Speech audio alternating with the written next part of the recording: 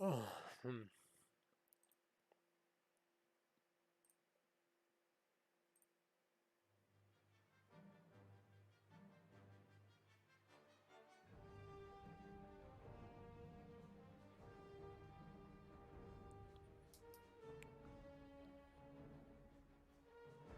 What's up, guys?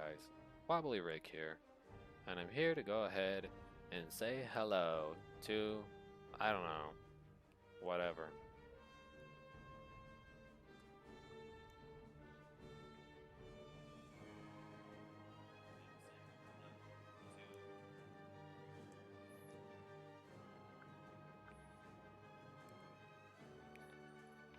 Ow.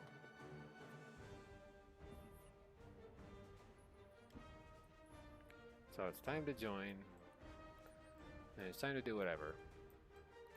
I doubt anyone's going to squat up with me, so I need to figure out what I'm going to do. For the time being.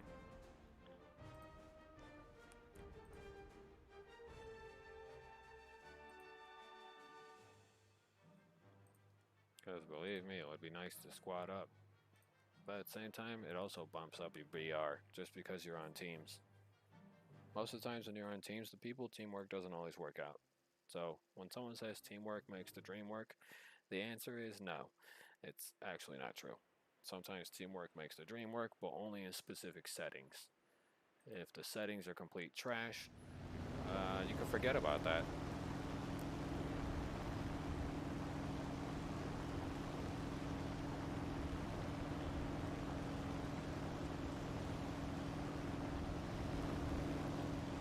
What's a BE-6 doing here? Isn't that like an early Russian freaking sea-based bomber?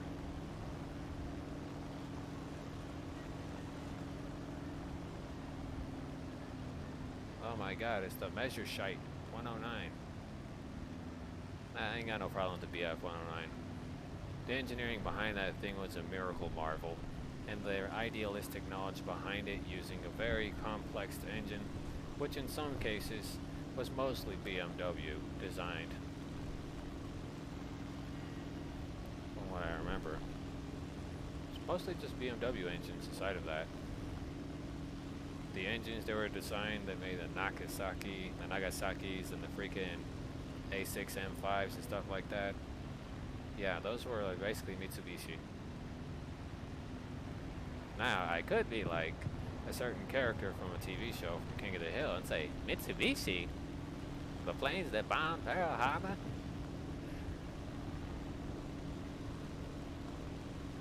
I could be like him, but I'm not like him.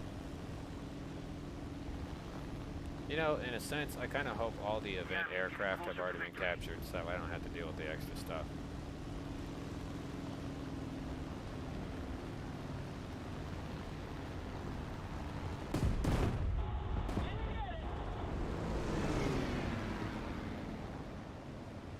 Thank you very much.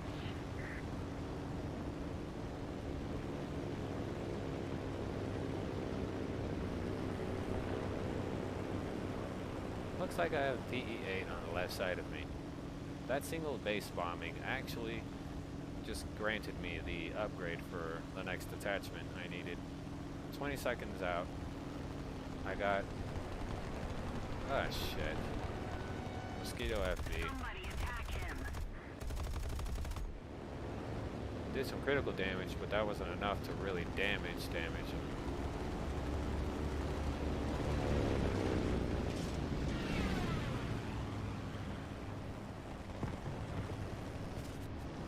Well, looks like I better avoid all the aerial combat scenario crap. This should destroy the base and make it redundant.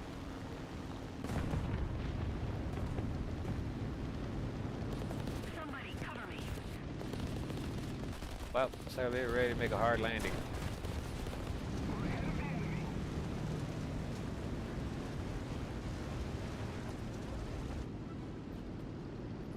Well, it's like I spared myself a terrible fate, but I still gotta get ready for the worst landing of my life. Time to put the gear down. Decrease throttle. increase throttle, landing flaps.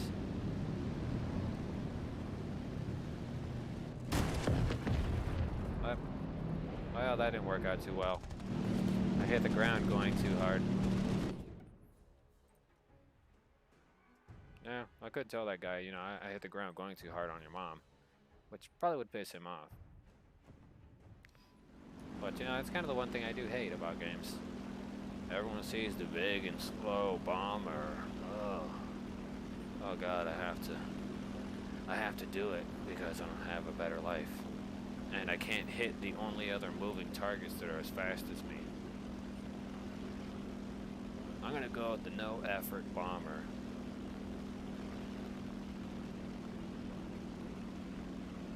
Thank you, BF-109. Go shit on them fools. I want you to take a huge steaming hot dump down his throat, so that way he can learn what it's like to swallow his own shit.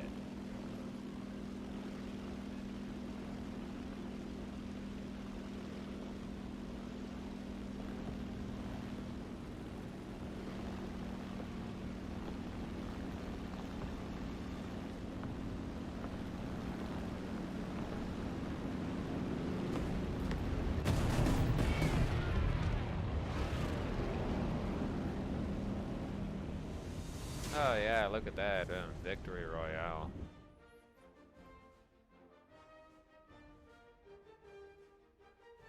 Let's just slap that on there during the editing process. I'm probably not going to edit this video at all, but let's just slap that on there and just say Victory Royale. While I'm at it, I should go back to playing Call of Duty and start saying Halo references to see who gets pissed. I can play. I guess it's not Cold War. I don't have that yet. Still gotta finish paying it off or whatever. Cause you know, Cold War is just a rental. Yeah, I was being serious. Cold War is just a rental to me. It's a nice Call of Duty, but overall, to me, it's just a rental.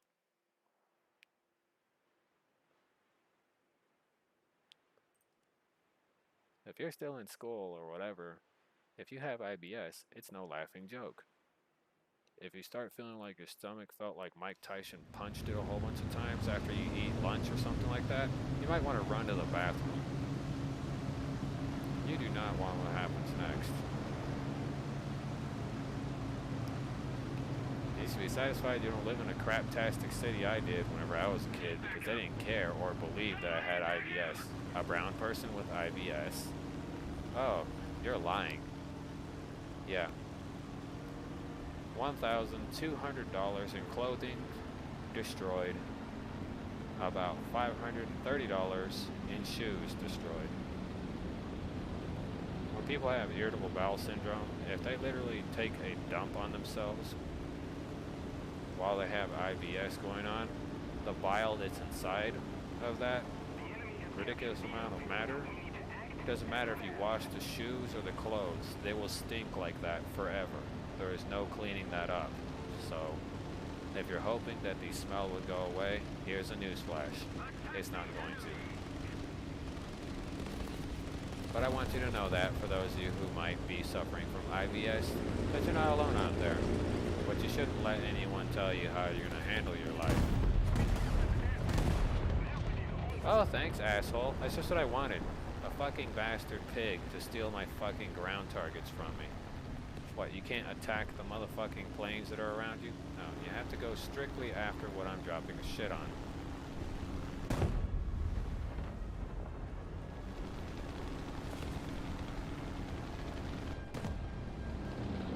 And then, you basically fucked me on my bomb run. So fuck you, whoever that was.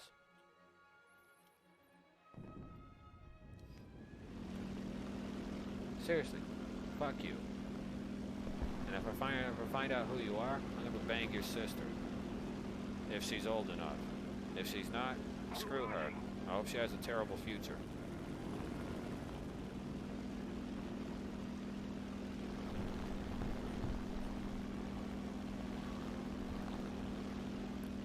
And you know what? With every piece of bread you have inside of your house, I'm gonna drag it through the mud. And then I'm gonna put it back on the counter.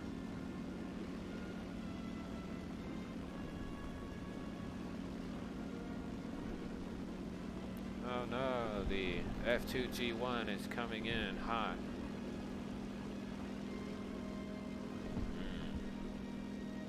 Hot. Oh, that reminds me. Oh, oh God. Yes.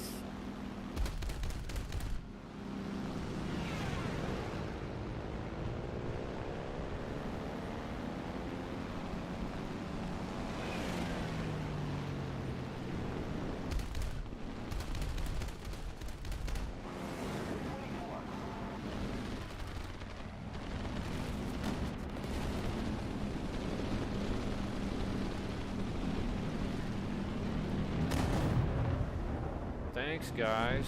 So fucking useful. What an amazingly useful team I have. Oh, I would trust you with my life, said nobody. Did you see that fucking hot garbage? These retards couldn't protect a single airbase. Now I'm going to have to fly super high up in the air in order to accommodate for their lost balls. Did you guys capture it yet? How about a fucking motivational speech? Before I start spamming the shit out of attack the A point while it's not covered. Attack the A point.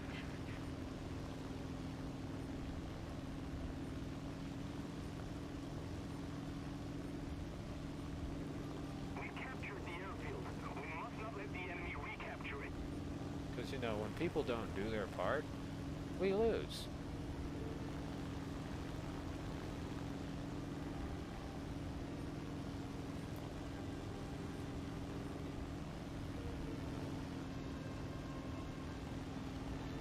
I'm doing my part, and that's playing the Pashika.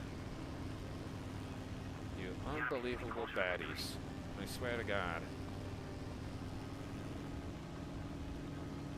And no, I'm not talking about hot woman. No, I'm talking about craptastic players. That also includes me, but I already know I'm crap.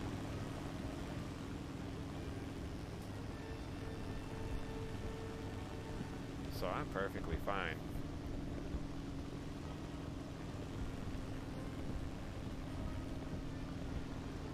I've also noticed that these War Thunder communities have been rather shit to me lately, yet I'm providing these ass clowns with repairs and everything on site. Providing them with air cover on site and everything. But they can't help me for one goddamn minute, which is starting to really piss me off. More or less, I have no mortal coil of desire to fucking help them anymore. The majority of War Thunder players. And I guess it's because they're pissed off because I keep doing a KV2 thing.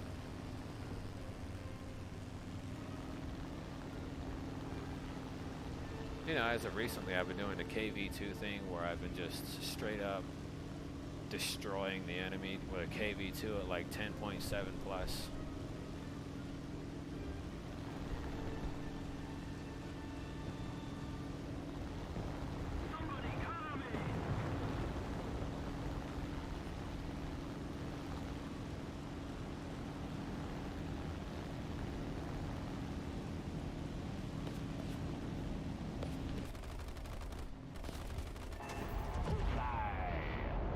Oh, sorry, guy. You didn't get that kill.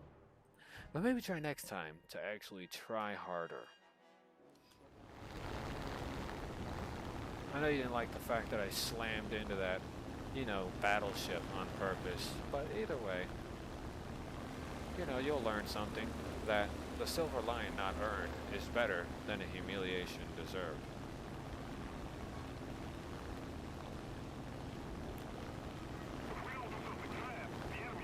I already knew as soon as I started that punk ass dive that retard in the A-21 was going to go diving after me.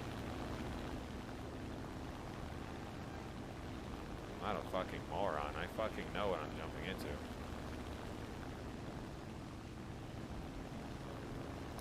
Attack the A point.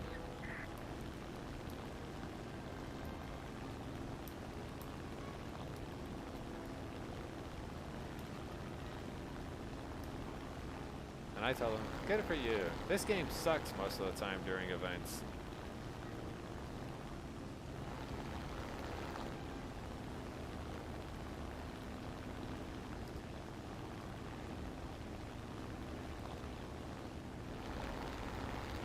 No, seriously, I'm not BSing with you. This game sucks really bad during events. I don't even got a single player kill. Look at that. Big old fat zilcho. One thing I got was 2 ships destroyed. Thanks to that ass clown ruining my goddamn bombing run at the beginning of the game. But don't worry, I plan to wear his ass as a hat. Attack the A point. What the hell are you doing? Making out with your sister? Shit. Attack the A point, you freaking bums. We captured the airfield. Now we need to hold it.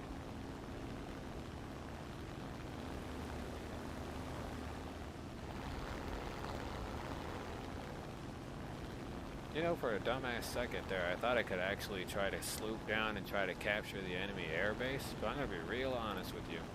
I tried landing at 400 miles an hour plus, and those wheels just exploded. Like, there was absolutely no gain.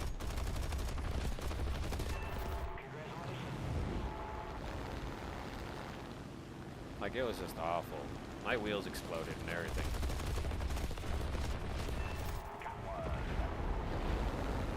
Oh, you don't like it? Must really suck whenever someone's floating around your base. Maybe you guys would like to go try to camp our base again too while you're at it.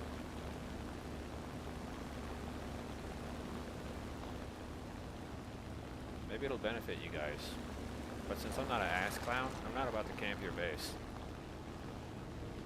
I am, however, going to be flying at high altitude above it, but never performing any dive bombings.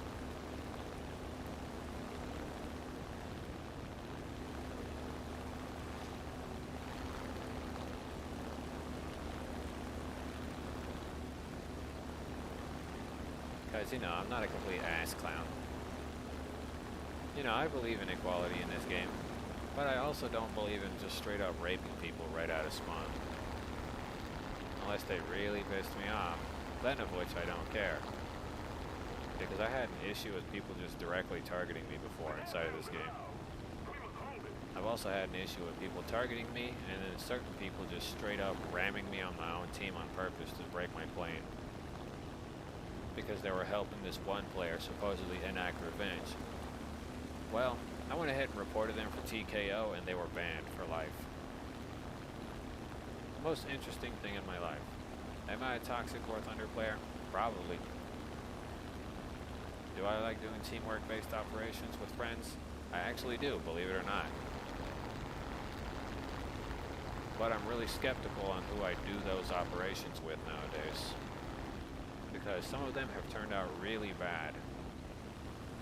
And in one such case, why I do not perform so many, you know, co-op operations was because in one such case, someone literally lost about close to 500,000 silver lions trying to keep up with my game pace.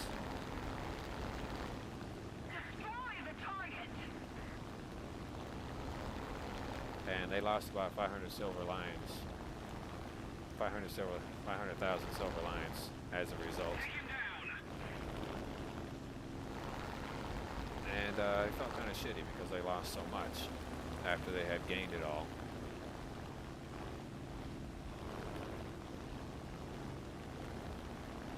And it was because they were playing with me that I ended up with so much bad luck. It's like I'm a void for bad luck. Well, that kind of solved one thing, but that costed us and kind of hurt us on our side.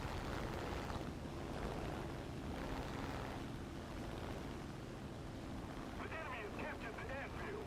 We need to act and fast. As long as nobody gets blown out of the air in the next few seconds, we'll win by a miracle landslide.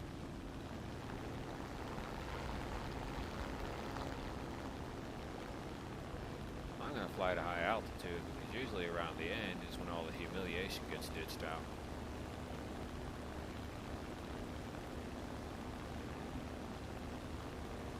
those guys can chill out down there. I don't plan to go anywhere as close to the bottom. Because anytime I try, I end up shooting myself in my thigh. And right now, I'm going to do the complete opposite of what the hell I just said. Which means I have learned nothing.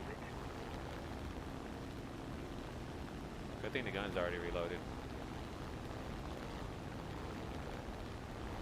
Destroy the target.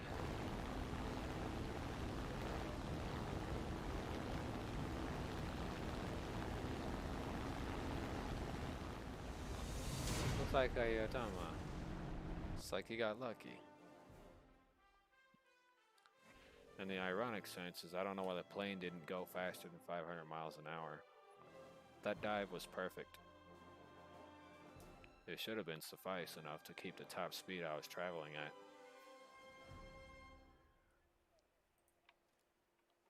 But I guess it wasn't enough. Oh well.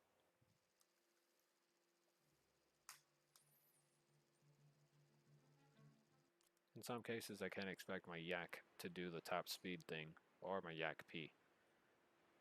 I don't know why, but it's always the attackers that seem to travel faster downward than these fighter planes. They don't seem to maintain their top speed for too long, but the attackers and dive bombers seem to maintain it, but they get G-locked a lot, which usually results in terrible mid-air collisions or ground collisions as a severe result of trying to maintain most of the top speed. If I drop my load now, it'll reduce my weight greatly, assuming this thing didn't do the airplane glitch where the engines keep swapping out with insufficient powered ones. I also don't think it lists the horsepower that any of these engines have. When it comes to horsepower, it's really important, along with the amount of torque the plane puts out too to turn the prop. But since the prop literally only weighs between maybe 100 pounds and 120 pounds, from what I remember at most, it's about 120 pounds fully assembled, just the prop.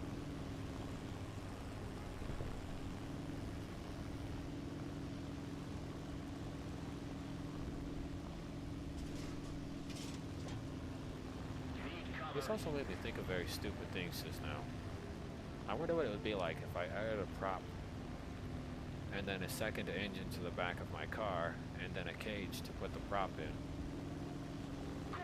If I turned on that extra engine and then I had it tied with the exact same thing with a throttle lever and everything, you know, I guess you could call it like a choke system or something like that that would adjust the, you know, how far the blades were bent in order to produce, you know, forward momentum. If I applied that small or large scale engine to the back of my vehicle and then proceeded to, you know,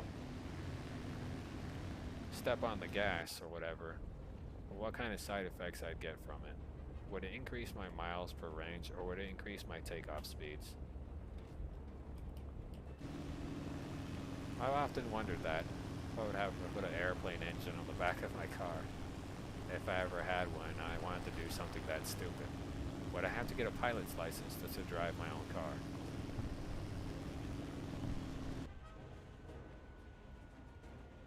We are losing. Look at that. Deliciously beautiful Russian letters. I don't know why I said delicious. These Russian letters aren't edible.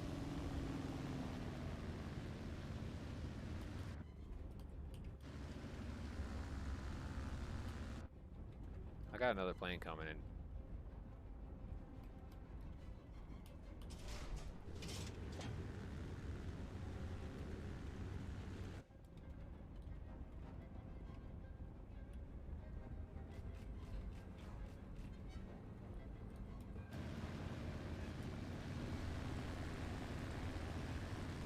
Well, looks like it's time to slam into the floor, and I'm not letting this ass clown catch up to me.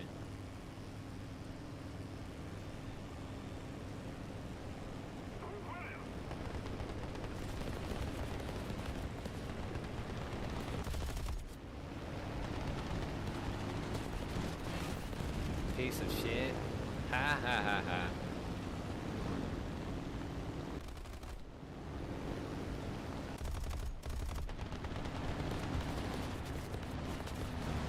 Now, nice try, you ass clowns. Done a bit of freaking aerial combat with this dumbass plane before.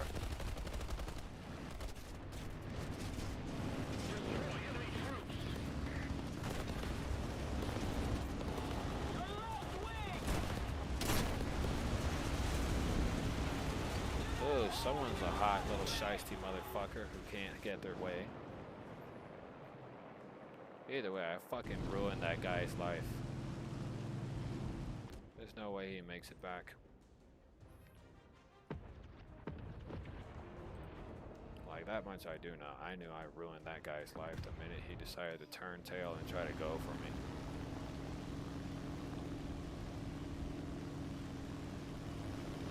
Because for it to give me 1,000 right there, I just took a mad dump on him. And I dumped 4.8 tons, so that's pretty good. The enemy is winning.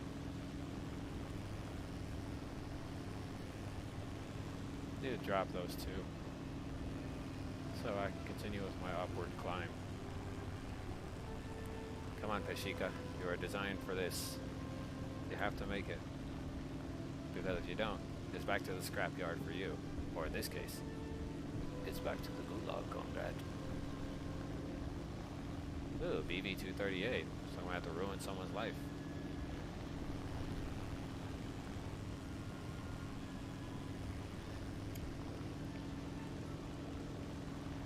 Cover me. Don't forget your friend Nikolai. Oh, it's like the P-51 Mustard is coming after me. Destroy the target. Yeah, I don't care about the MV-264. I'm more or less worried about the P-51 Mustard behind me.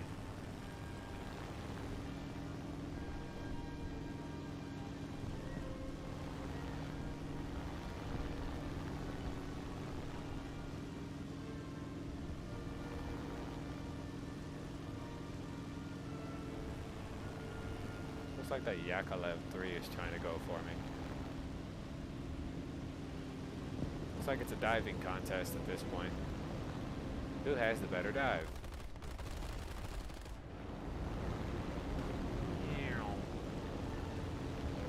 It's likely going to be me since I'm able to hold my top speed a lot longer than he would.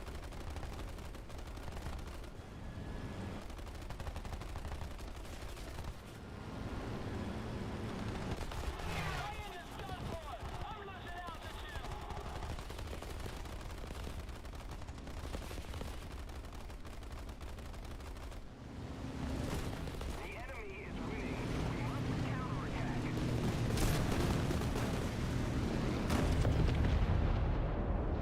I'm beginning to really fucking hate that ass clown fucking rapist piece of shit fucking cock-sucking asshole.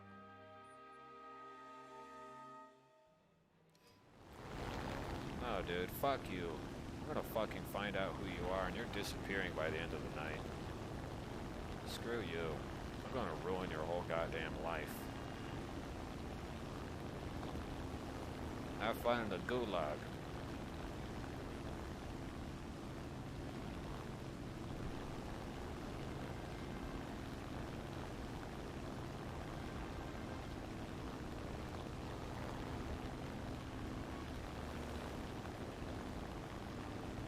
Any moment now.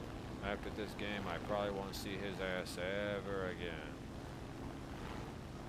And nobody will have to deal with him too. We've lost. But next time, victory will be ours.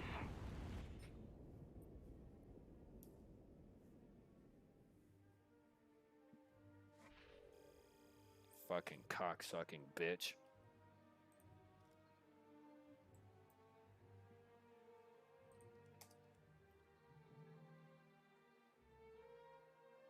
And just like that, I glitched the game out so it could put me in another lobby that isn't even relevant to that bastard's lobby.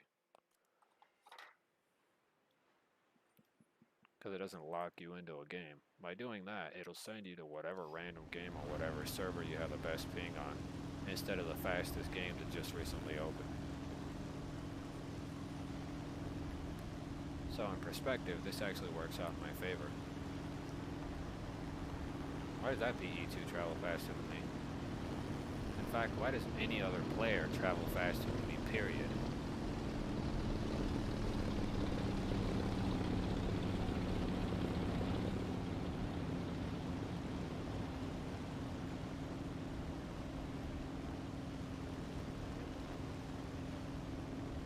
Well, I hope that Pashiko knows what it's getting into, because you gotta deal with all that coming at you. Engaging the enemy. The airfield is ours. We must hold it.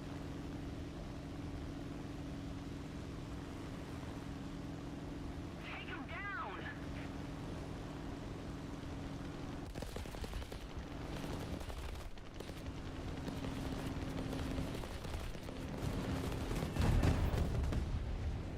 That was enough XP to do whatever I needed to do.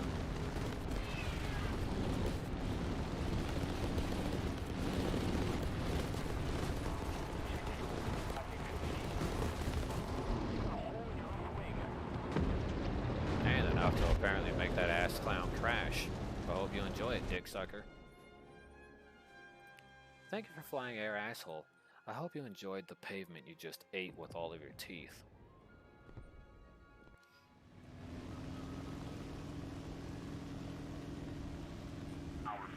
We humbly respect your opinion to talk crap about our shitty establishment, and all fire exits can be found at your mama's house.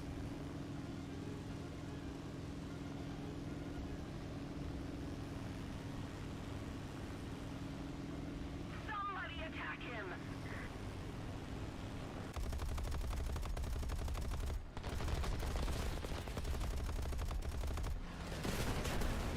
Oh my god, no. I'm not dealing with that shit, dude. I'm gonna have to go all over again because this motherfucker isn't letting me do shit.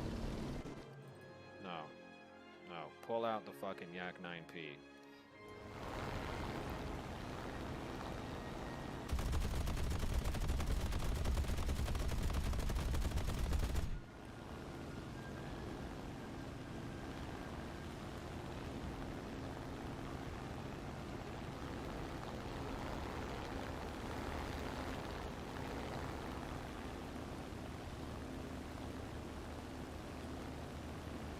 Cover the base.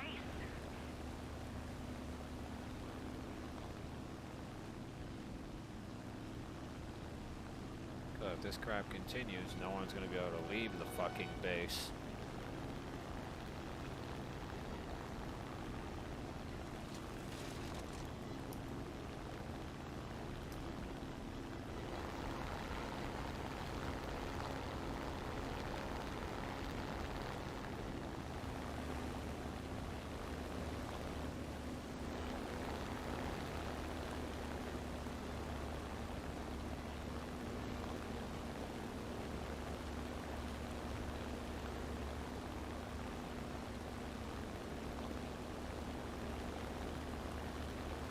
The enemy has captured the airfield. We need to regain control of it immediately.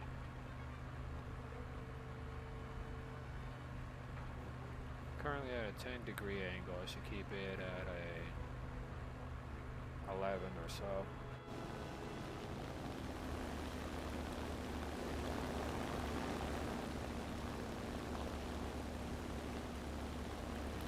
Keeping it there, I should be able to do what I need to do.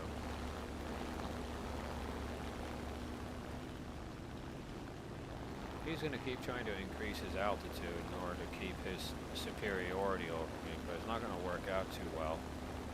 If I can get that ass clown to bleed off enough speed, I should be able to do a flip. And that's just point proven.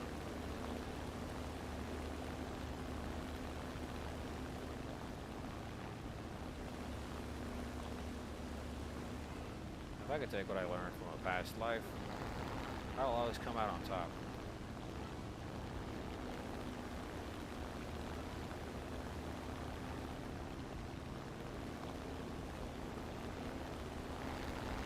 I know your cocksucking ass clown ass is coming for me. I'm not stupid.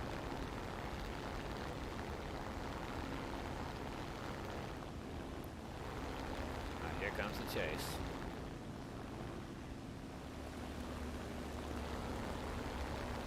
Just keep it up, and victory will be ours.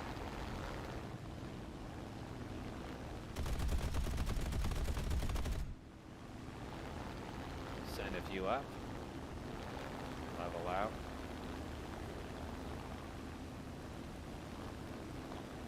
Then dive.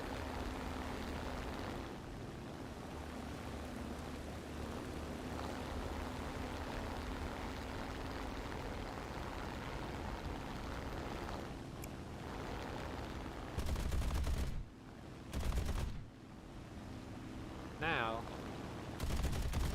pretty much even terms. Piece of shit. And just like that, that is an old bait and switch from World War II. Attacking A point. For anyone who was smart and knew about aerial combat, they would know that was a straight up trap. We captured the airfield.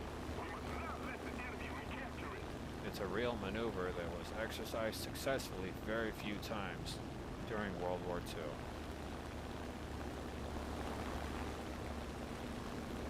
That method was really rare when it came to working with high-altitude flying aircraft that were superior compared to your own. But as long as you know what you're doing, you will never have an issue with that exercise, especially when it comes to flattening the hostile enemies.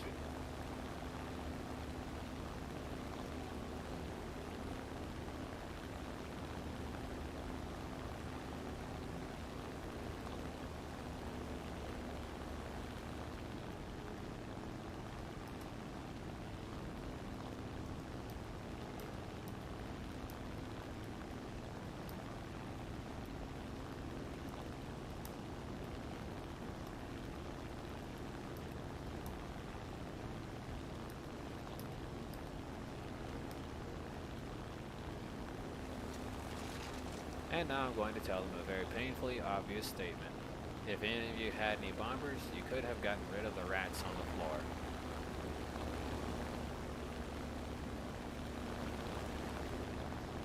Destroy the target.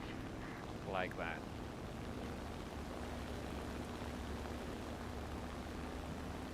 And since I know the game is already over, I'm just going to maintain my aerial superiority and continue to climb up to higher altitudes for the rest of this game.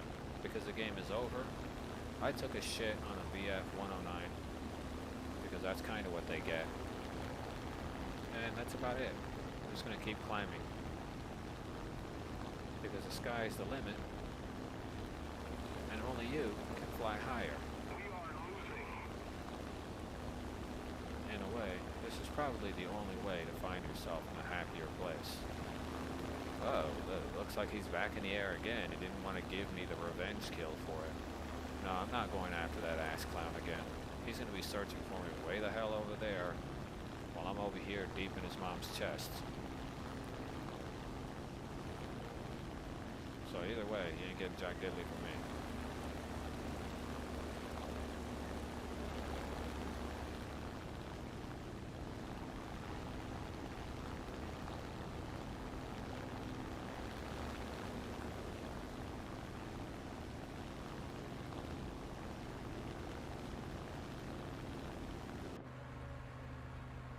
I'm at a plus 30. That's pretty bad. I should probably drop it down a bit. How about down to plus 15? We'll leave it right there.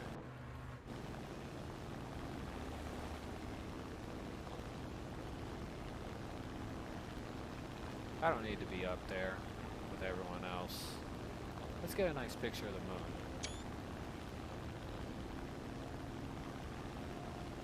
Get a picture of the dark side of the moon. Probably change that into being the picture for whenever the game loads up, so I don't have to see anything else. You know, just that. Or maybe I'll change the startup image for every time I start the game. It'll be that guy's facial expression, how he probably was like inside of his dumb VF-109 when I blew his ass out of the air.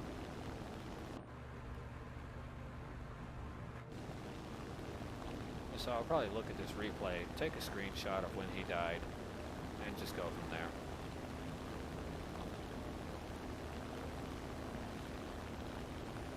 fact, there are a lot of flight maneuvers, fighting styles when it comes to aerial aircrafts and dogfighting styles for aircraft. And a lot of these aerial maneuvers didn't really work out. However, they were experimental, and in rare cases, they do work out. For those of you who are uneducated about aerial maneuvers with World War II and any kind of aerial maneuvers, very few of them worked, along with aerial tactics, including bait and switching, and knowing when something is so obviously a trap. In order to initiate such aerial maneuver, you must initiate that you have no idea how to aim in any kind of way or function. Once that's been established, the person grossly becomes confident, assuming you're a complete moron and you don't know what you're doing, by undershooting them and then overshooting them and shooting to the right, but then relieving the last remaining fuel for a full salvo directly at the front of their plane allows you to get the kill. Man, is he still searching for me way over there at 10.5 kilometers? Well, you must feel stupid, dude. I'm like way over here, man. You must feel really weird that you have your Taco Bell education. And that's just a metaphor. Must feel really weird, man, that you went through all that trouble to get that rank of a BF-109, and you don't have the intelligence to use it properly. I don't care if I win or lose this battle. The fact that I whooped your ass in aerial combat is win enough for me.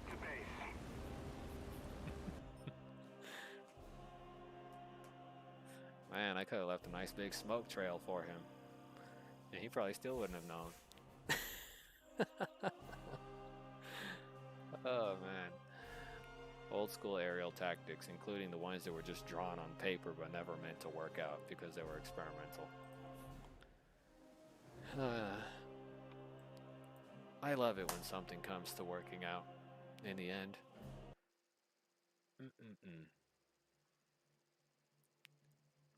Tacos. I have to definitely on them haters. Let's go ahead and get you out of the way, Pashika.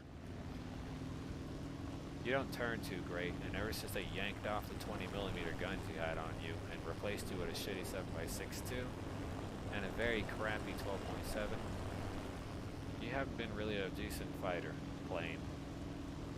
Much less let alone an aerial superiority fighter. This thing, it counts as a frontline bomber and a dive bomber, but the aerial superiority versions of this thing are also terrible.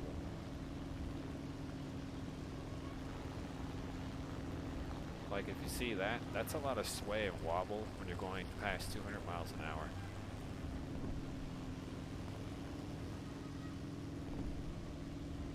P1Y1, the PBY's younger brother, because technically he's younger than him, since the PBY1, or the PBY, and then PBY1, or something like that, I don't know. P1Y1 is like the older relative of them, except for this one has a twin-mounted system for 12.7 machine guns. So it's superior in the armament department. However, when it comes to turning and stuff like that, I wouldn't really call it superior. It has a pretty shitty turn ratio when it comes to completing turns in general. Aerobatic maneuvers can't really be, well, performed on the aircraft, so if you're trying to dodge being shot at by lighter aircraft, good luck. That ain't happening in your lifetime.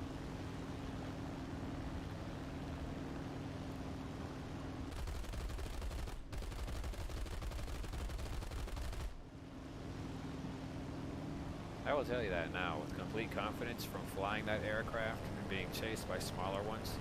The PBY will be ripped to shreds pretty relatively fast. So, you know, if you're ever really wondering the story behind that, why I would never fly that plane even after unlocking it, I would probably use it as a frontline dive bomber, but not for its initial idea of what it was built for.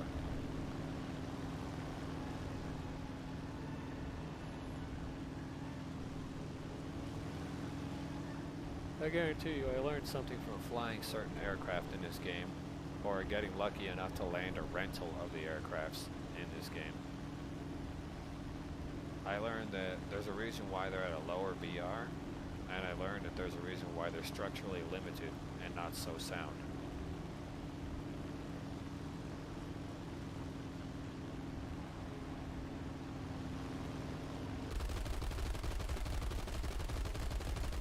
Because 2.1 away from me doesn't mean I can't blast holes into them from a long distance.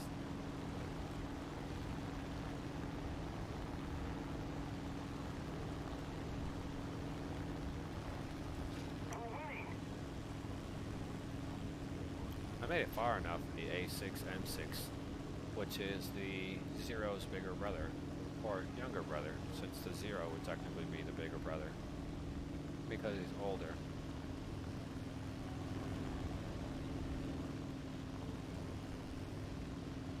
By the way, if you ever see anyone flying a Japanese Zero in Japan, it's really lucky.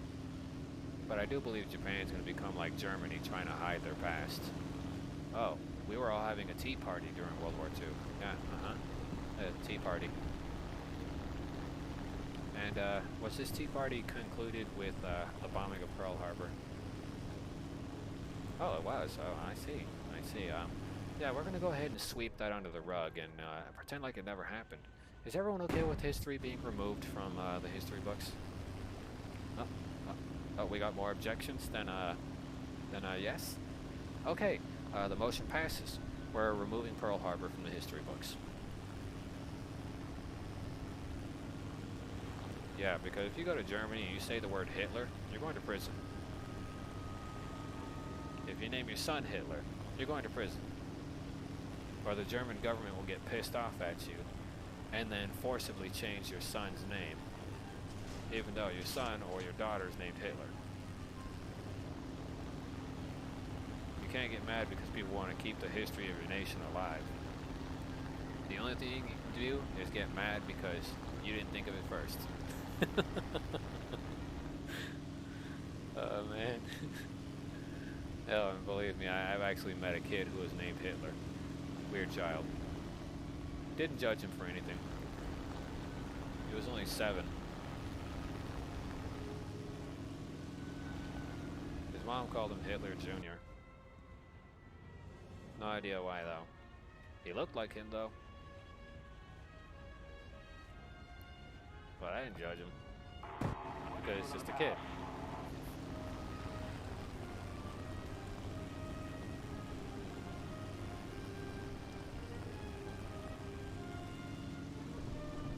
But yeah, in Germany it's illegal to call your children Hitler or to name them Hitler or to name them anyone who has committed what people would call a crime against humanity. I know World War II was terrible, but you know, under many circumstances, it takes a lot of BS to drive somebody that far to do something. So, you know, maybe if somebody had beaten his father's ass, Hitler probably wouldn't have been on a killing spree for the Jewish people. If the Jewish didn't let his father rape him and beat him, he probably wouldn't have killed all those people. They probably still would have been around in large quantities. They probably wouldn't have suffered as much. But because the Jewish faith doesn't interfere in other Jewish people's lives, that happened to them, and, well, it kind of resulted in their undoing. So, you know, you reap what you sow. If you see a child is being abused and you don't want to help him because you're like, that's not my child, that's not my Jewish problems, well then, have a nice day, because that's your life. And in a way, I don't really blame anyone for not helping him, but at the same time, it's kind of like reap what you sow, man. You know, if you know somebody's being abused by their parents or being molested by their parents or something like that, you know, anything like that, you know, you call the cops or you beat the living crap out of the parents yourselves and then call the cops. Because, you know, you want to at least get a few lumps in before they have an opportunity to call the police on you, calling you a threatening hazard to their household. Because, I mean, like, I've been called a threatening household, like, I've been called a threat to someone's household for uncovering the fact their parents are complete pedophiles because they were trying to keep themselves from going to jail. And they said I was a threat to their household. I threatened to kill them and everything. No, I blatantly beat up the parents because they were molesting their children.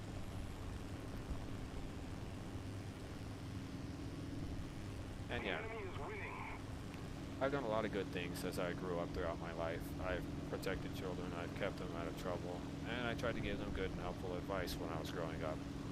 But as I grew older, people's problems are driving me bonkers.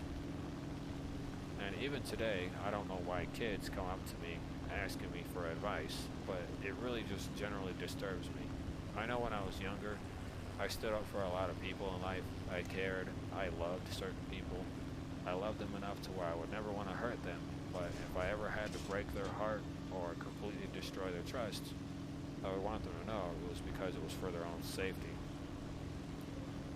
As, you know, with growing issues between me and my family, whenever it came to them in general, it wasn't structurally sound anymore between me and my general household, with the safety of anyone's friends or their children, because my family was threatening to slaughter them. Because they didn't like that I always liked being around them instead of being around The my enemy's family. getting closer to victory. Well, you can't really blame me for it. I mean, if you treat somebody like crap for 6 years of their life, you know, they're not going to like being around you, or ever talking to you, or ever mentioning you in a conversation. Nothing like that. You know, nobody's going to like that. Nobody's going to be like, oh, my mom's the best, even though she treats me like shit. Nobody in the right mind is going to be like that. And, you know, I just want those of you out there in the world who do understand what I'm talking about to know that very well.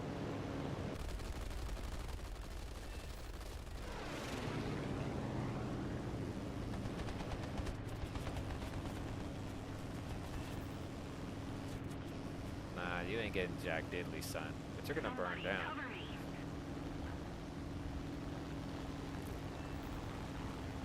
And he lost a rear leg. Oh, there goes the wing. Let's watch this. It must be real nice with all the screaming, you know, Japanese inside of that plane. I bet one of them right now is trying to climb right onto the wing to put out the fire. There, I'll go ahead and knock the pilot unconscious. He will get mercy, but everyone else won't. This was pretty screwed up, right? Ooh, B-25, you got knocked out before you even got over there. I feel bad for you, pal. Still got to drop my payload, asshole. Which leaves the bomb dropping job for everyone else to be a little bit easier.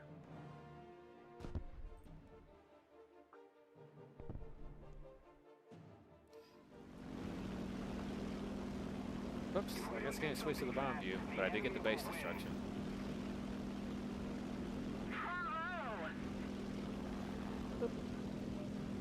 Will the enemy team lose in its next few seconds? The answer will probably be yes.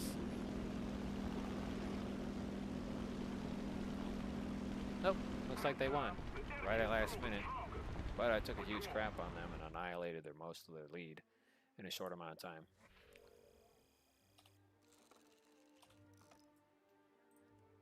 Yeah, I'm not going to use that order be the best. Believe me, that's a waste of silver lions.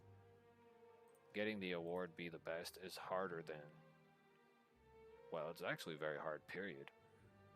So if you were hoping that getting the achievement be the best was going to be easy, I'm going to tell you this now, it is not. I have tried getting the achievement be the best on multiple accounts, and I've never achieved it, even when I was the best on a team, top of the ranking, first place, everything. Be the best isn't helpful, especially when it comes to wager format. Battle victory wager, in which a new stage wasn't achieved. Achieve victory in battle. This one is nice, and these are really easy to make money with. I'll make a stake of 10 grand, just to see how it turns out, and I guarantee you that I'm going to lose all 3 battles. Believe me when I tell you this.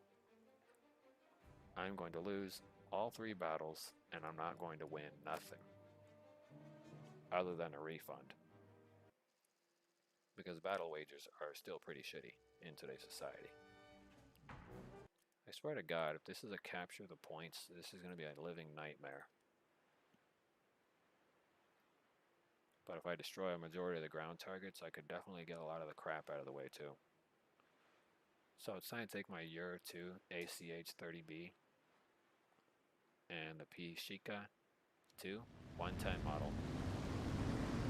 So I'm gonna have to do the base bombings first.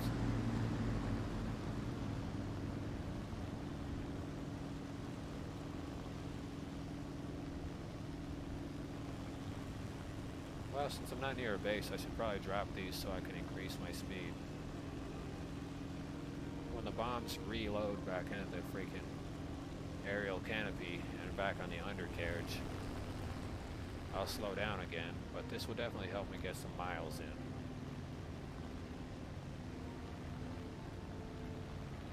I got 31 seconds before I slow down again. This Warner emergency power, as they call it for this game, will only last me about 10 seconds or so. Usually 10 to 15 seconds within that range. The most I've ever seen WEP last me was 23 seconds. And that's on like super rare-ish occasions. But if I can destroy this single aerial, if I can destroy this single base over here without being fucking dive bombed by that BF-109, which I know is coming for me. If I can survive any aerial conflicts. Nope.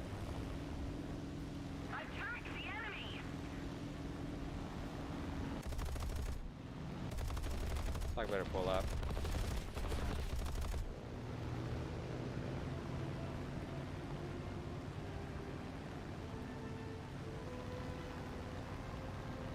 It's like pulling out of that dive and then going straight back up and then re-diving.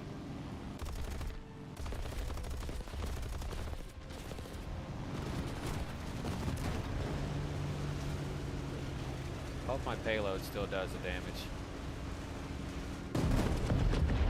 Yes. That's one aerial facility out of the way. So I destroyed an aerodome. That puts one ground target out of the way, leaving 2 ground targets remaining. I should go after the PE-8.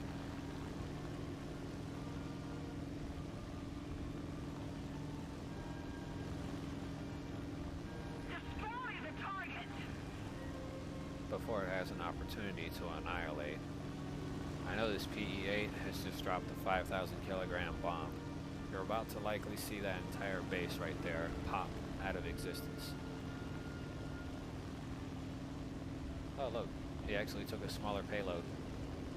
The 5,000 kilogram bomb is a decent payload upgrade versus anything else, so he's probably still working on his stuff. I'll still have to get rid of him though. I can't allow him to destroy any more bases. So it's time to drop my payload, which would have increased my downforce, and begin increasing my speed to hunt down the bird before he makes it to the next target.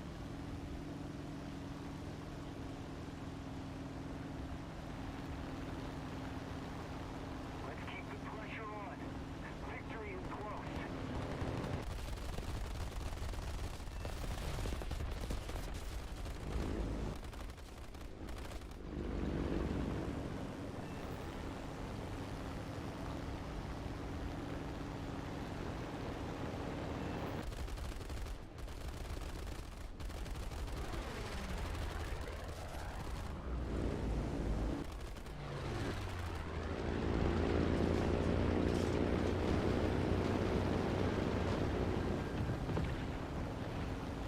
Doesn't look like there's any airfield out here. Oh, there is. Better drop that payload if I want to make it back. Heading to the base.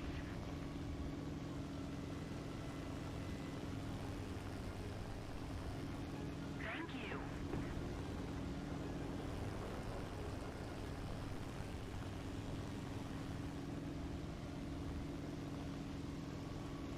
This is going to have to be a straight, flat down belly landing.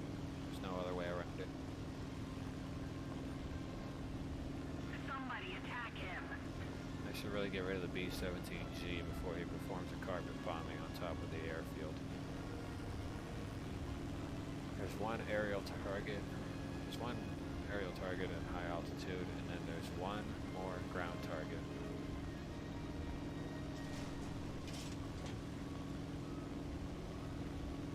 Still got to get rid of the bombs. They create and pose a natural hazard when it comes to performing an emergency landing.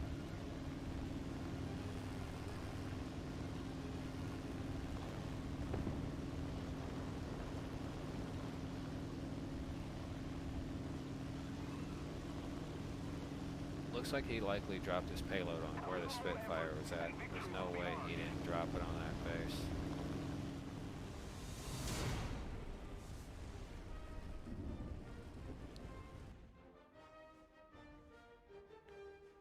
Oh, wow. I actually achieved victory for once in the battle wager. Guarantee you. 100% it's gonna be a loss. Swear to God, I never win these things.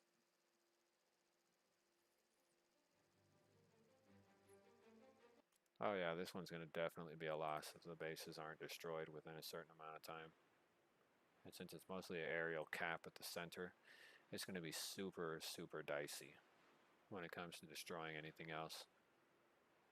Especially when you're a bomber on this map, this does not work out too well for you. So if you're hoping for it to be a pretty ending, it's not going to be a pretty ending. Because right now, I'm in the class of the F4U. Was that a jet? Oh, somebody's got a jet, or somebody's engine sounds are different from my own. I think it's the ME-264. I think that one's literally got a jet engine on it. I got 4 ground targets, 4 base targets. And judging from the map, I have 1, 2, 3, 4, 5, 6, 7, 8. 7 carrier strike groups to worry about.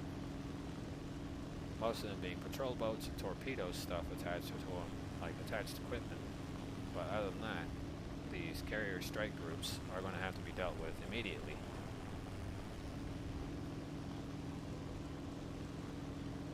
The Doe 335 is heading towards its first aerial ground target. I need to begin my dive so that way I don't get taken out before reaching my first ground target. So I need to begin my slow descent, or in this case, rapid descent. Because I also got a DO 335, seems to be aimed in my direction at the moment. I got a Spitfire, BF 109, there's a P-47 down there, bottom right, and there is a Japanese plane too.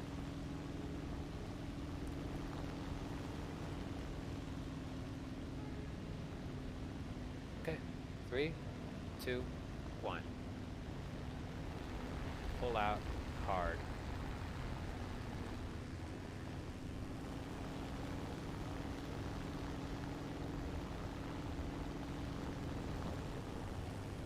Okay, ground targets have been handled. Now to go after the destroyer class. Attack the enemy. Need to get rid of that Spitfire.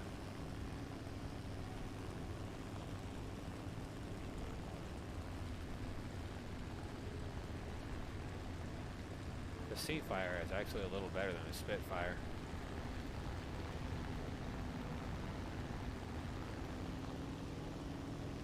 If you know how to use your pros and you know how to use your cons to your advantage, you'll definitely win in an aerial dogfight.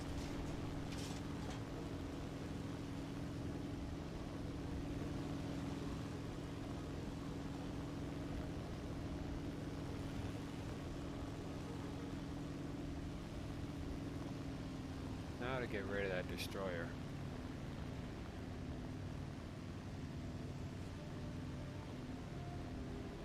Wherever the hell it's at, that is.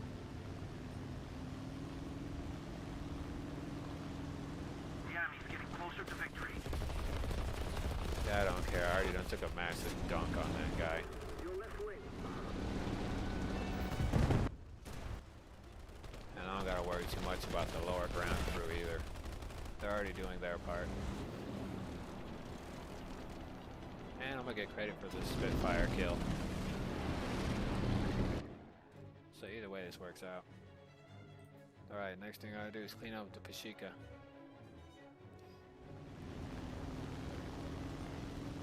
I'm sure that BF-109 has no idea that F2G1 is right there. Majority of our ground targets are under attack. I should probably ditch. Destroy the target. PB4Y.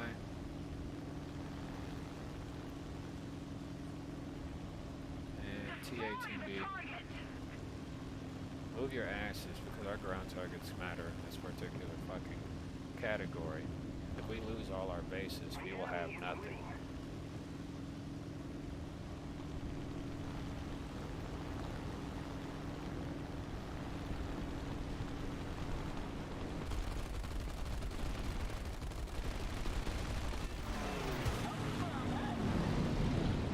Wow, what the actual hell was that?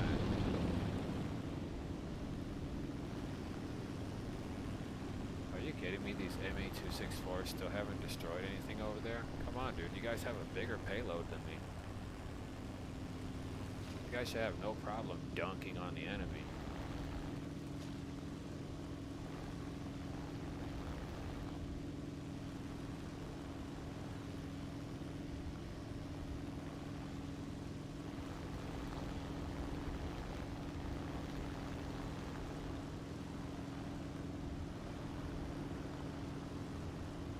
By the way, flying upside down sometimes helps.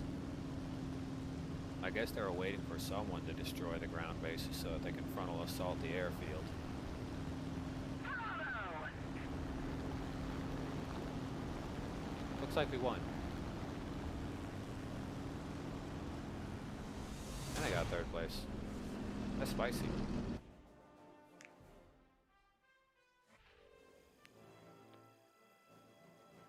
Ow.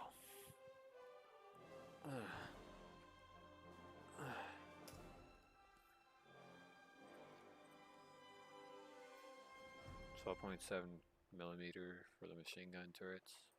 Yeah, we'll get that out of the way. We're gonna go head up slowly one at a time for that particular one. We're probably gonna lose this next one too. Swear to God, gonna lose the next one.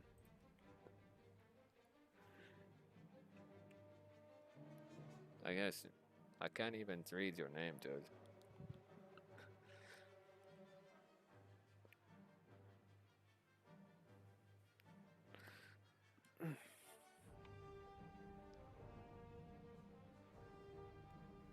Man, in fact, it's been like forever since I've actually spoke any kind of Russian. I even forgot what Privyet means.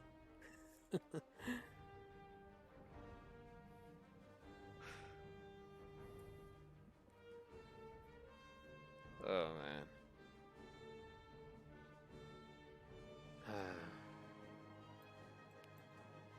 You'll miss the cold winters of Munich.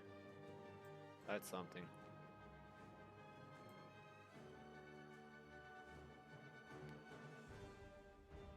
In fact, telling anyone in the United States, I was going to say this, telling anyone in the United States anything, period, about Munich or anything like that, and yes, I have told somebody that before, that I was from Munich, didn't work out too well. Well, sorry kiddo if it's not Russian or English or whatever, it's really hard to tell a lot of things or characters apart. Again, I've been living under a rock.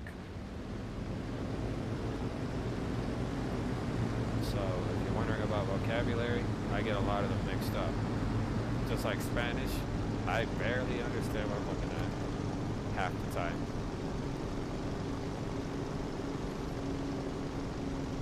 But I can make out quite a bit of the words if I spend like a minute and a half reading it. I can go down memory lane and try to remember the language. But there's probably a pretty good reason why I didn't want to remember the Spanish language.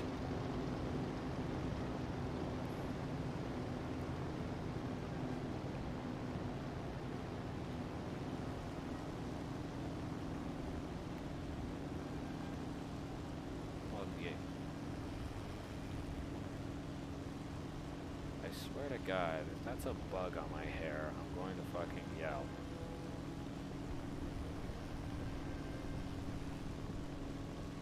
These houses nowadays are built so shitty in the American United States, which is what I've been calling it for like several years now. Yeah, I don't know, man, about that. You know, living in the American United States is really nice, but I don't really like the houses that they have here. I've had a way better built house with better insulation built in Mexico. And that house stays cold at night, and it keeps me warm in the winter. And it's made in Mexico. Too bad I don't live there no more. That was a huge ranch my family owned. And it was all because of my father's father.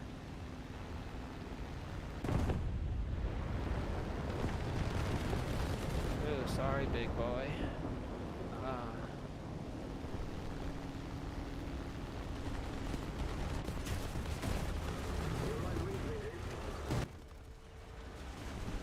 Don't worry, I'll turn with you so that way my gunner can get a good sight of your ass.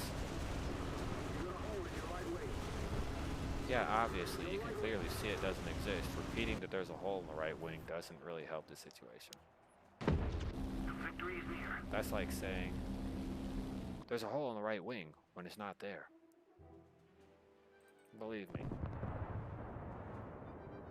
Repeating it doesn't make it any better, and it doesn't repair the right wing, so why even mention it? Swear to God, totally gonna lose this battle. Swear to God. But I mean, look, we got a Ju-88A.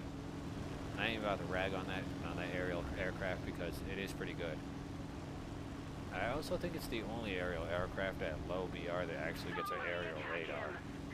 So, yeah, pretty sexy. Aerial radar at low BR. You can pretty much get rid of everything. All the small targets, all the big targets, and you could dunk on them haters at night.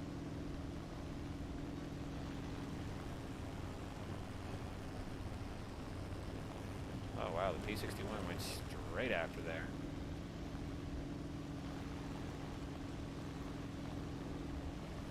Yeah, you know, I don't spawn camp, man.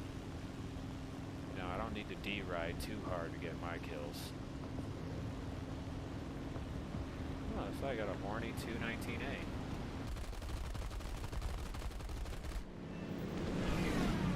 As long as I got the pilot out of the way, I can do what I need to do. 3, 2, 1. There you go, Honey Badger out. Base destroyed. Pushing our team closer to a victory. But welcome anyways. I'm not sure if I can even say that. Makim. Oh, that's actually not a bad name. But it's actually nice seeing that.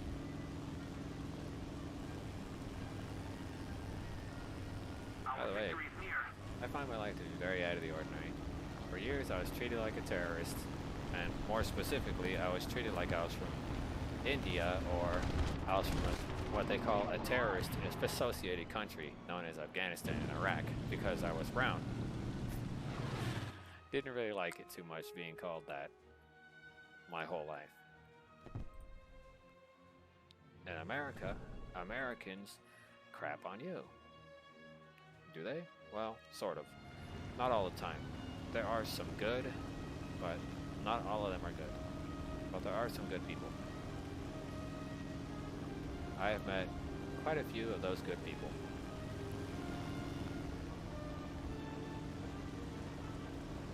Now, would I go to Afghanistan? The answer is yes. There are some good sites in Afghanistan. There is some cool places to view. And it's not all dull and gray, you know, black and white like how America's been painting the nation for the past, I don't know, 26 years of existence. But, you know, they've always tried to, you know, paint Afghanistan and Russia as the worst nations in the world to live in.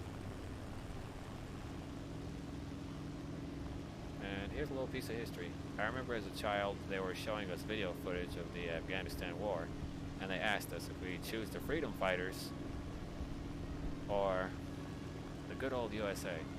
Well, I didn't choose the USA because it looked like the people that were living in that village that the American soldiers were killing were defending their livestock and their children, because they even shot and killed the children in that video they showed while I was at grade school.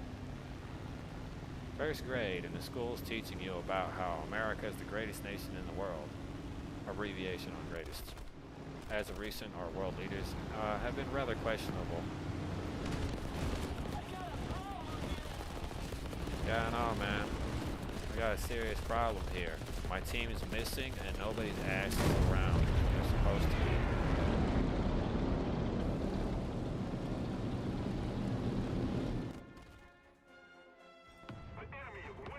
Look at that garbage. Hot garbage. Hot garbage. I couldn't even get to my bomb target because my team is scattered on the left fucking side of the map. Like that fucking moron up there really matters. If you want to blow him, go ahead, but the rest of you need to move your asses and cover the bombers.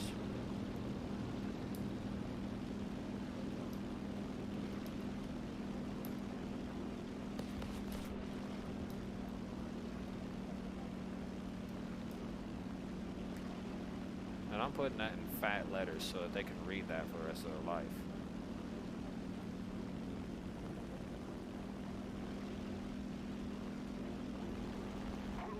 Fucking fat pricks. Now, I'm not fat shaming them. I'm calling them fat because they're assholes.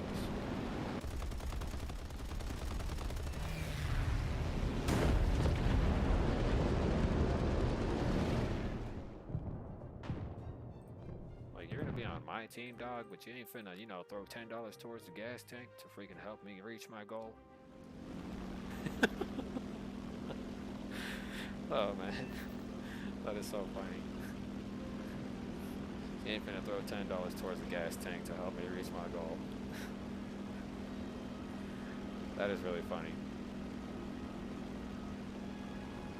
Yeah, in about 8 years of my life, I'm actually going to end up with the first job that'll probably be a solid working job in 8 years in America.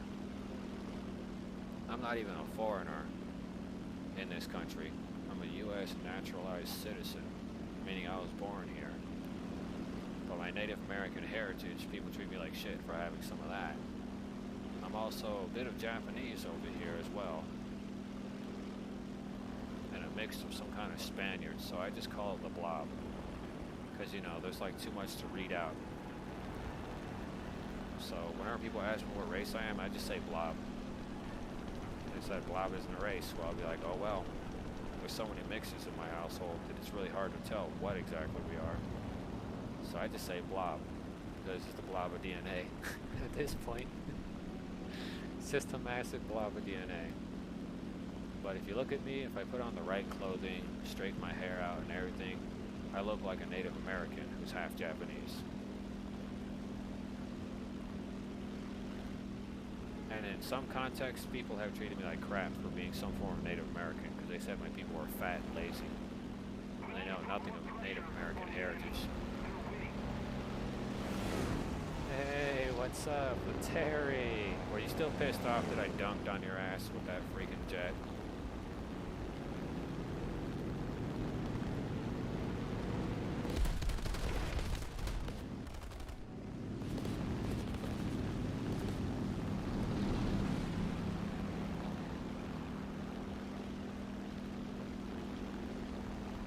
Chill, Flattery. Fuck, dog. You know, it's like calling 1-800-COLLECT an ass whooping. Oh my fucking god, did I really just score nearly a twofer right there, man? Look at how fast it's spinning. I have enough time to shoot this many rounds. And I have enough time to save my pilot. Too bad I couldn't save the co-pilot.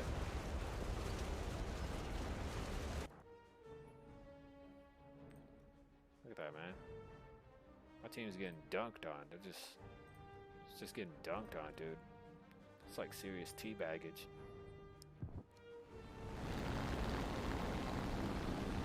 By the way, if you have any children or friends or family in America, this country does brainwash you. So for those of you who don't live in this country, I just wanted you to know that that's actually true. They do brainwash people here.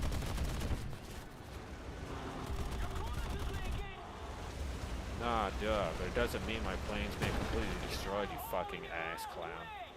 Oh, what? Your engine got knocked out? Oh, your plane's destroyed by default. No, that's some bullshit. That's some rat shit right there. That's some real rat fucking shit. Your plane engine gets blown out. Oh, it's been destroyed. No, go to hell, dude. That's some rat shit right there.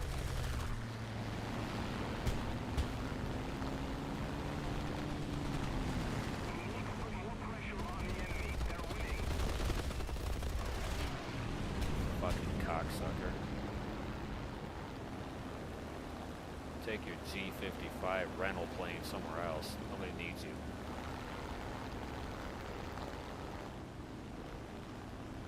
And I hope you enjoyed that double dunking of 2 Ds and 1 balls. I think it was a triple dunking, so he gets to have 2 Ds and 1 in his mouth.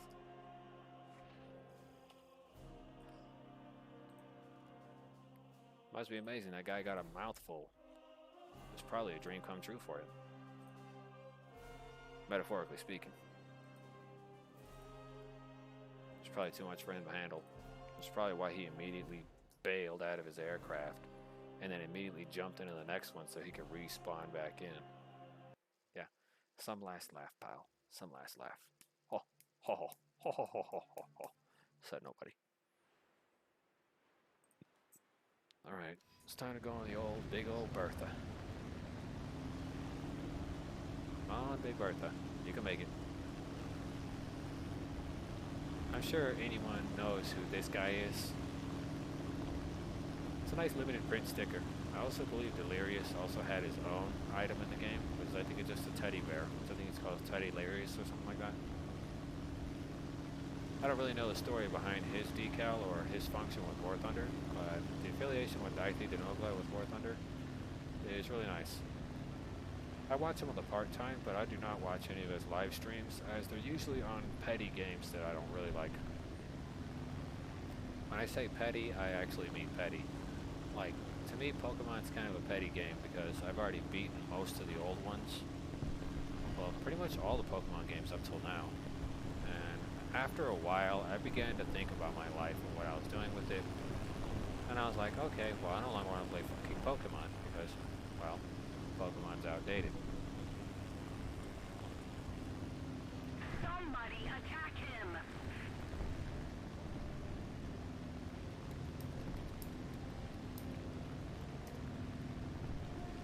We are losing.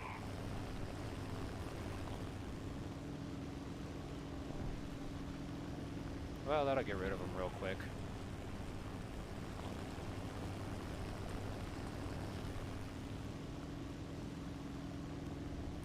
I feel a little bad the BTD didn't get really much of a chance right there.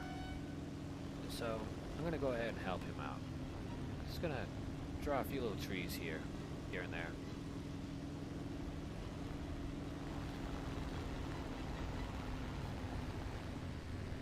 You know, it'll be our secret.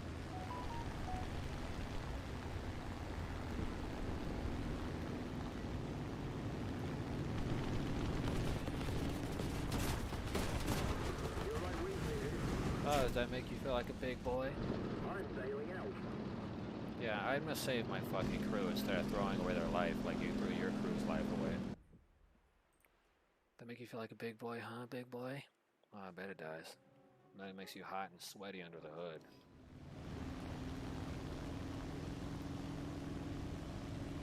I bet because he achieved that such low-grade kill, it made his balls all sweaty.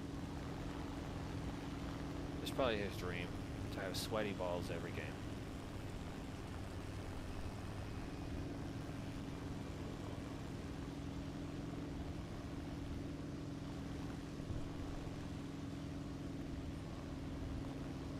But don't worry, you can have all the sweaty parts you want, but you ain't getting mine.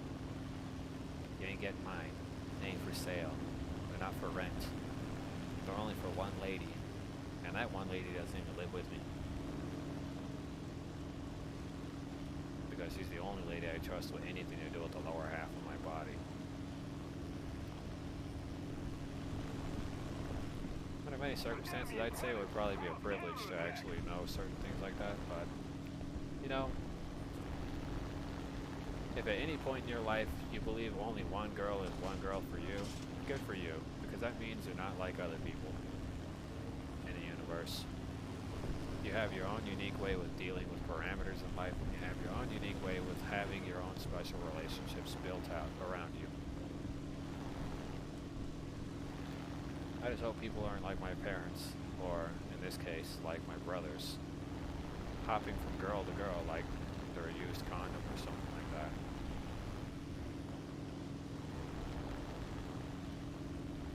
Over there. Destroy enemy troops.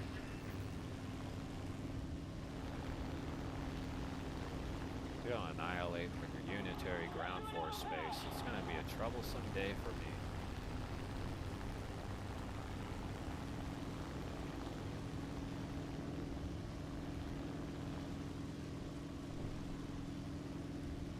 You know, the last time I flew upside down like that, the flak managed to kill the pilot in one shot. I'm gonna drop 2 bombs on their crappy base and go attack that patrol boat since nobody else wants to do it.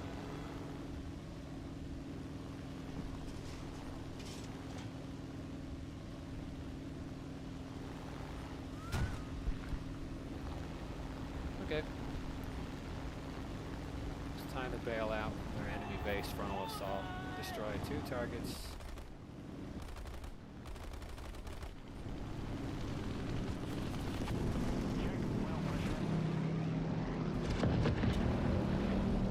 With less flak availability on their base, it should be a lot easier to annihilate. If I fly again in this thing, it's not really going to do me any good, so I should probably avoid using If we that don't do something aircraft. fast, the enemy will win. Attack enemy troops.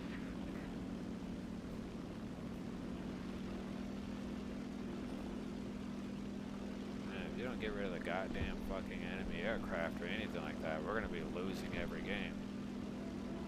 This would probably be the second L I take home. Which means that wager's pretty much a bust.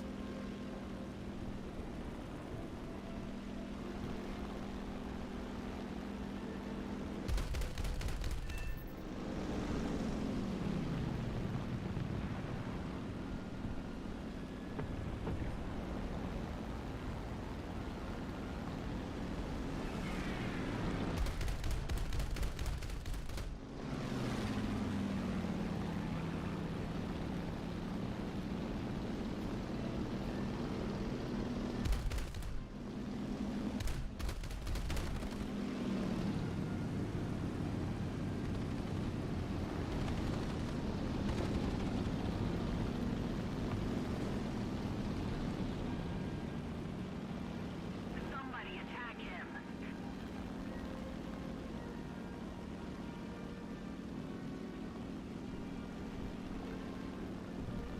Yeah, this game's a bust. We're not winning. Not unless we destroy more ground units and aerial units, we're not gonna win this one.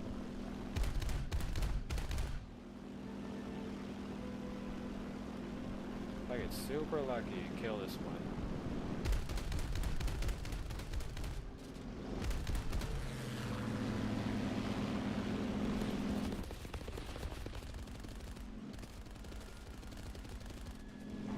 Get him. You've got to be kidding me. Is winning. We've got to counterattack. Take him down. We suffered a defeat. Get back to base. Thanks, guys. We could have had that one. Way to help out. Second fucking L in the universe. We took out the enemy ground forces too late when they should have probably been priority number 1. And that strike 2. We're totally going to lose this next one. That $25,000 gain is not going to cover the amount I lost. Look at that. I'm already at 623. These have been nothing but L's. L. L. L. L. They're all L's to me. Either way, these games have been garbage. I'm not going to take the Year 2 ACH 30B out until I'm positive that I can actually get away with it. This one's going to mostly be ground force elimination focused, but getting rid of the bases would definitely greatly help out. So let's go into Pashika. I want to spare my main bomber. Then I'm going to switch over to the SU-6, then back to the Year 2. Then I'm going to pull out the extra Pashika. Then I'm going to pull out the final Year.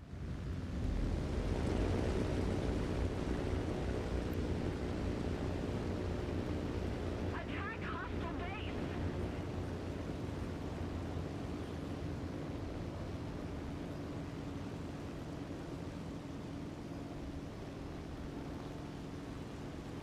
As long as we get rid of the hostile bases ahead of schedule, we can go ahead and proceed with ground force elimination, which will make it a lot easier.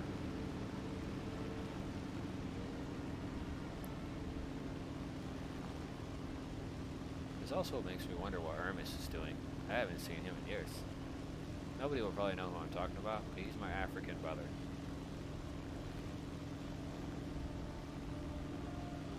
Too bad him and his sister are married due to family, biblical stuff involving their family or whatever.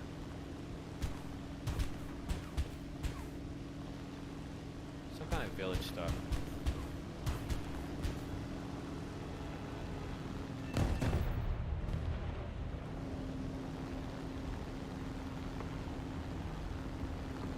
Why does this thing look like it has air brakes? Because it fucking does now.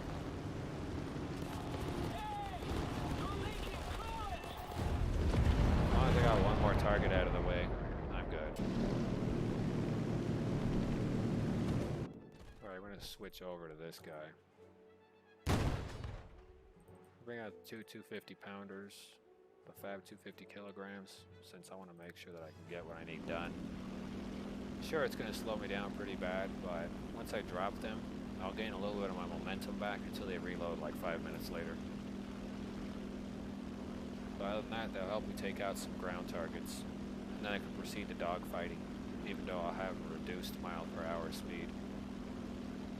What's apparently 30 miles an hour, I'll probably gain like 15 miles an hour, but because of the spars on the exterior of the plane, I'm probably going to have like 15 miles an hour on my speed gain back, while there's going to be a negative 15 coefficient drag.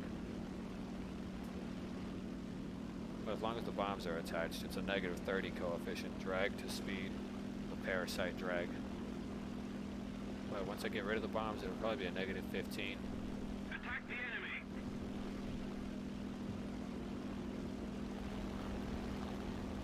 Oh, that's right, I still got to drop these ground targets.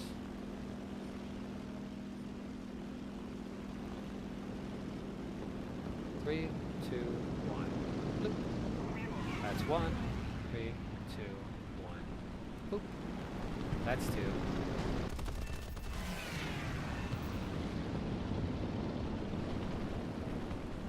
What the hell? Did it just credit me for destroying this loser?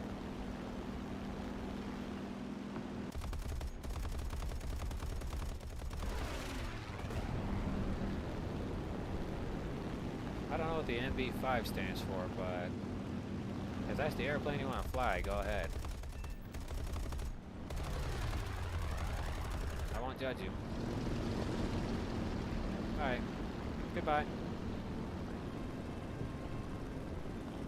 So I speed away in my little car.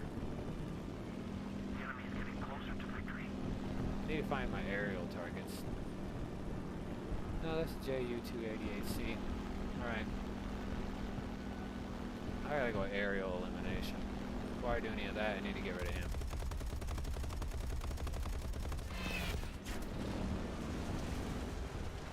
Okay, here comes the emergency landing part.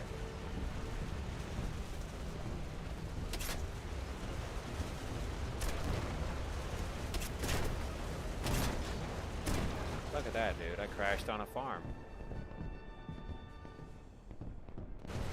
I'm surprised they even survived that.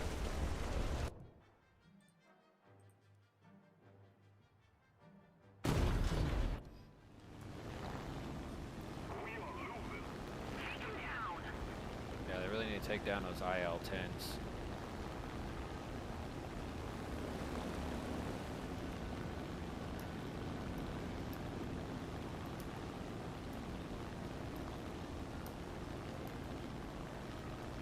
Why the hell is the caps lock on?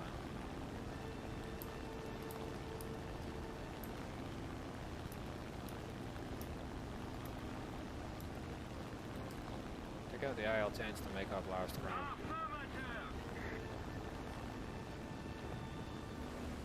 Can't really afford to continue to lose ground.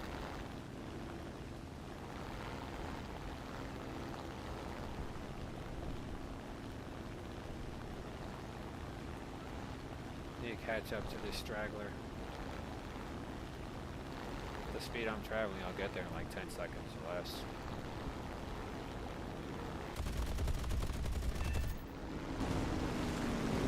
You make up for lost ground.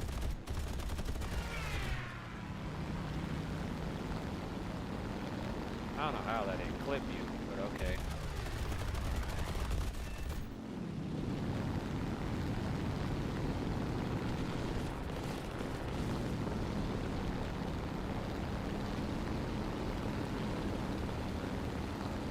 Is it this loser again?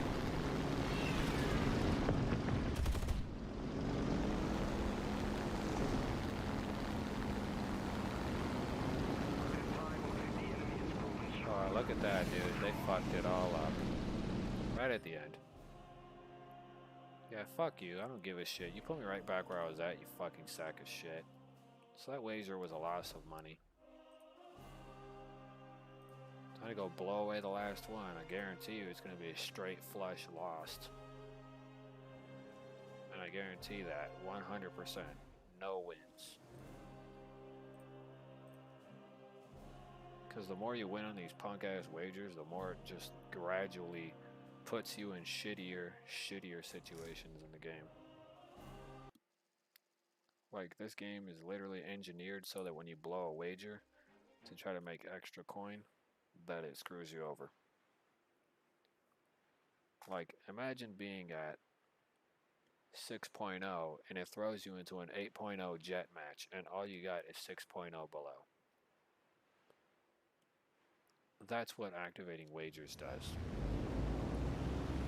Oh, you'll be in a nice game, but I guarantee you it's not going to be nice for too long.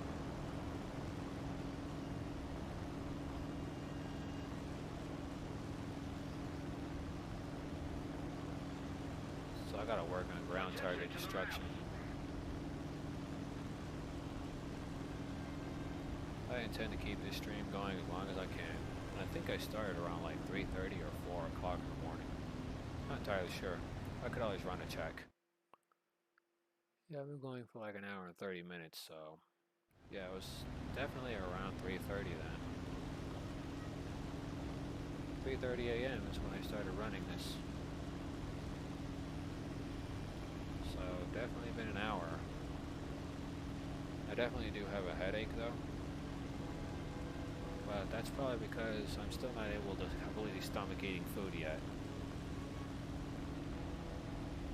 And it probably has a high probability of a lot to do with it. Attack the enemy. Now if these guys could just play the objective, we can move on forward. Pretty much project elimination. Looks like they both rammed into each other. That takes care of our aerial target for me.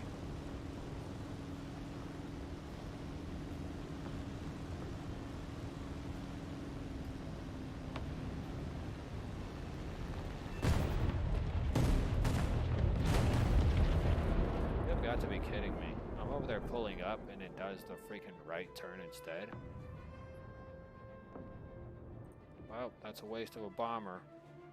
So I gotta go waste another one. Might as well. I'm not winning this battle.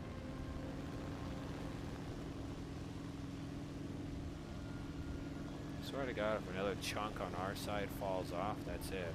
I'm bailing from this game. I'm not even gonna bother.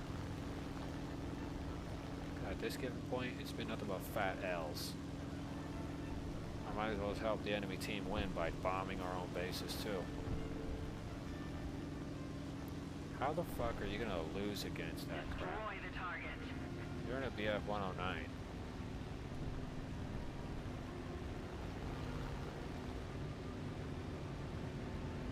How the hell are you gonna lose against the A26B10 in a turning competition?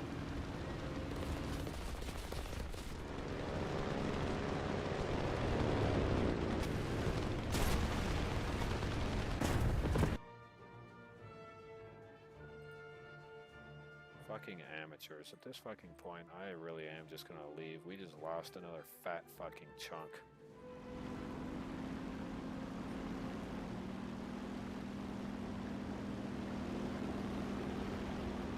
Instead of splitting off just because the ass clown is on fire, they should continue to attack until there's been blown out of the air.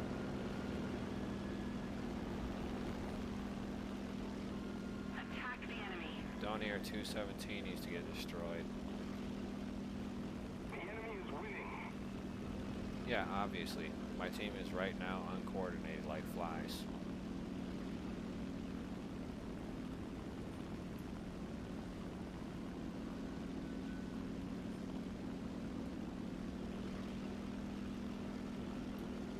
Yeah, we're losing this battle. If that base gets destroyed and the air base is exposed, I'm quitting. Right here. I will leave this fucking lobby. Because not a fucking single ground target was destroyed. There probably was one, or maybe there wasn't, and there was just 3 ground targets. But from what it looks like, it doesn't look like a single ground target was destroyed. To anyone who managed to destroy a ground target, thank you. But at this given point, it looks like there's no way we're going to recover from this battle. The ME-410 just keep destroying our ground targets, leaving us with nothing. So this battle is pretty much already decided. It's over.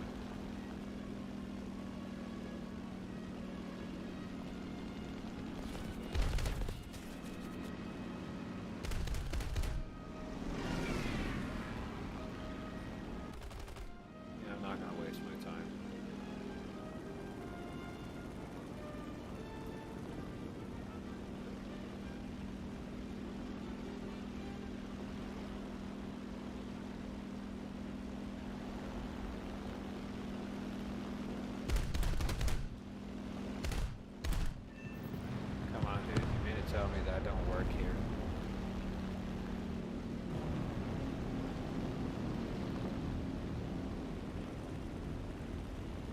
We need to put more pressure on the enemy.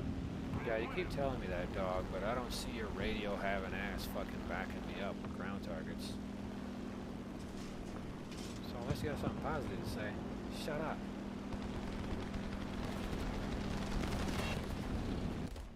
Yeah, I'm leaving. We already lost. Game's over.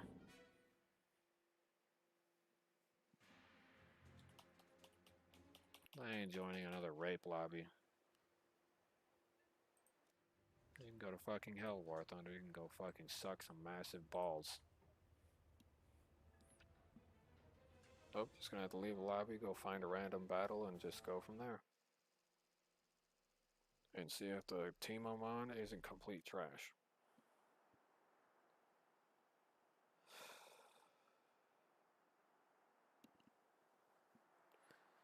Because as of recent, it's been starting to look like it is.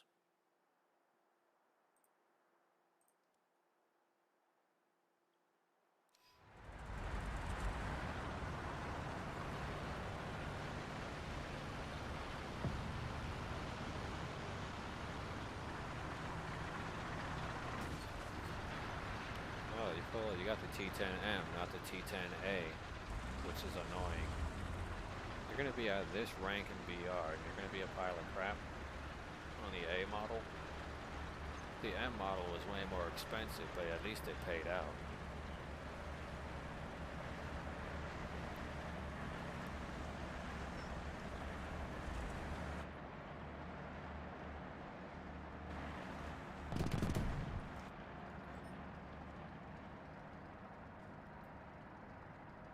No, you don't, little bastard. I gotta make sure this guy's still in range. Allied forces have captured a zone. Enemy forces have captured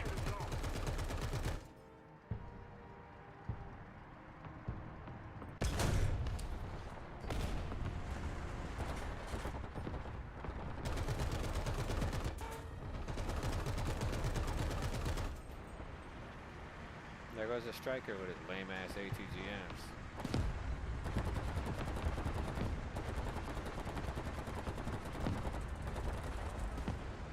The WA 301.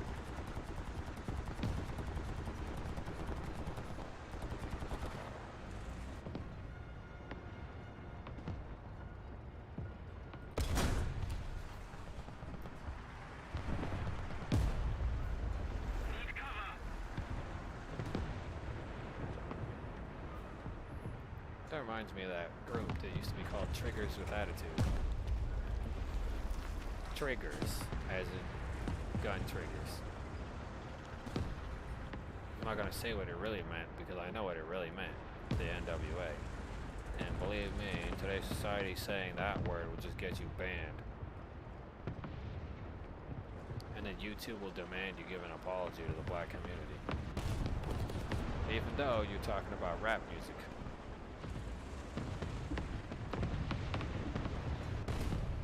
In such case, for me, it wasn't that bad, the albums they released. I really liked the music that was released at that time. It was pretty good. Sure, there's a bit of hate speech in it and everything, including that one song, No Vaseline, which kind of made me laugh when I actually started to pay attention to some lyrics.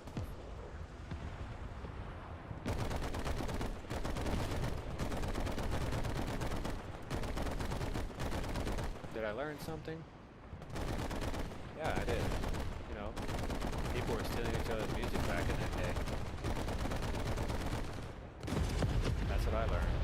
People would steal music from each other.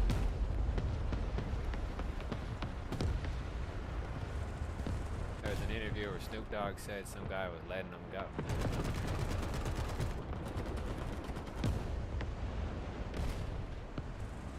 Like, nah, man. Nobody lets you just go free. This isn't Free Willy. Believe me, I know if it was Free Willy.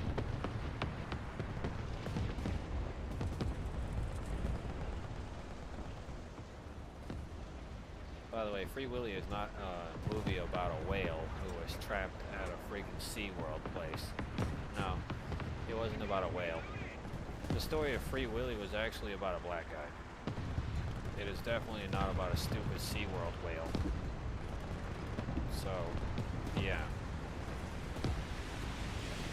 The only reason why the story of Free Willy, I guess, looked so good or sounded so good when they made it about a whale was probably because everything that was going on with Free Willy was probably in a similar way what was going on with a black guy who was a slave. So, yeah. Free Willy kind of rips off somebody's personal experience that one of the family members had wrote down in a diary, indicating slavery. So, if you thought Free Willy was an inspiring movie, well, it's not. It's based off of someone's misery and torment during the slavery era. The more you know, and the dark secrets Hollywood covers up. Remember they, in this case, and this is something everybody uses where I live at, when Hollywood decides to whitewash a movie. Because that's how a friend of mine described it, and she's white herself.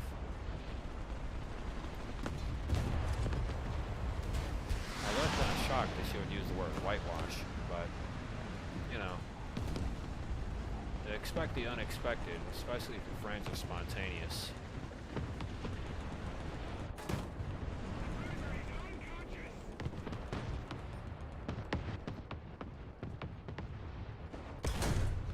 Well, enjoy the hanger screen.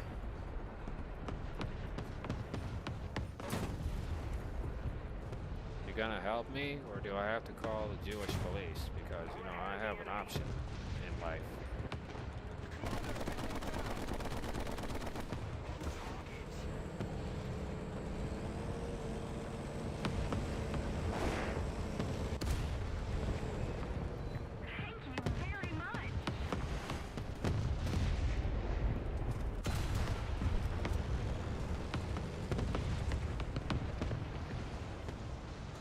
In ironic sense, I actually do have a choice whenever it comes to calling certain types of police.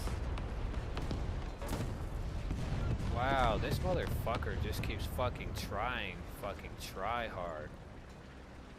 You're trying way too fucking hard to get a successful kill.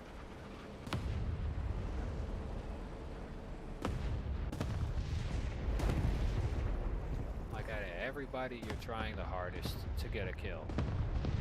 Even I would say that's pretty piss poor. Even for me, it is pretty piss poor. If you tried this hard and haven't gotten a kill yet, I do feel bad for you in a way, but at the same time, I don't.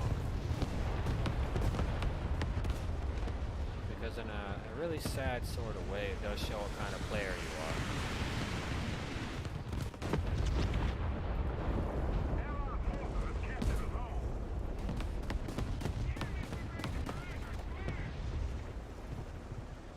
More or less, this is a fried vehicle. I should bail from it anyways. Activate my Alice in Wonderland snow smoke. Pray to God that I make it down to the ground to take out the ARV.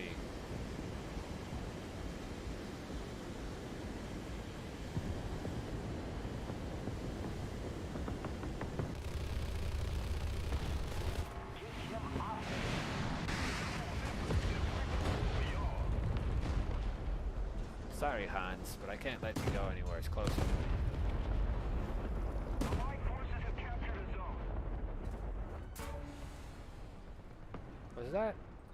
Was that a minivan?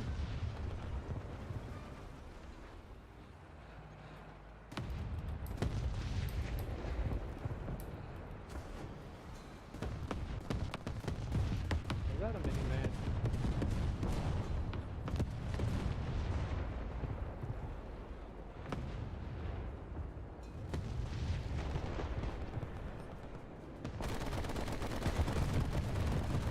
No hide for you, warrior.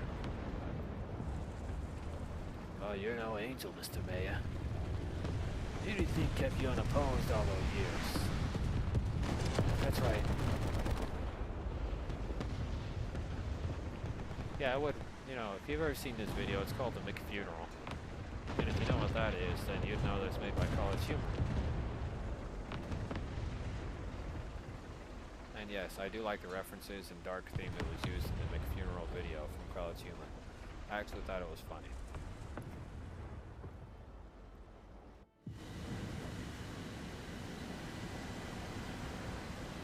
By the way, in America, a high school education probably wouldn't get you a job flipping burgers. Especially with how cities are now. They want you to have some kind of college education before they allow you to touch a grill.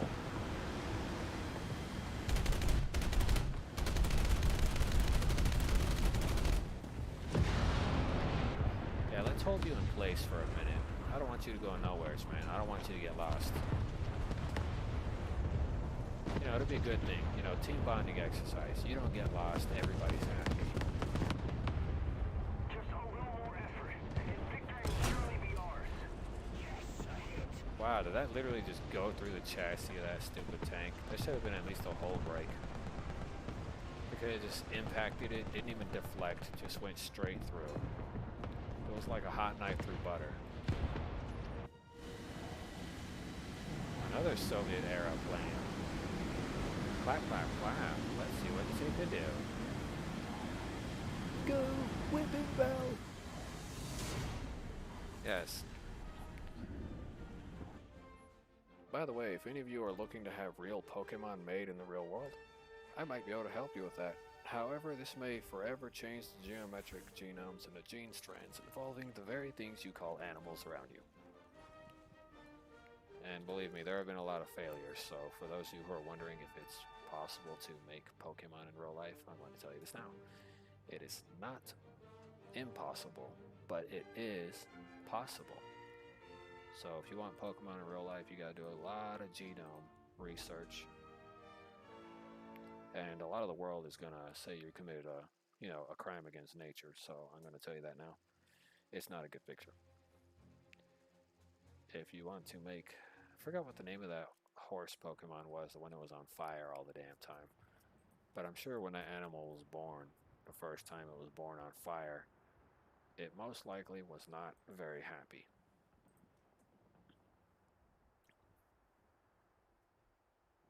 But But, you know, in a way, it's actually just a context. You know, for things in general. You know, for a second there, I also could have sworn somebody was screaming inside his house. But if they were, I wouldn't be able to hear them. I have a pair of decent headphones on.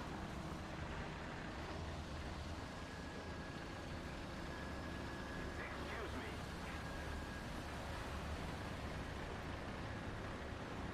In the context, doing this is a little bit better than trying to work any other kinds of jobs at the moment. I do have to dedicate my, you know, my ideals to this.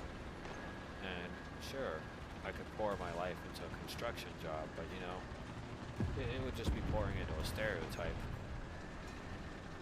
And I really don't want to pour into a stereotype and then end up like other people. But there's one thing I hate being as a stereotype.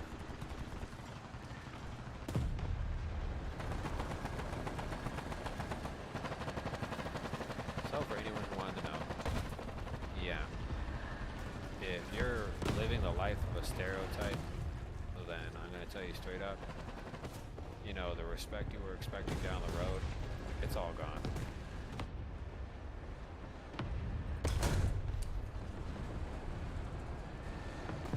Now, if that stupid ass EBR got the fuck out of the way, I would have been able to fucking see what I was aiming at. You retard EBR, get the fuck out of the way, you retard. Fucking moron, almost. That moron caused somebody's fucking death.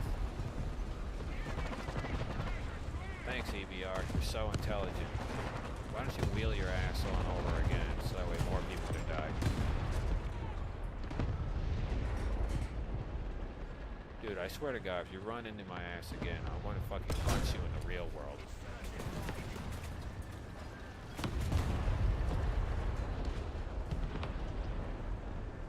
I'm gonna punch him in the dick with a boob so hard. Then it's gonna give him booba cancer.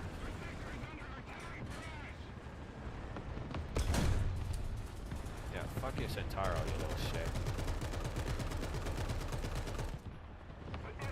What's that? You don't like it? Here, let me help you a little more. I want to give you the 50 cal treatment. Don't worry, I'm just peppering you. You know, it's something people do before they, you know, eat the animals. Just giving you a little bit of pepper, don't worry.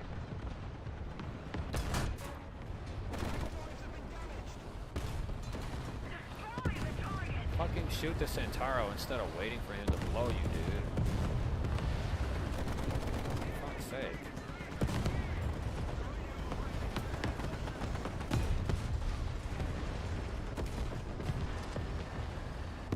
I could have just shot you, dude.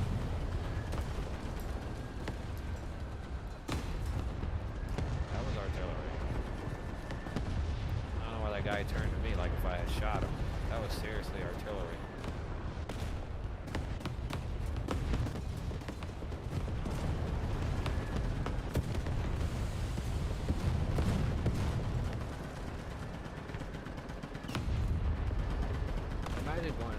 Imagine going to work and someone telling you you don't got enough booba.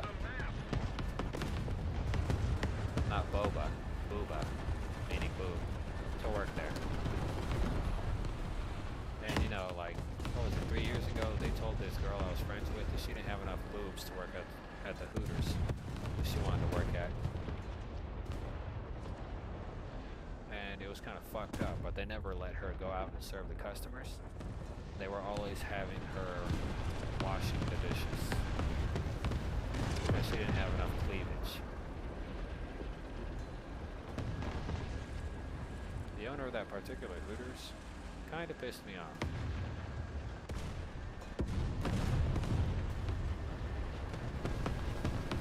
But he got what he deserved. In a pretty rough way, he got what he deserved.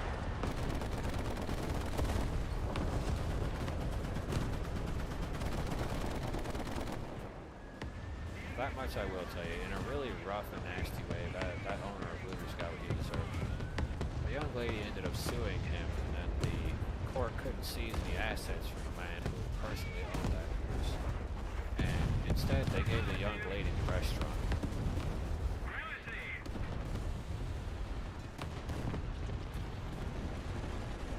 ironic since, you know, this particular case completely slipped under the radar of local news. The entire news story was completely under the radar. Nobody covered it, nothing like that. Like, it just slipped completely under the radar, like if it never happened.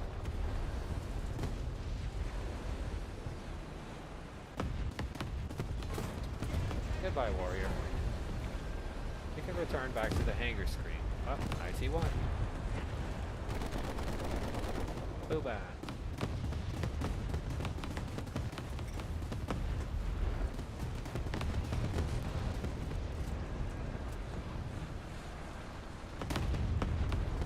Oh yeah, in a way I felt bad for my homegirl because they told her she didn't have enough tits in order to work at the job she wanted to work at. And it's kind of weird, but she had her whole heart and mind set out on it since high school. It was kind of cute. She had it all planned out.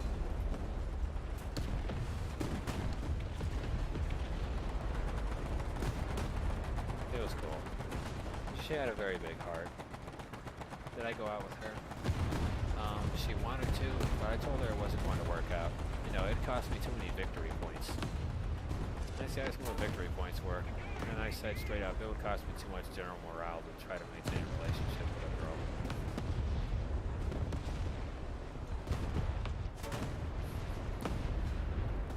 And in a context, it was another way of turning her down. But anyway, she still managed to steal a kiss from me. And that was like years ago. I was like way younger. This is before I met the girl that I cared about today. And yeah, although she stole my heart, I was still discovering myself. So, does my heart belong to somebody today? The answer is yes. It does belong to somebody today. Do I love that person? Yes, I do. Is this a part-time thing for me? At the current moment, it is. Where I go busting my ass using a mobile app version of a job recruiting job or something like that. I don't know, let's call it Job Simulator. Even though it isn't a job simulator, it's like a legit application you use to look for work. It's the Vonk 40. Hey Vonk, I need you to stand still long enough so that way that guy can blow your ass up.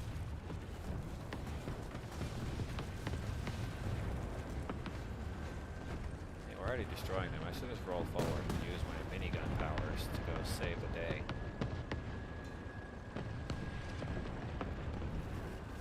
Now, for anyone who's wondering, I do enjoy my life. I do enjoy playing this game sometimes, but it makes me so salty.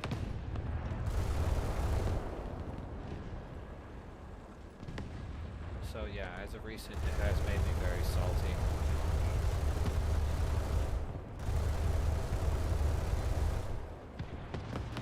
Well, that guy's gonna be focused on me.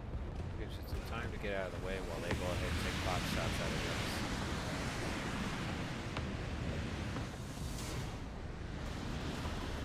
I'm rolling up. Up. Looks like the intro.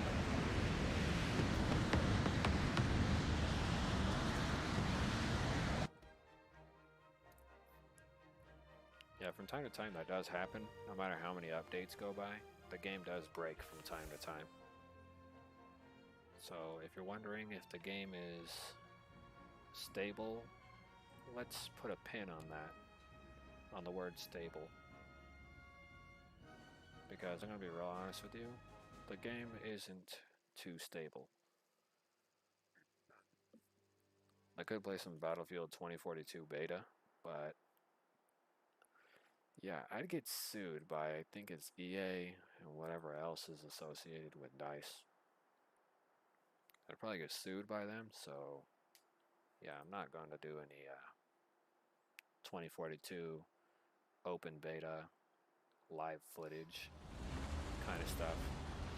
I'm not trying to get sued like that one guy who got sued for streaming some information on multiplayer online function without permission.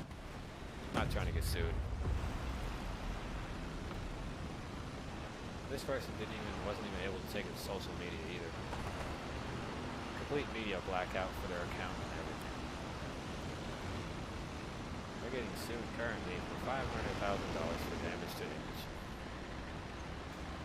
And another person's being sued for $1 million for exposing things in the game. Would these things end up on certain things? No, these things are on an entirely different thing. And it's happening to quite a few foreigners. They're not even living in the United States.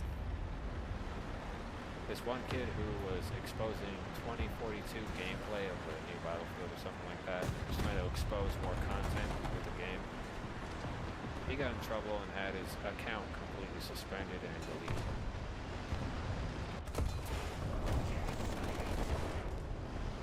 There you go.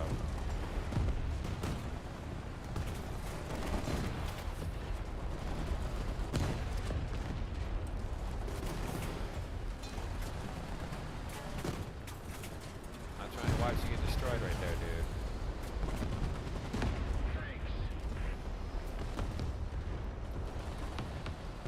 No problem. As long as I moved him far away from the high explosive rounds, he would be fine.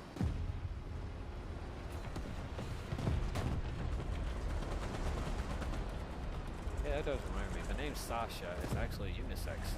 I actually had a friend named Sasha. He was a boy.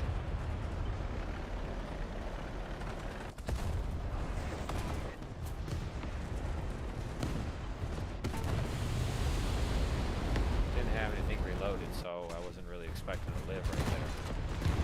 Destroy the target!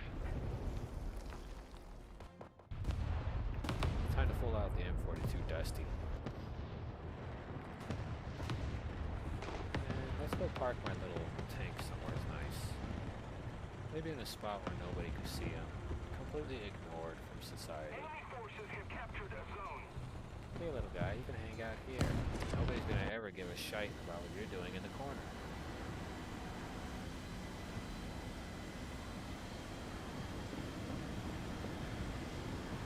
Kind of reminds me of someone who said this one dumbass comment. Hey there, Bananas. Yeah. Although sometimes he can be dumb and a bit insensitive at times, still a nice person when he wants to be.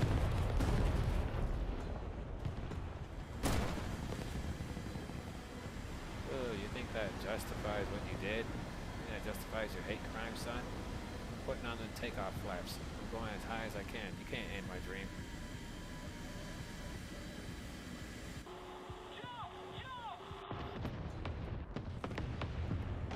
By the way, I think I already researched the brakes for this particular little tank, and it still is crappy.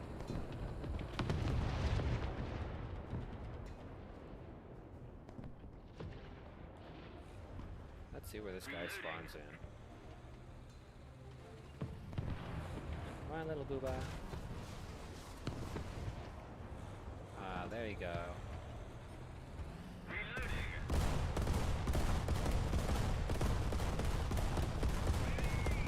You ain't got enough heal on that manor. Ha ha ha. Made you splurge your load. Now you don't got shit going for you.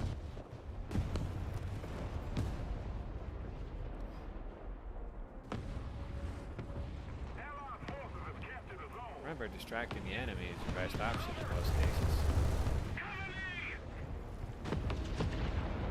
Doesn't look like you got dog shit back after that one. You know, when killing lower tier aircraft or killing lower tier tanks, you don't get paid out as much. I'm gonna tell you this now, like in a aerial battle at 9.7, I killed an I-15. You know how much he gave me? 150 and like 10 experience for blowing it up. So killing lower tier aircraft or tanks or anything like that doesn't grant you a huge chunk of money if you're hoping that'll happen. It won't give you a chunk of change for your buck. It actually pays you less. A lot of people hope that when they kill lower tier tanks it'll pay them $1,000 or more, but it doesn't. It usually pays you about the maximum repair value of that object, and that'll be about it. And if the maximum repair value exceeds 1,000, it'll be half of 1,000 you made just from that one target kill.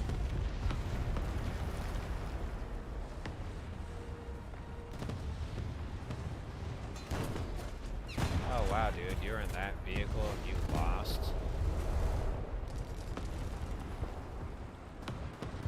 Destroy the target!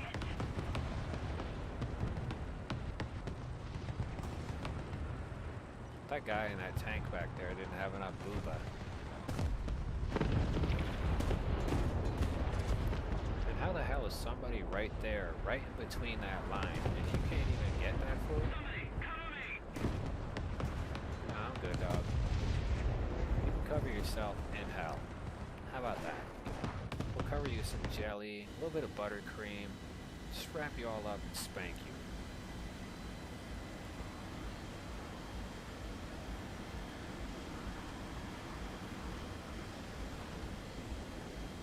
Reminds me of that ridiculous TikTok meme where that guy said he banged someone's sister. Wow, that was close.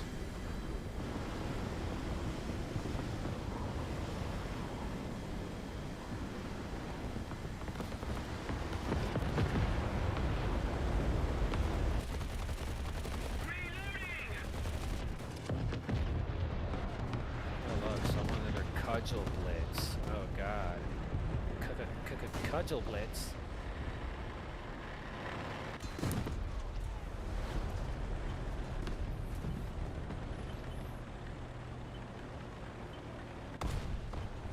Let's keep the pressure on.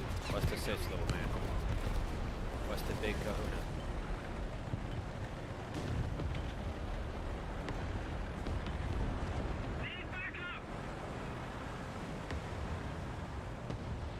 You're telling me you need backup and you're way back there?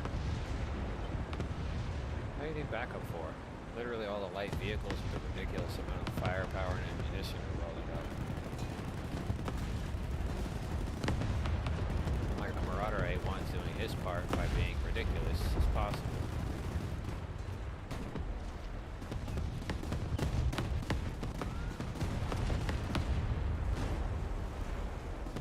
I'm rolling up to get engaged into the aerial combat scenario.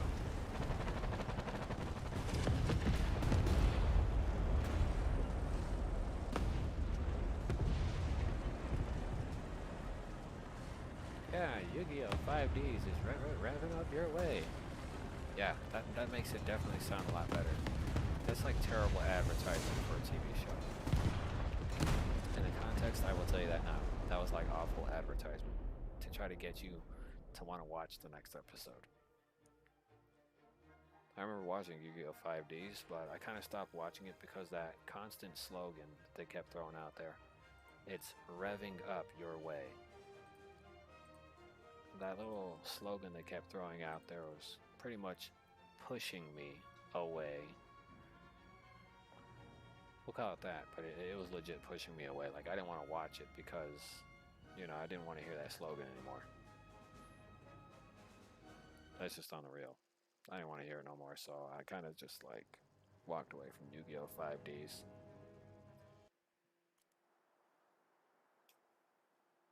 And as for Yu-Gi-Oh! GX, well, in America, they kind of cut the show loose. They cut it free in America from Turner Entertainment. So I didn't really get to watch it from front to back. The last time I saw a Yu-Gi-Oh! GX episode was when apparently Kaiba was looking for the missing school. And then there was Yugi Moto traveling in the middle of a desert. That was the last thing I saw on Yu-Gi-Oh! GX. Before the American television company decided to cut it for some reason. No idea what the hell happened after that episode. Never saw another episode again on Cartoon Network. Turner Entertainment just... Like, at that point, they completely cut all the cartoons during that year. There was no Yu-Gi-Oh! GX. There was just reality TV shows on Cartoon Network. And in a sense, it was one of the worst eras that had happened, I guess. The reality TV show era. One of the worst eras. because Cartoon Network has not had a successful reality TV show like Nickelodeon or the Disney Channel. They've had successful reality TV shows and contest shows and stuff like that. But when Nickelodeon was doing this thing, they had a whole bunch of stuff. There was Slime Time Live. There was a lot of TV shows. Double Dare 2000. All these TV shows were successful, and they were reality TV shows. And then when you look back at the newer reality TV shows, they're doing very good. Forces have captured a zone. Wizards of Waverly Place. There was a couple of them. I can't remember all of them, but and their networks they were associated with, but there was a lot of them. And I really enjoyed them. They were reality TV shows I saw from the beginning to pretty much the end. And it was because they had a general good structure of storyline builds, character design. It was good structure. And that's what I called quality at the time. I believe the Disney show, or I think it was Nickelodeon that had the Amanda show. That went on for I think like 9 consecutive seasons or something like that.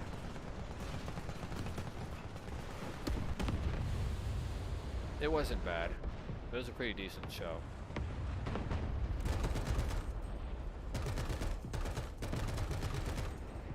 I'm not gonna say the Amanda show was bad. It was good because I was watching it too. But nowadays, reality TV shows are just really bad. Oh, by the way, if anyone's looking to get into reality TV, if you live in Austin, Texas, right now, Austin, Texas is currently shooting a reality TV show that's going to be airing on Netflix, and Turner Entertainment might even pick up the reality TV show for 2 seasons. The decision isn't final yet.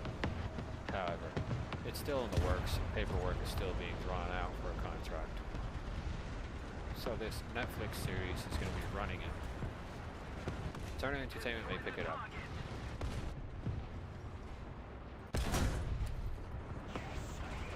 How does that not go through, dude? That bullet was fatter than the armor plating on that stupid chassis of yours. You want to have a fat boy round off? Here, I'll give you a nice fat boy send off. How does that make you feel? There.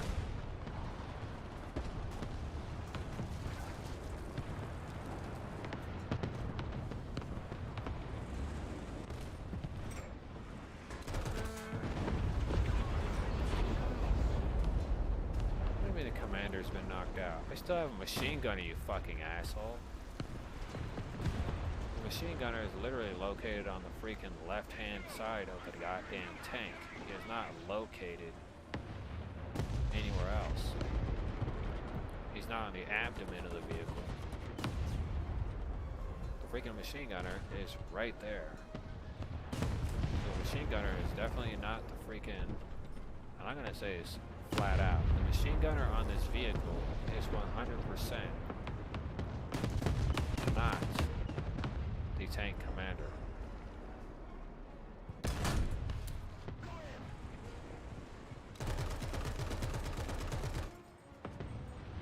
So I'm gonna have to switch for high explosive, because that's the only way to deal with this guy.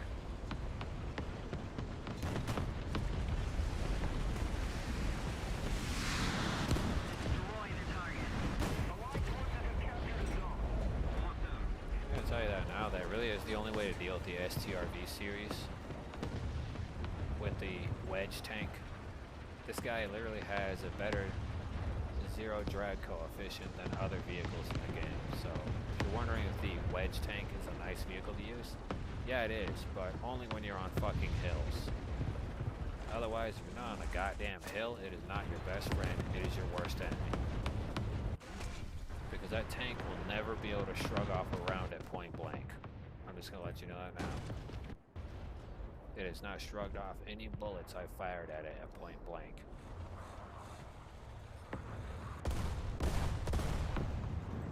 And that's just from personal experience.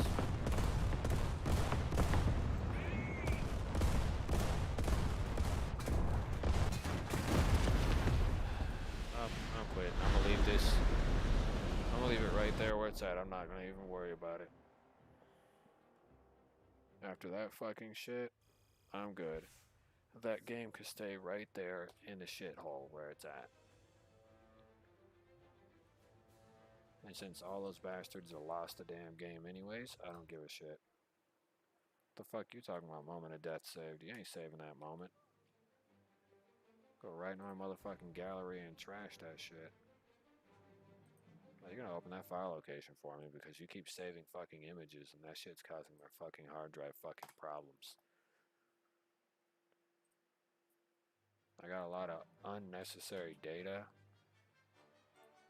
and I really don't need that. Like the 11-minute video footage of recent items like this right here, the wobbly life stuff, I'm going to keep. But everything else, I'm not going to keep. Let me see where our wobbly life footage is. I guess that is the wobbly life footage.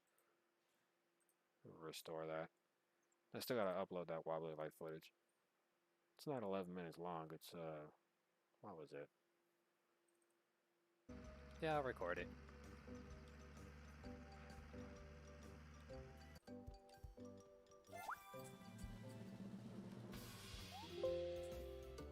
Oh my god, fuck you with your Windows security. Go fucking blow it out your ass.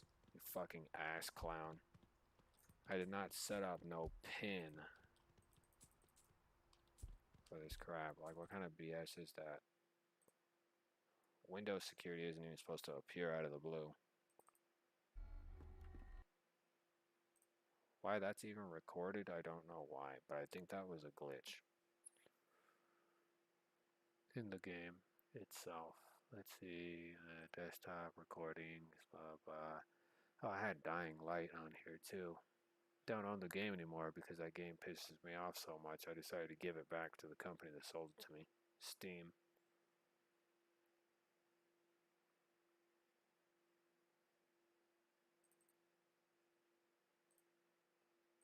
It's right here. I think it's this one. Oh no, that's the one where I got stuck in the cannon.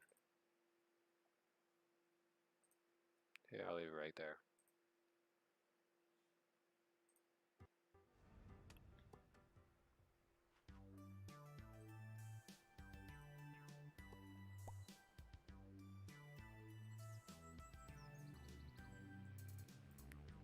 Okay, well,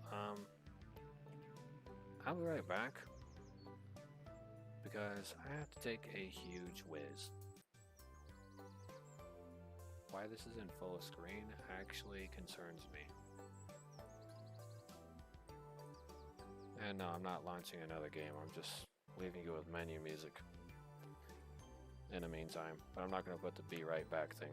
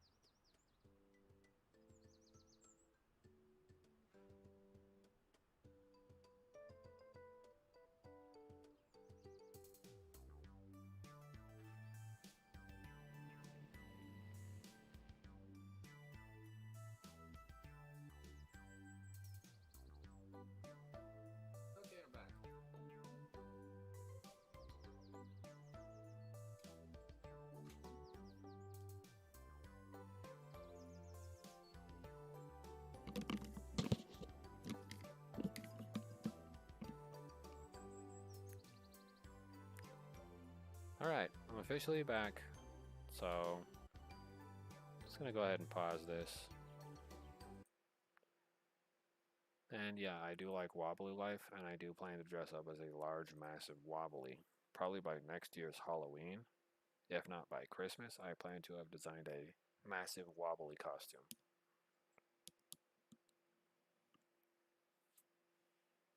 And I'm gonna go walking around town dressed as a massive Wobbly, while holding a sign that says Rubber Band Games. And I'll probably make a giant prop milkshake or something like that. Or make a prop cake and have it sitting next to me. Probably gonna also have to get some help with moving around, as I assume the giant wobbly head might make me a bit unbalanced, and probably prone to falling on my face more often.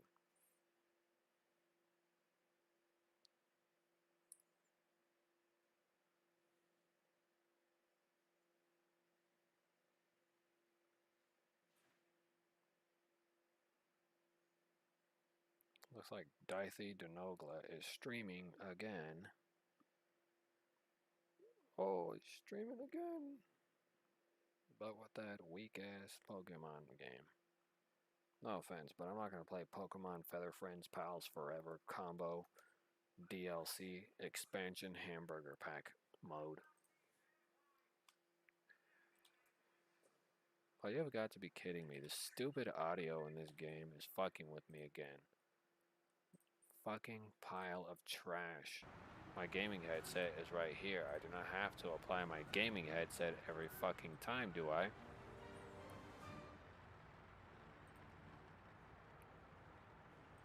I swear to God.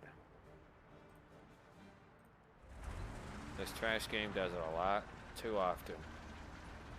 Enemy forces have captured the zone.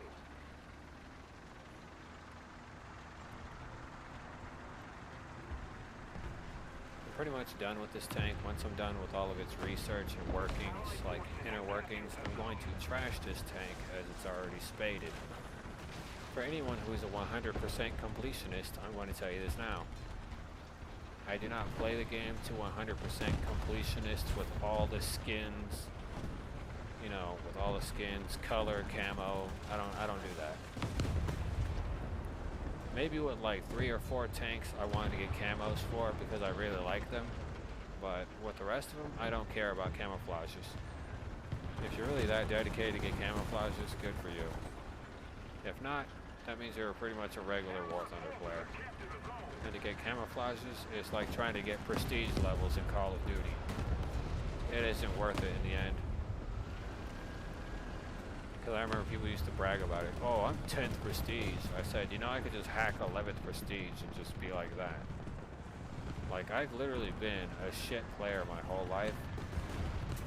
And I've had 10th prestige, and I'm still a shitty player in Call of Duty. So, you know, I told people there's no point in bragging about being prestige. Anybody could be a prestiged player. The only difference is that what makes you a sucker when you go prestige mode is that you gotta re-grind everything all over again to get the same things all over again. We're ahead of the enemy. And, you know, having those prestiges are only for bragging rights, but I'm gonna tell you right now, prestiging at any point in any Call of Duty game is just a waste of your time. It doesn't give you extra new tasks or anything like that. It's just the same old task, just revamped. Kill player to level up. Kill player to grab new tag. Kill player with RPG 50 times to grab the death prone. Kill player X amount of times to get the sightseer. Like, you have got to be kidding me. Like, that stuff right there, Rivens, prestiges, the Worst thing of all is creating a clan tag art. It's the biggest crime. Yeah, a clan tag is nice, but to start letting people do their own custom artwork and stuff like that was also pretty cool. But it was also a downer. So, you know, it kind of just added to the flack that you had to grind through to get something done. Did this game really just kick me out of an air battle I was in? What trash.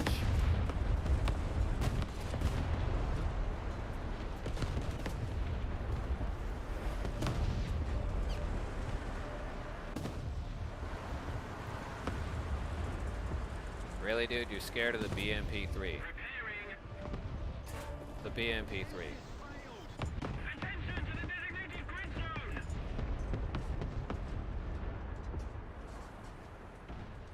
The enemy is preparing for artillery barrage. Repeat, the enemy is preparing for artillery barrage. Preparing. Let's keep the pressure on. Victory is close.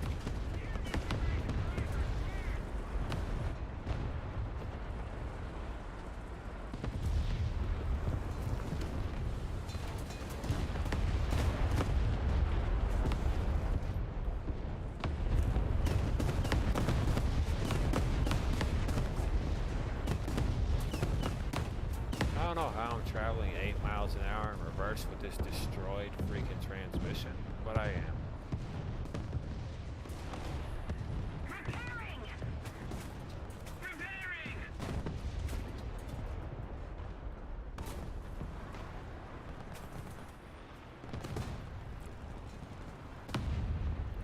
Oh, this also reminds me of Tekken. They also had a similar crime with pretty much doing like the game in general. 10th queue, something like that.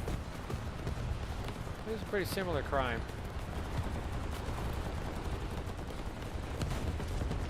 It was like having to go through a prestige mode or whatever.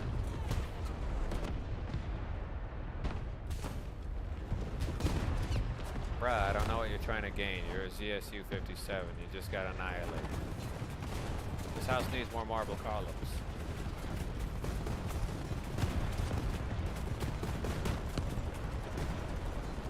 Look, man, this house needs more bruh. Attack the A point!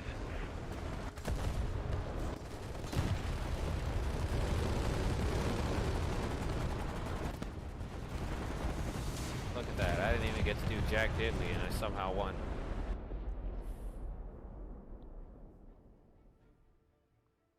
Didn't say I had to kill anybody. Hey, look at that. 2 out of 3 L's.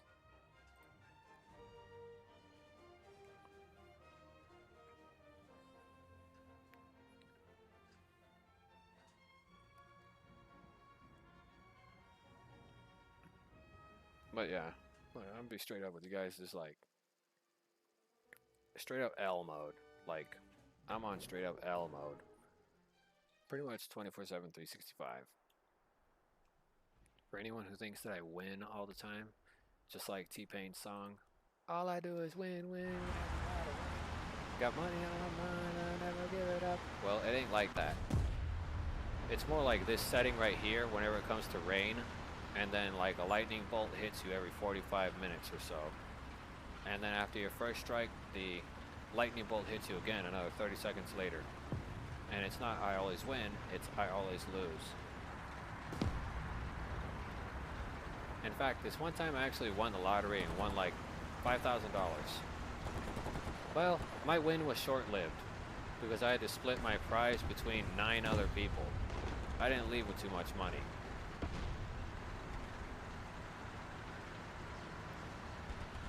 And believe me, splitting $5 grand between 9 people, I didn't leave with a lot of money. It was a very displeasing amount after they decided to subtract taxes from it. It was basically like winning a refund.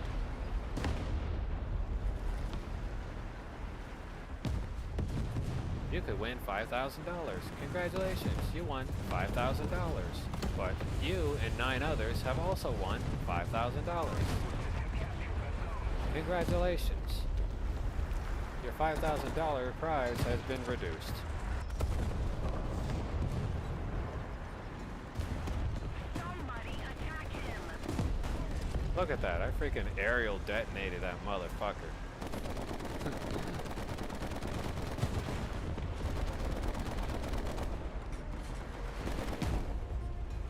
Die, Bagel.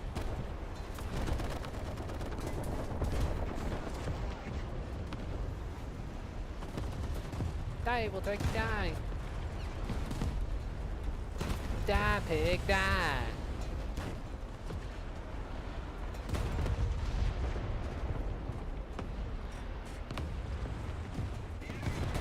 For anyone who knows that reference, say hello. That guy just lost all of his gunners. Let's switch to a nice, fat, high explosive round. Look at that. That little building was nice enough to catch the bullet for me. Oh, I love you, building. You were so cute in that movie.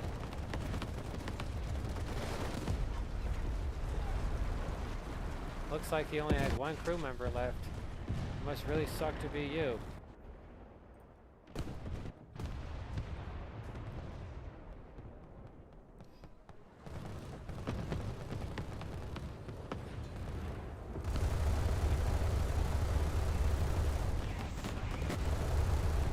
Blow it out.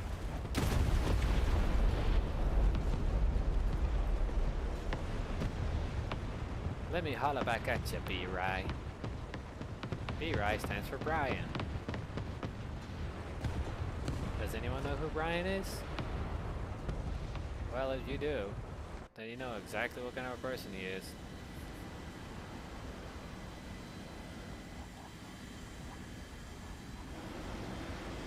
Whoa. Probably should hit the air brakes if I wanted to make that flip. But then again, that's the shittiest plane the freaking Navy has ever designed. I wouldn't trust that airplane with my children's life, even if it had an ejector seat. Wouldn't trust it with my children's life. Trust me. Would not trust it.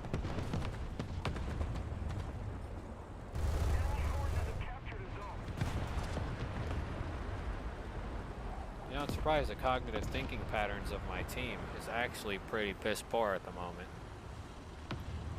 Need backup!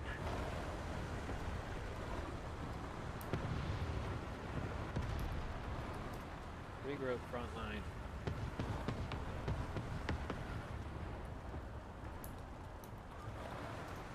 Scan and clear.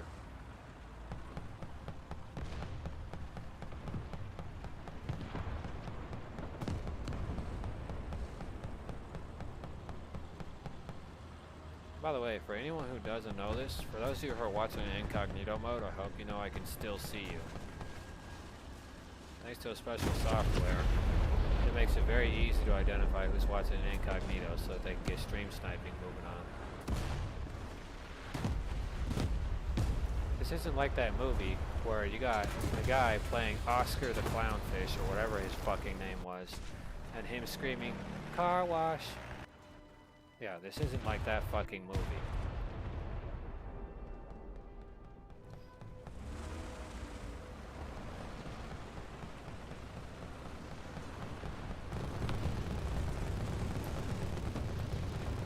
Move up.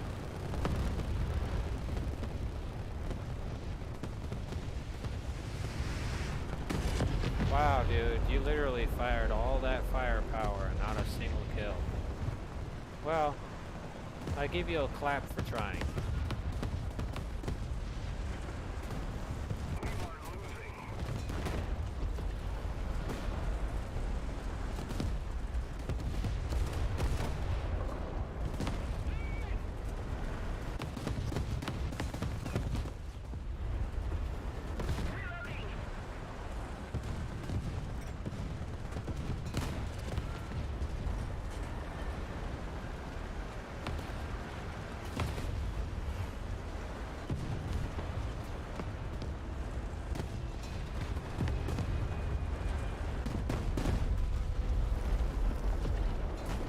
Where the hell was air support?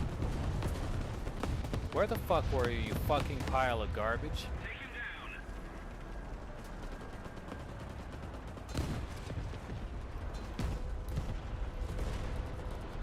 Some air support. Fucking shit, garbage, fucking air support. Your ass is on a motherfucking grepper and your ass can't shoot down a single fucking B-57. And you're the only other air support we had out there, you fucking ass clown. And you fucked that all up? You're a fucking piece of shit. I should report you for being a shit player. If you're gonna play fucking AA, do your role. And if you have a chance to frag a few losers on the way, good. Shows you have the balls to multitask. But if you're gonna fucking sit there and hide behind a fucking house and fucking carpet bomb your own fucking team, yeah, you should get seriously fucking reported. Thrown the fuck out. Like, not only did that moron fly out in a freaking attacker of his own and dropped all the bombs on our side, he also helped the idiot that was in front of him drop the bombs on our side. He basically wasted everybody's fucking time on that fucking battle. His punk ass wasted everyone's fucking time. Look at that fucking fat L. Nothing fucking gained. It was trash. The whole game was trash.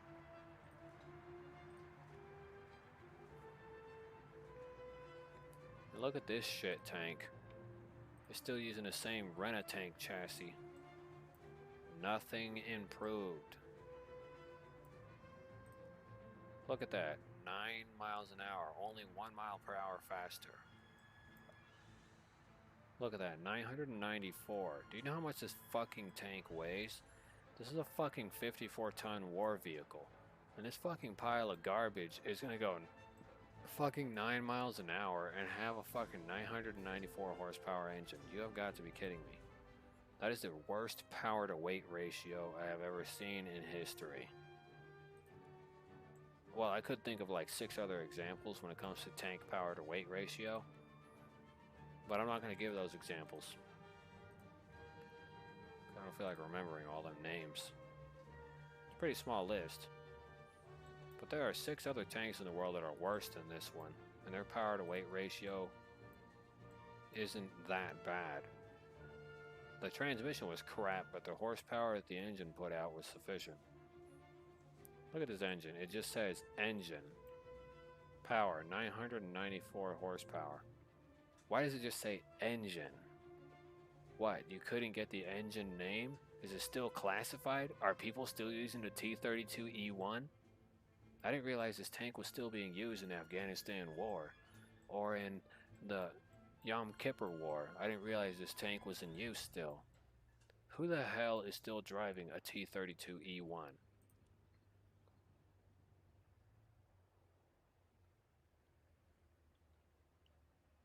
I know there's a guy in America who owns a T-26E1 model. And I know there's a guy in America that also owns a T-32. There's also a guy who owns an M103. There's a guy in America who owns an M48 and an M60 patent series. There's people who own patents. There's someone who owns an M60 AOS in America. There's a guy that literally owns what little remains of the 551 Sheridan. The M50 Antos. There's a guy who literally owns one of those in Texas. The T95E1. There's someone who owns one of those in freaking New York. And the dumb war vehicle is in his garage. Doesn't go anywhere, but it's in his garage. Like me, if I had the money, I'd blow it on an XM or an MBT-70. And then I'd go off-roading, buy some cars, and run them over. Just buy a bunch of brand new cars and just drive and straight up plow the tank through the vehicles. Just for the hell of it. I'd straight up plow the XM series and the MBT-70. I'd straight up just plow those tanks straight over the cars just to see what it looks like. And maybe I'll put a GoPro in it to see if it would survive. Hey, where's that shit aircraft they gave me? Ah, here we go, the F-2G1. Yeah, this aircraft is complete dog crap. I'm gonna put that out there, it's just dog crap. I did not like it. It's offensive 6, offensive 12.7.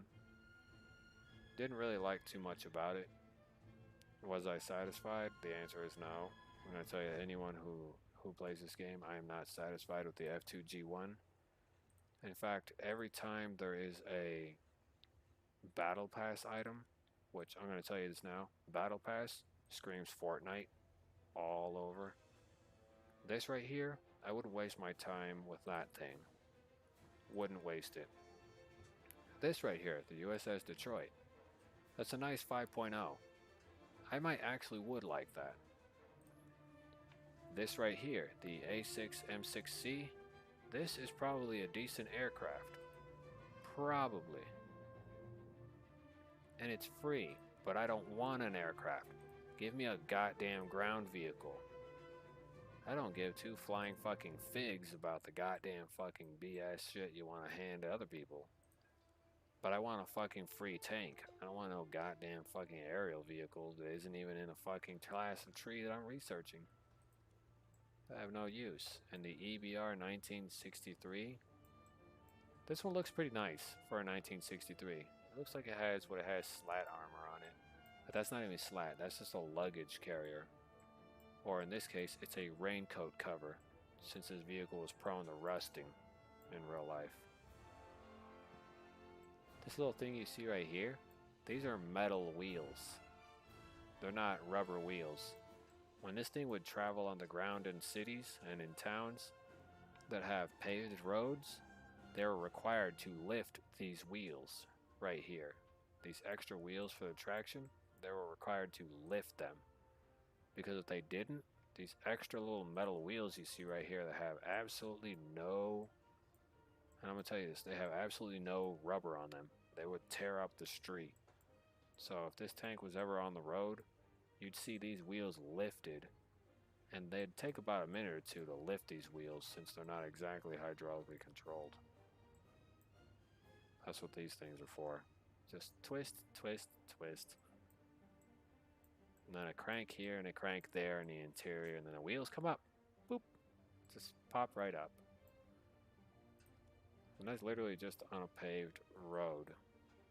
If you had this dumb tank on a paved road and you wanted to drive this thing, well, have fun paying that extremely expensive bill for the street you just tore up. Because it would tear the floor up. The only reason you'd want to lower those extra wheels down is if you were in a situation where you would need to lower them down. Other than that, I'm going to tell you this right now. Having those big old fat metal wheels down on the ground do not benefit you. Like, look at that. Right now, I am turning this thing at full turn. This is a full turn, and look at that. That is not a decent traveling speed. Not to mention it locks up the turret. It literally decreases its speed to like 2 miles an hour to maintain stability so that whatever's going on in the engine department doesn't throw it off. Yes, a hit. It's probably the insane amount of torque. It serves him right. I wasn't even on that area. Let's see if it'll blow it up. Got him. No, looks like it doesn't want to. I guess the game wants to still be a dick. On target. Oh look, there's a set of ammunition right there. If I aim right here, it should pop the whole tank. Yes, a hit. Nope. A little bit more to the right, just a little bit above. Right there. It serves Did that him do it? right. No, still seems to be painting the ammunition, but it's not doing its job. Next target. Now it wants to blow up the ammunition. Now, after you literally spray paint it and pepper it, but you don't get it done with the first shot. EBR, is it worth the amount of trouble? The answer is no.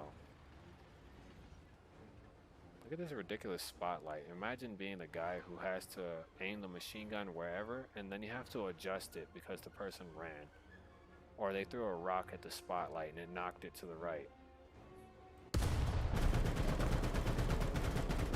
At least on the upside, the heavy machine gun you're using, or light machine gun in this case, is ridiculous enough to where you could just twist the magazine just right off.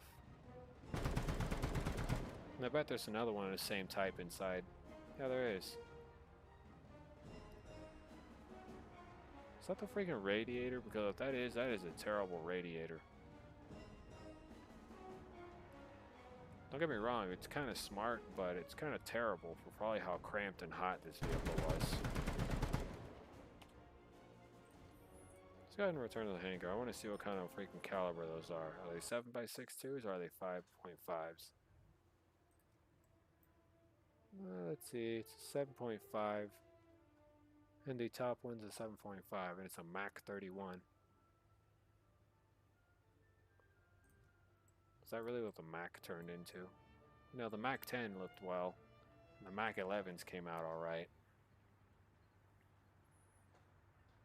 That is the ugliest Mac I've ever seen in my life.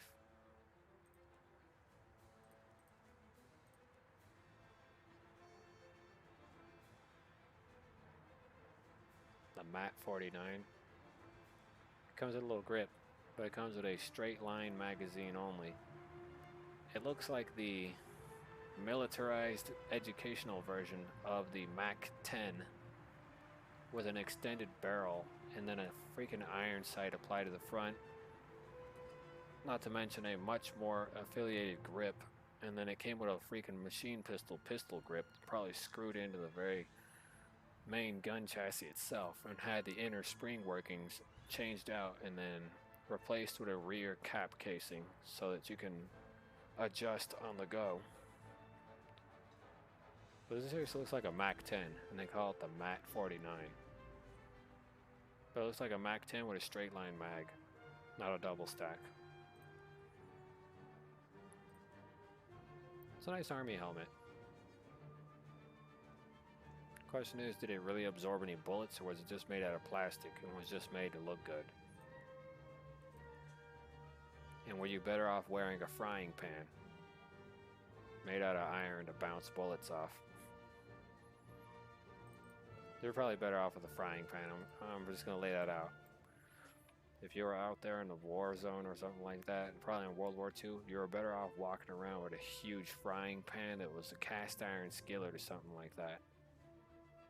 And you're probably better off just having it strapped onto your body, running around a cast iron skillet, covering up the entirety of from the top of your pectoral muscles to your abs, covering most of your vital organs. And I'm going to tell you this now, back in the day, people that were in war who were smart enough to wear kitchenware while going out into combat, as stupid as it sounds, were likely to return versus everyone else. And if you wanted to make it comfortable, all you had to do was put a pillow right there. Put a pillow in front, stuff it a little more with other pillow stuffing. Make sure it's enough so that the item doesn't slide around. Affiliate it. Then put a secondary pillow with cotton fibers in front in case somebody decides to fire incendiary rounds at you, which is very likely back in that time. You were going to get hit with incendiary. It was around. Oh, and before you ask, incendiary was made in smaller calibers, for those of you who don't know. Incendiary rounds were made in smaller caliber form.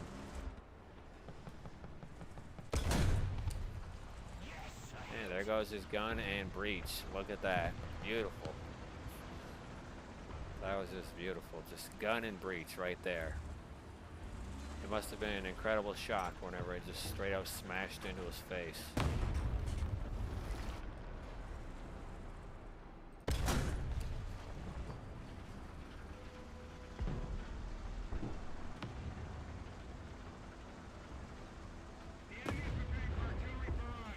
good thing I do plan it out pretty well. Reloading. I would definitely get credit for that guy's death if he ends up dying in the next 45 seconds. Enemy has captured that zone. It looks like I pissed him off. Looks like he needs some Grables. Oh, look at the little trolley car. Oh, you see the little trolley?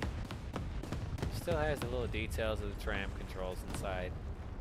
Oh, it's real nice. Hi guys. I don't even think anybody remembers this, but you know. Remember Charlie Tom. He was there when you needed him most.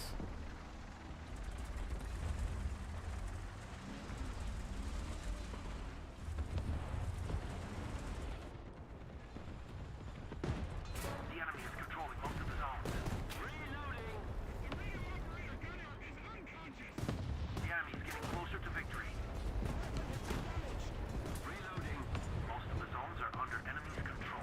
Yeah, as soon as my fucking team actually decides to fucking respond to anything, I'll be satisfied.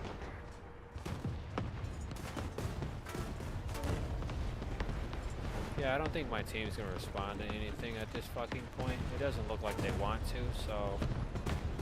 You know, you bitches aren't gonna move the fuck up, then what the fuck are you doing on this team?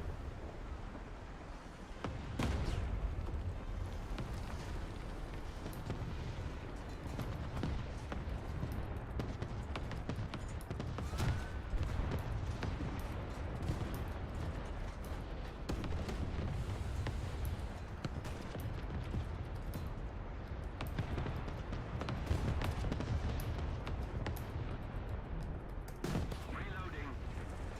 I'm gonna put that right there, and I hope they understand that. They should stop camping the fucking...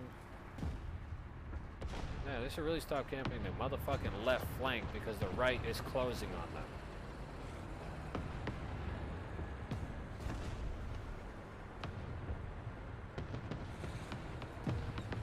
Thank you very much.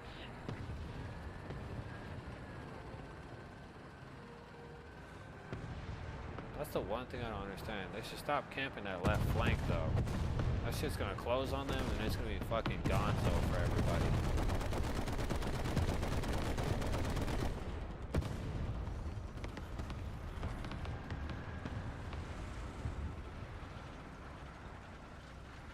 Because the more people camp the left flank, the worse it gets, because the right flank doesn't get no love. It's like I'm the one trying to pamper a young lady, but you know, the young lady ain't getting no love. Allied forces have captured a zone. Well, you can go ahead and help me repair this garbage so I can hurry up and get back into action. I gotta molest the T-62 anyways.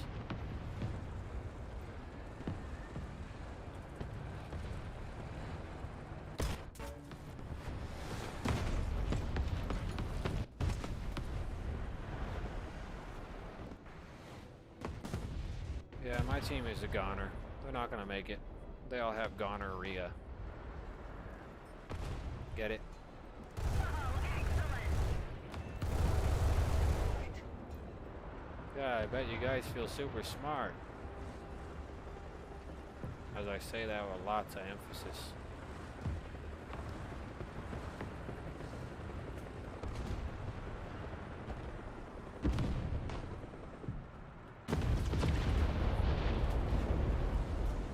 I need to change that fire rate to low so that way I can make sure it maintains its functionality.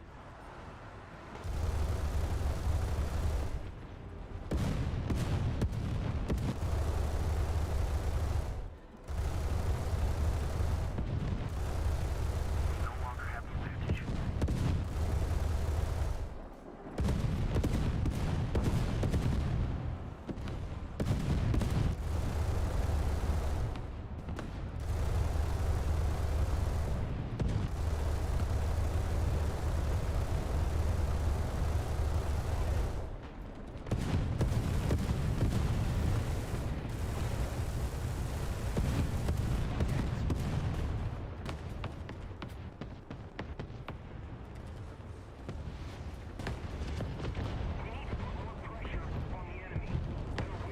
You know, at the rate that this is going, I might have to jump into the ocean.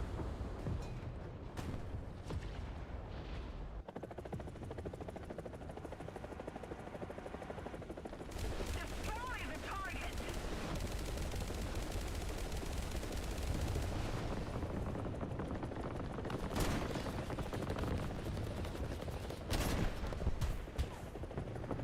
Bravo!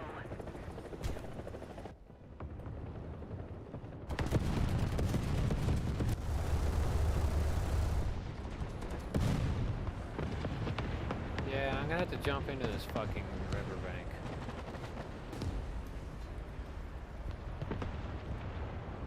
Peace.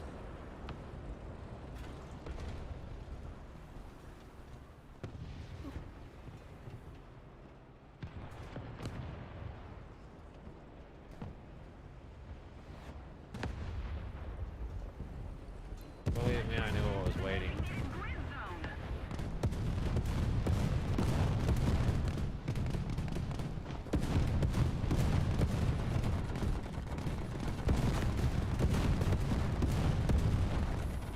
Yeah, I knew exactly what was waiting already. I knew that was gonna happen. So I decided to avoid all that fire. Because here they come. They're gonna go right in and spawn.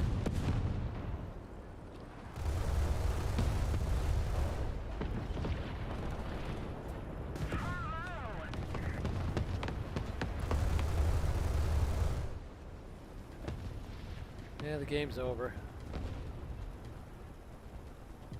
Let's just go for a cruise. The Eddie's Creek cruise thing.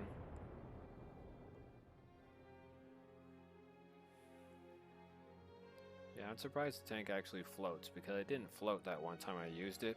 It kind of just sunk like a stone. Oh, I actually achieved another battle pass item. I wonder what I achieved. Or what pity did the game have on me? Just now, is the real question. Let's see what the battle pass has to offer me now. Well, where's my completed challenge, you freaking noob? Here, let me get my battle pass points, so I can progress with something I don't care about. Ooh, I can go to Japan, and then have some hamon. Yeah, let me choose a crew. Do I want to replace that? Yeah, I guess I do. Now, before I do that with my test drive for the next 12 hours, which I'm going to experiment with it, let's go to Japan for a moment. I'm gonna keep that one in. Gonna have to keep that one in. This one as well. I guess I'm gonna replace my anti-aircraft, the Tase, since it's pretty much outclassed. Okay, where's my rental for the next 12 boring hours? Let's go to Japan. Let's spend the 10 grand for this little airplane. Okay, now we're going to switch it from ground arcade battles to ground realistic. We're going to be at 4.7 BR. We're going to go in with the Honi with 103. We're going to go on with Chihakai. Yeah, I know what you guys are thinking. These are some pretty garbage lineup. This one's got a 90mm heat round. So, the whole E. Thank you. And everyone's favorite, the Sapper round. This one has nearly 2 kilograms of explosive mass and it's a 120mm gun. The Rogo Experimental. That's what EXP is short for. Although it's an experimental gun, it still screams jolly, like this big face right here. I wish I can get my face into this game, but I have to be a YouTuber with over 1 million subscribers to even get a logo of my own. Or I think it's 25,000 subscribers now to even get a logo inside of this game. And what they call a creator code with a promo discount of 40% off.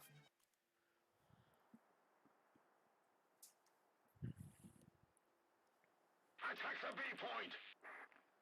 Don't worry, I know you guys want me to attack the B point, so I'm gonna take this thing. Defend the B point! Yes! Gonna take my ancient war vehicle. Flank! And let's just call it the ancient tandem elephant thingy.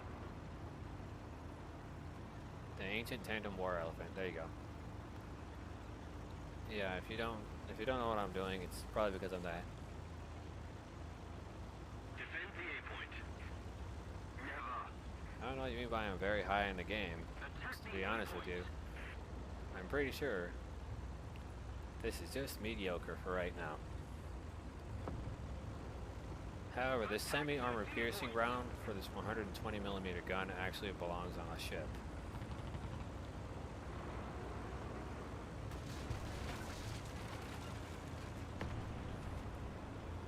Well, I can tell you this, the more you level up in the game doesn't mean the better quality vehicles you'll have. You could be playing low tier your whole life and be level 100. And believe me, once you get past low tier, you'll see what people are talking about when they say this game is cancer. Once you go past, I think it's 5.0, that's kind of when the stuff starts to get, you know, really annoying. I'm not going to rag too much about this game, but I do happen to like it a lot. But at the same time, there's also times where I don't like it. Henceforth, why I apply this stress relieving sticker on the side. If you know who that is, let me know in the comments below.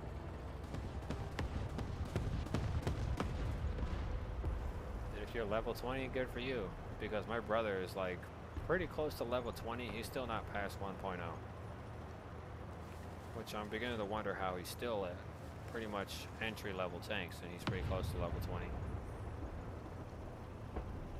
He hasn't been spreading out his research, but he has been in Germany low tier for a while. I'm talking about like barely got the wheeled tank.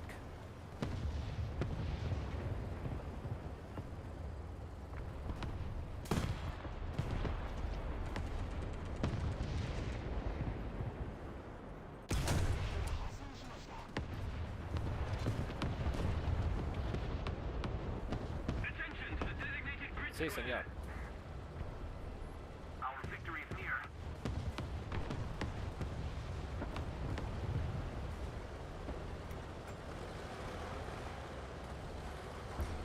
Yeah, the only thing is my brother hasn't unlocked a single Panther or Tiger yet.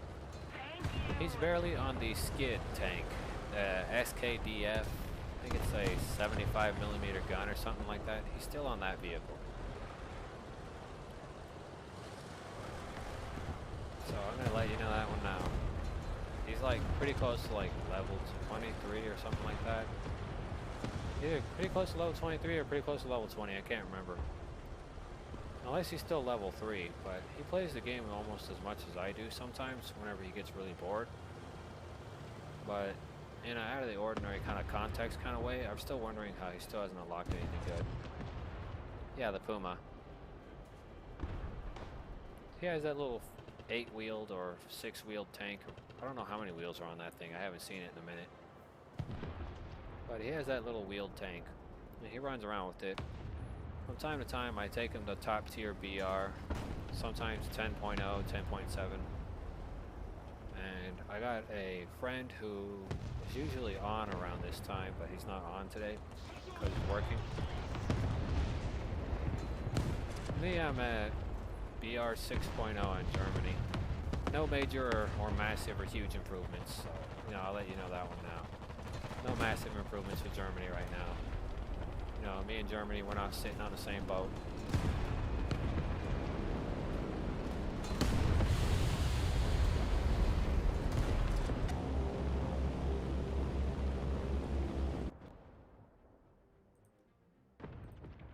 I'm beginning to wonder how anyone's even on my team at this point. When they just let that bastard drop a 5,000-pound bomb. Either way. Come on, you stupid Japanese machine gun.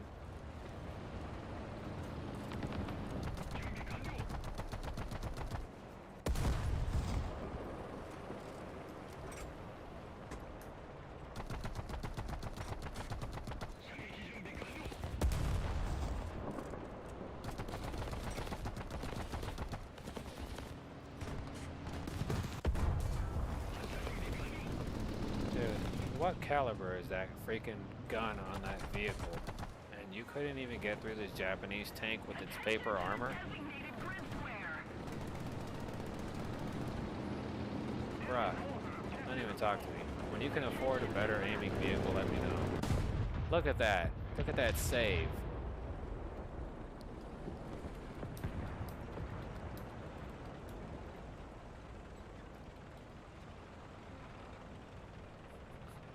Look at that save. Excellent. Oh, this guy's still trying. Oh, it looks like he regrets it.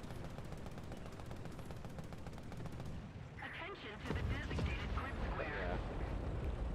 I want to level up the USA anyways. Germany, so Germany doesn't bother me. Yeah, I could feel you. I tried going up in a Germany class for a little bit, but in order to get any of the tanks I actually want from Germany out of it, I have to work on this other side of the tree in which I don't have anything or any progress going for. And since apparently the Dicker Max and everything before that locks that class from me ever researching it, I have to go up that tree on the left. And then to get another tank, I have to go up the right side tree, Keep it up and victory like will the be very ours. far right on Germany.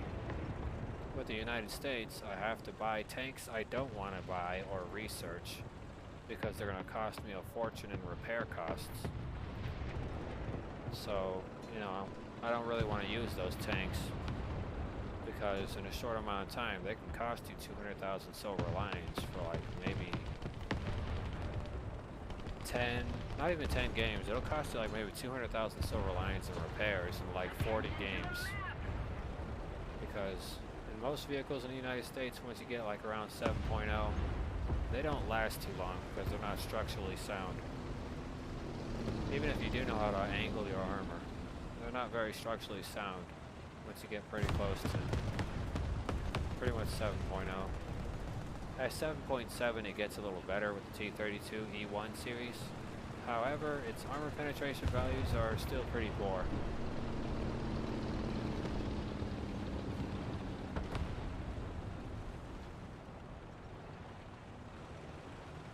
I hope that PE-8 enjoyed getting wrecked. Super Pershing and T-95 are expensive as hell. Yeah, I saw the repair costs on those things. If you want to throw away your wallet, you know, if you want to give away all your savings to Gaijin, I guess use that and the T-95, the big boy tank, the tank destroyer. Use that guy.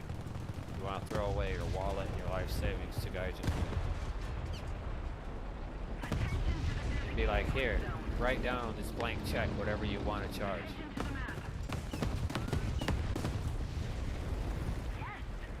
Looks like I get to take out a Beretta 501. And since Japan has a very silent moving tank, I can do my job. Let's keep the pressure on. Victory is close. Goodbye, Beretta.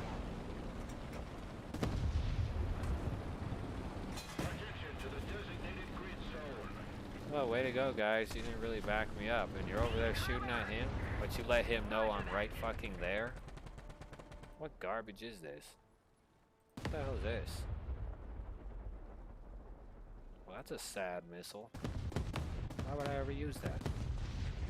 I think I'm better off with the single 250 kilogram or the 260 kilograms, considering how lightweight the vehicles are at this BR. Attention to the designated grid square.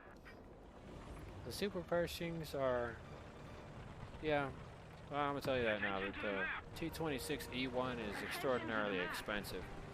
As soon as I spaded that vehicle, I threw it away. I did not want to use it no more because the 10,000 silver lions it was costing me per game per death was annoying me. So I threw away the Super Pershing as soon as I was finished with it. And then you got the regular Pershing, which cost pretty much as close as to the Super Pershing's initial total value. And if I ever go up that tree, which I know I'm going to go up that tree, I'm going to throw that away as soon as I'm done spading it so I can grab the next tank. Assuming it costs less. Otherwise, if it's expensive dollar per dollar here and there, you know, I'm good. You can keep your Pershings and the ones after that all to themselves.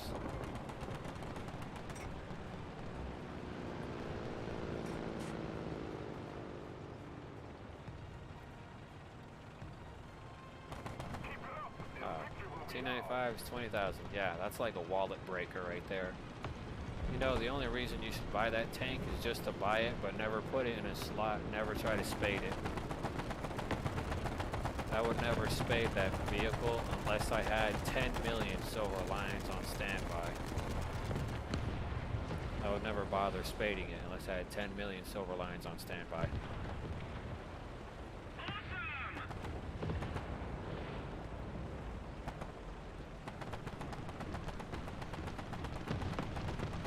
You know, I'm actually surprised I actually got a single kill this entire game. Awesome.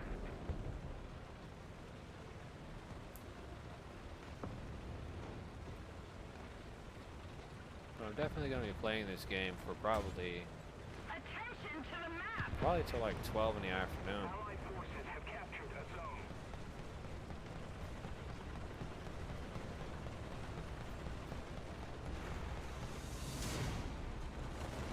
One ground target kill. It doesn't really bother me that I got one kill. It's progress, man.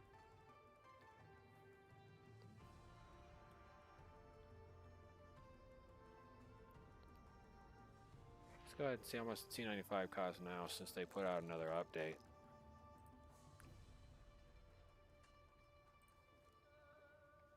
Wow, look at that experience that I have available now.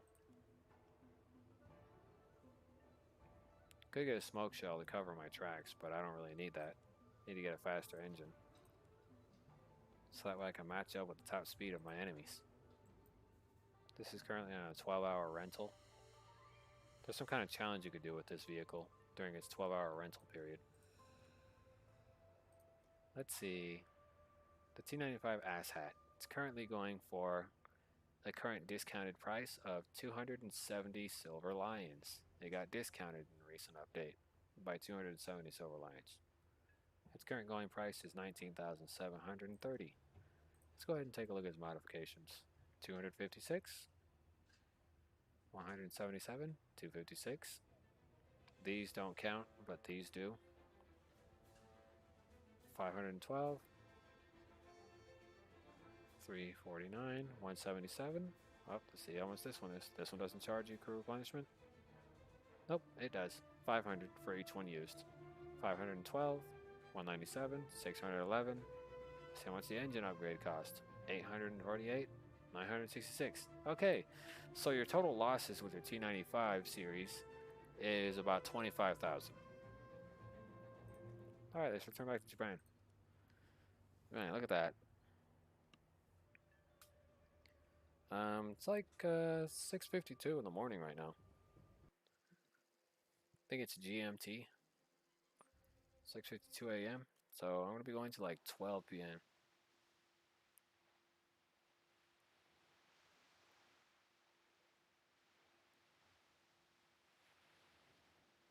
Yeah, it's only very deadly in the hands of experienced personnel who are used to traveling at slow speeds and like being shot at.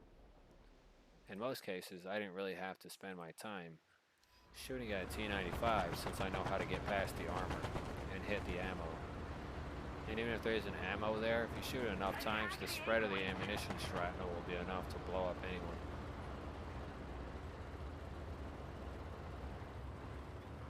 The semi-armor piercing high explosive round inside of the main gun of this thing should be enough to shatter the roof of any vehicle.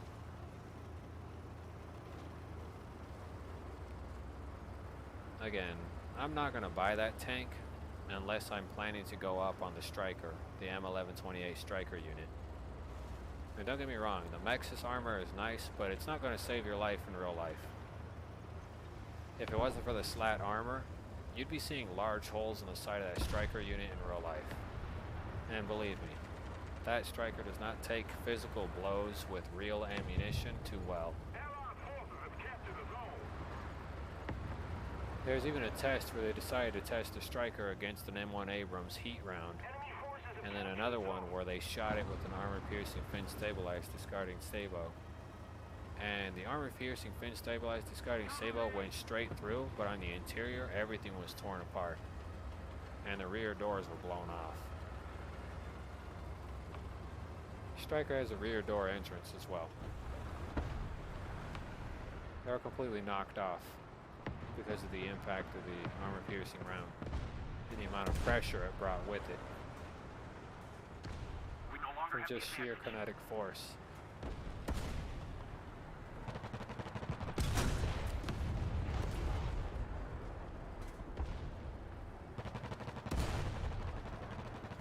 That T-34. That is.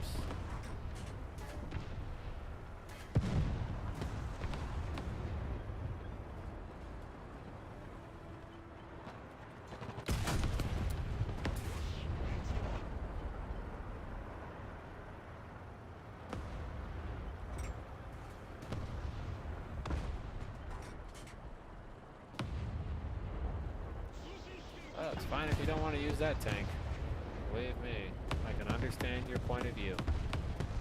You'd be throwing away all your hard-earned silver lions into that vehicle just to gain absolutely nothing. Not to mention the reload rate is a bit atrocious compared to how much crew is actually inside.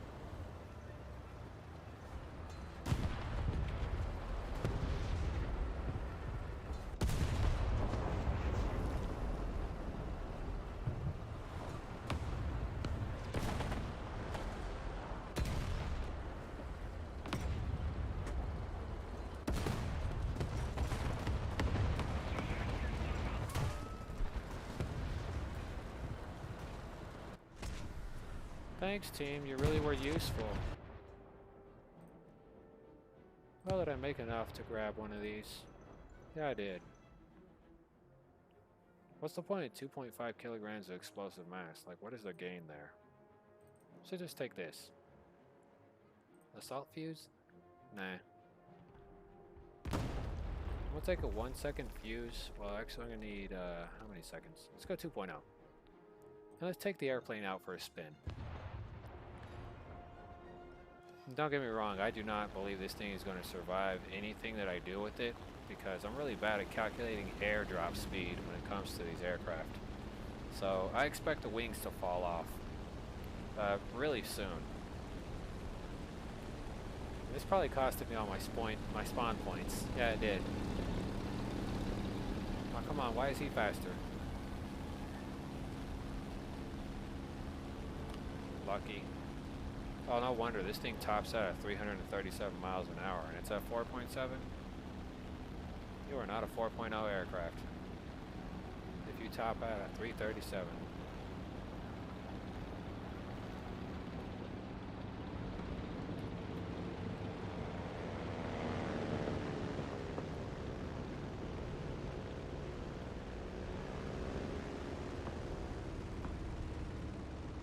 Oops. If we don't do something fast, the enemy will win.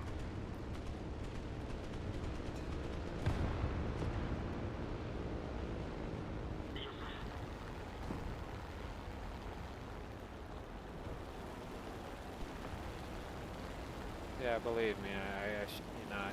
I'm pretty bad at calculating the distance for drop. So I probably overshot that guy. Hugely overshot that guy.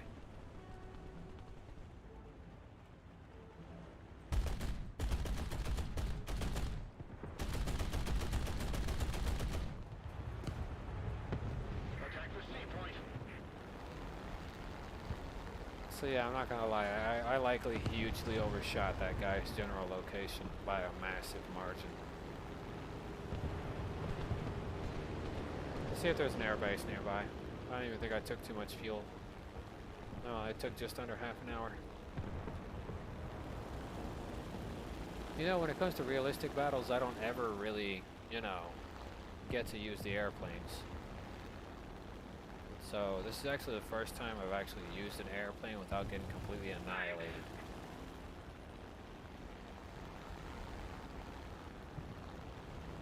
So this is actually a plus for me. Attack the B point. Attack the C I'm just point. gonna go ahead and kill the engine right here. I can coast pretty much the rest of the way.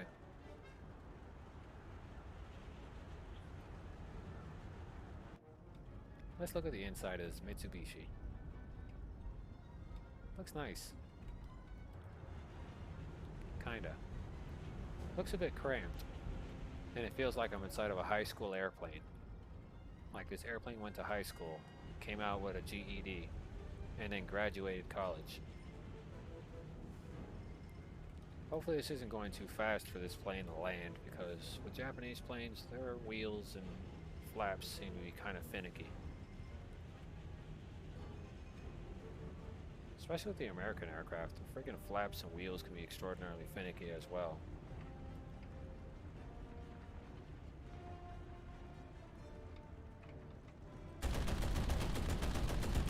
If we don't do something fast, the enemy will win.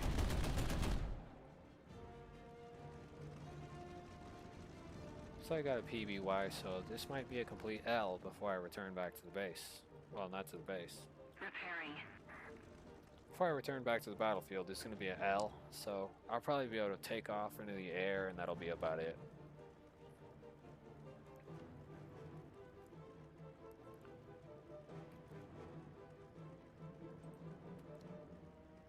Too bad while I'm on the ground I can't change the timing for the explosives. Not even with reloaded explosives. Let's go ahead and put it at 70% thrust. By the enemy. The enemy has captured most of the strategic zones. Roger, roger. Taking a big fat L.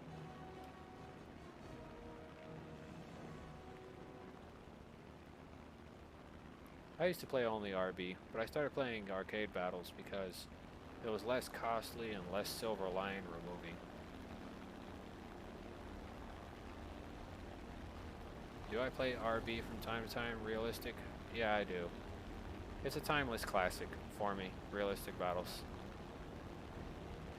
I mostly do it at low BRs, and I don't do realistic on top tier no more because, well, it's kind of cancerous. Don't get me wrong, top tier RB is pretty much cancer. Everybody's using thermo. You're better off grinding for the thermal scope on arcade battles, and then once you have your thermal scope, then you can go ahead and have at it like everybody else and tank RB and stuff like that.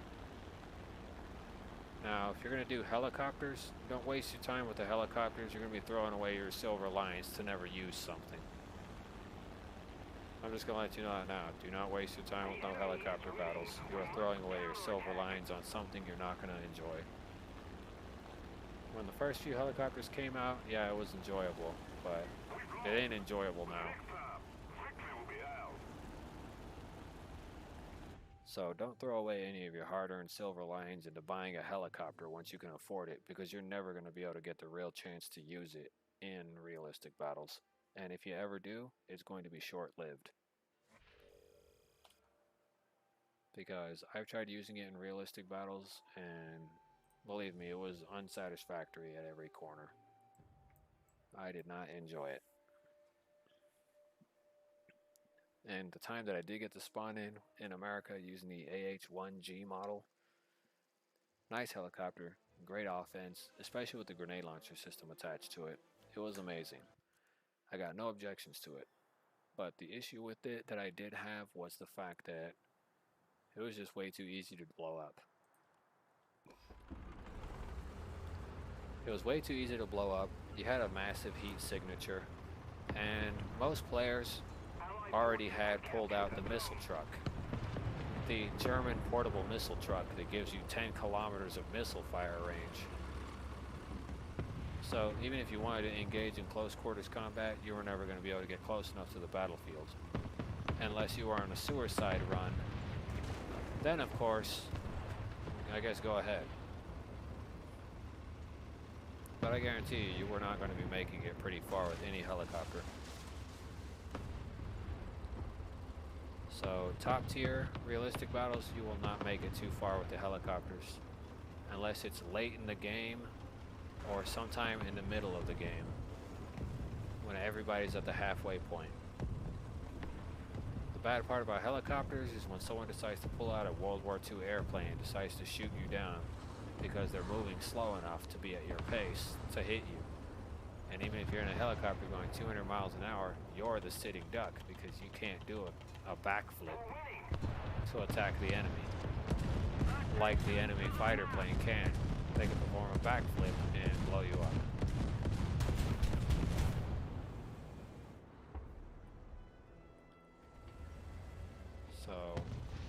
if you're wondering, yeah, top tier BR, wouldn't recommend it if you're doing realistic and you're trying to use helicopters in top tier. You're not gonna have a good time. You're better off using it for tank assault, which in tank assault, the helicopters do pay out a lot. They're really fun to use. I haven't gotten RB or have used any of my helicopters that I bought. Ever since I bought the Mi-24D when it came out, the famous Hind Designated grid square. that was capable of absorbing a mad amount of shrapnel in real life, well, in real life the helicopter can handle an extreme amount of abuse, from small arms fire to large caliber fire. The Mi-24D can handle a massive amount of firepower. In this game, the Mi-24D is pretty much stunted. There is no way you're going to enjoy the game with that tank. I tell you that now, you are not going to enjoy it. It's going to be bad. It's not going to be fun. Don't waste your money on the premium. You're better off skipping the Mi-24D, and you're better off going with the Ka-50 Black Shark. But I guarantee you, if you go Black Shark, you're only going to be using the Black Shark all day, every day, to shoot down new players. And people say this, and as of recently, a lot of people who are big streamers, big YouTubers, they've been telling low tier players, oh, no, you don't want to go buy the new vehicles and use the Black Shark and get mommy and daddy's credit card and go missile blasting everyone at top tier. Well, let them missile blast everyone at top tier, because whenever they go top tier, you guys are missile blasting them anyways. When they got their first helicopter, you guys were missile blasting them right out the gate because you knew they had a severe disadvantage. So why are you gonna get pissed because somebody decides to go credit card warrior and ask mommy and daddy for $60 for their birthday and go buy them a new tank or a new helicopter that will put out, you know, the results they're wanting, which is the win, which they're so desperately desiring. Like, why get mad? If you hadn't have done it to them, they wouldn't have bought that stuff and completely left all the other junk behind.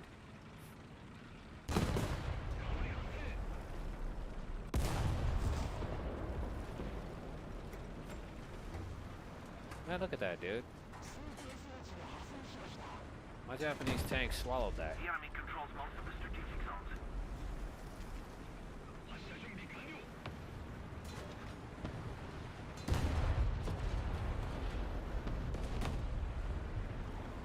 Allied forces have captured that zone. Man, dude, you're in a what? And you couldn't do anything in that?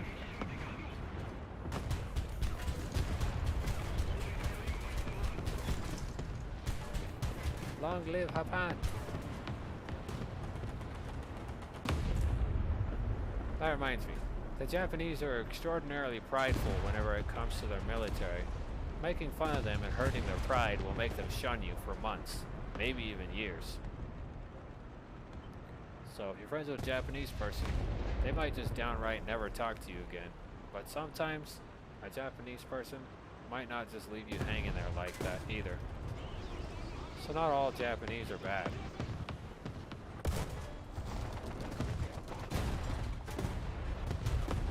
I'm gonna tell you that now, personal experience.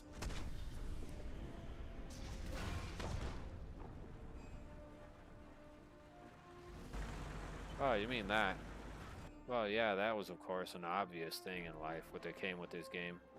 No, I'm gonna tell you that now. There was no way and there was no way in hell they were gonna let you, you know, grind up to the ranks and not have some kind of barrier between you and what you want. I mean, it was literally what? It was less than 1 million XP to research for the T90 originally. I had research in the T90 whenever I started and I was able to buy it. Well, right after an update, I had to buy another tank in order to get to the T90.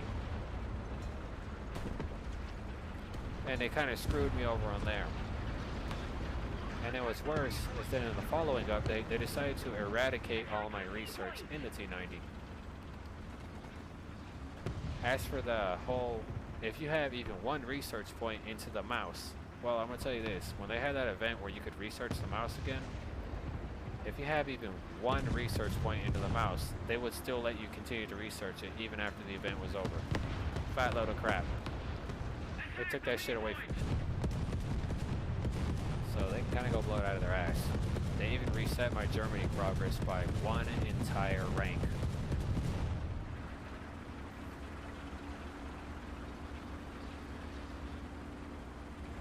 Attention to the map!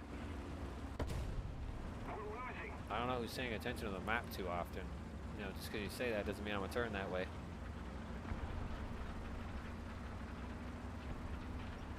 In fact, I lost a lot of progress whenever I was using my Gaijin account to log into this. When they decided to merge my Steam account and my Gaijin account together, I ended up losing a lot of data. So they split the difference and took away all my research that I had in Russia, all the research I had completed with Germany, and all the research I completed in America, and they reset them all back to rank 1. I'll tell you that from personal experience. They reset all my progress I had completed.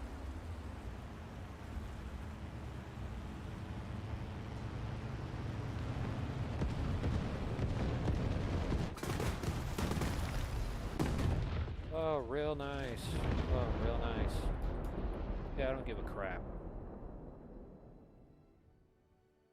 Come on, dude. You're taking longer. It's like watching... I'm not even going to say it, but it's like watching the worst thing I could go look up on PH. And watching it happen in slow motion. And I still haven't figured out what the worst thing to watch on the internet is yet. Probably never will. Oh look, Key 27 Osu. Well, too bad, Mr. Osu. Let's go to my research. We're going to 4.7. Do I want to play Air Arcade Battles? Yes, I want to finish the rest of this Japanese research.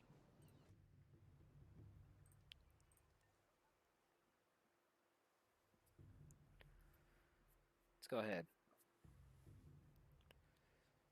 Ow! Seriously, I gotta stretch more often. Man, I would create some channel points, but I'm not into that whole ordeal.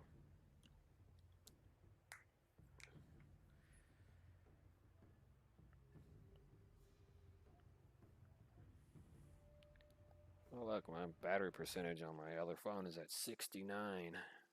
Oh, naughty phone.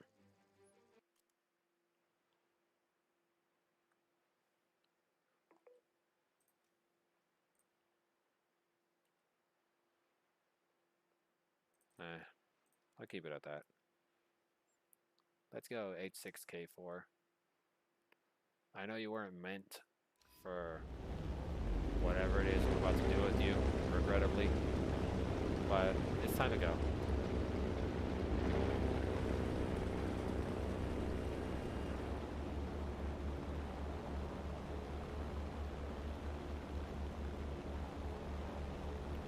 You know, in real life, I feel bad for the Japanese person that had to sit outside of this thing. Imagine all that cold air in your face. That was probably the worst experience this person probably ever had in his whole life. They probably chopped off his fingertips too. I feel bad for him.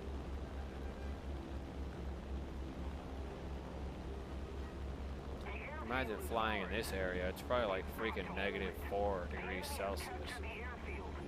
We've got to regain control of it immediately. Considering it's got ice floats, I would assume it's like -4.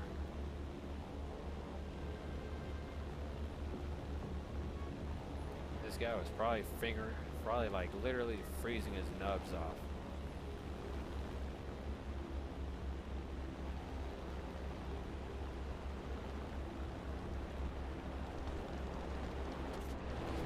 I feel bad for you, my Japanese brother. I'm part Japanese. If anyone says otherwise, well, oh well. I'd like to discover a little bit about the heritage of my family so that I can move on with my life. Ah, that's a pretty big caliber. Most of the zone's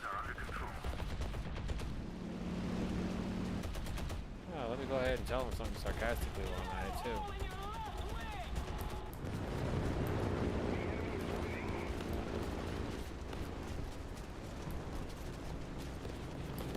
That's a nice kill. Did your mommy help you with that? Whoops, forgot to put on all.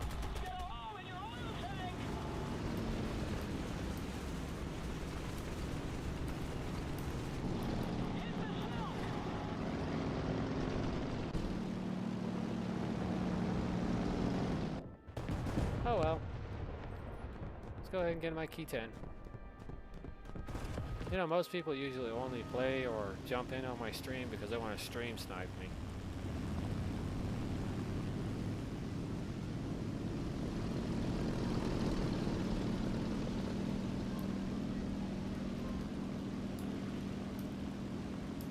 Come on, help you kill me.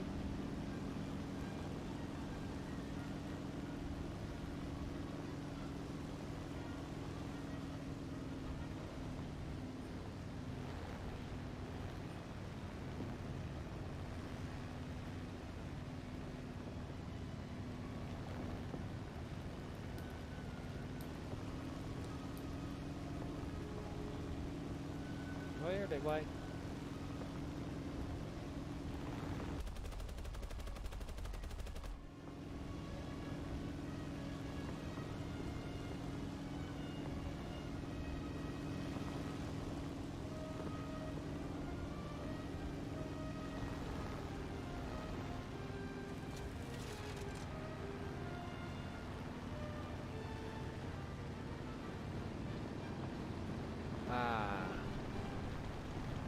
May the wonders of life really prove to be fruitless.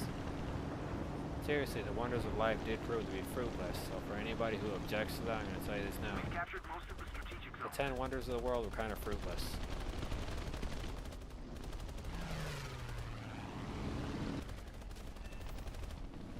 There we go. I just had to put his pilot unconscious. You know, I always gotta put him to sleep, man. They're always constantly invading my personal space. And my extraordinarily small plane. The enemy has captured the airfield. We can't let them keep it.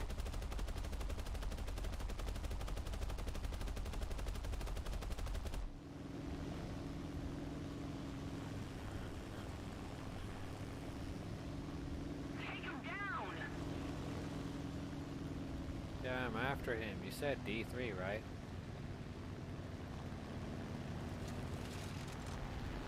I wonder if that guy knows that if you keep flying that way, you'll blow up.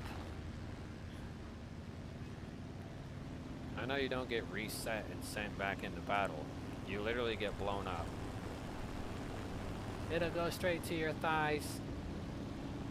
And then you blow up.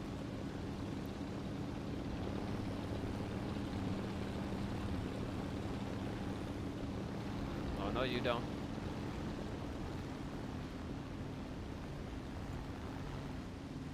You won't be faster than me. Whoa, mid-air explosion.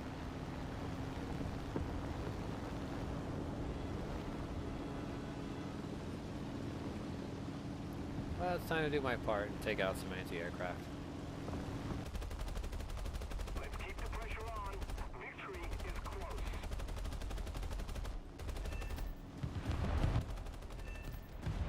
By the way, believe it or not, this is actually one of Mitsubishi's first few airplane designs for an engine.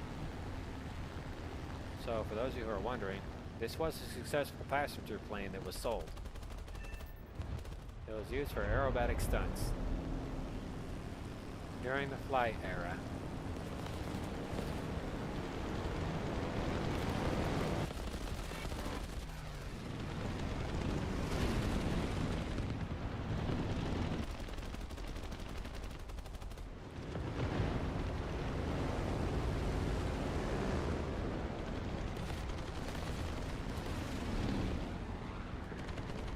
You know, it really sucks whenever your plane doesn't have the ability to do all the stuff mine do.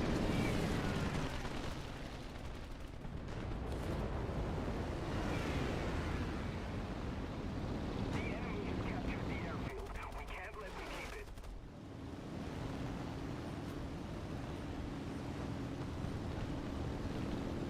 and medium tanks.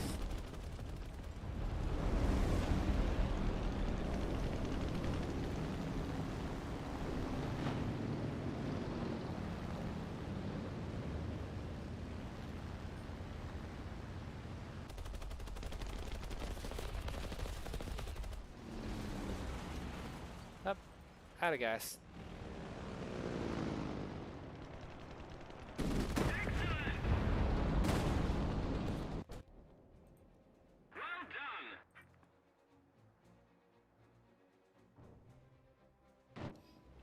Somebody legit just land on the ice.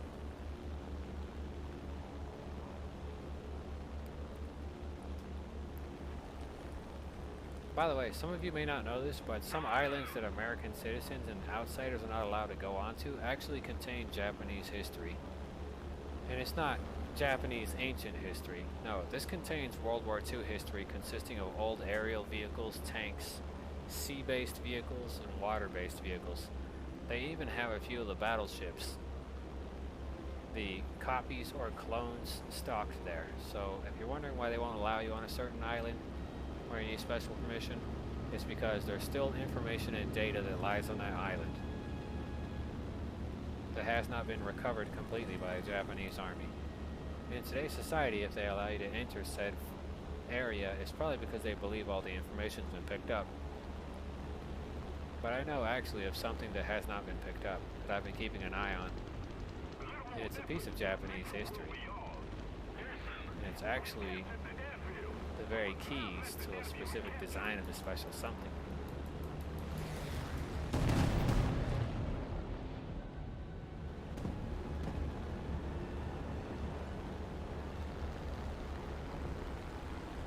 They still have his location marked, just in case.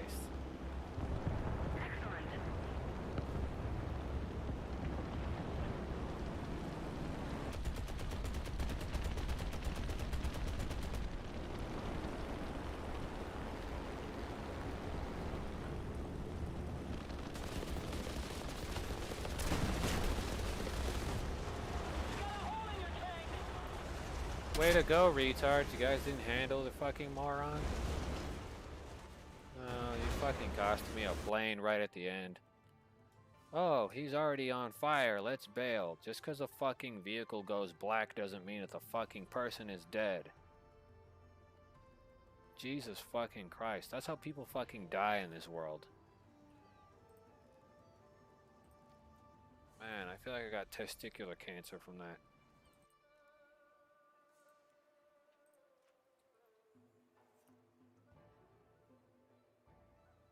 That literally gave me testicle cancer.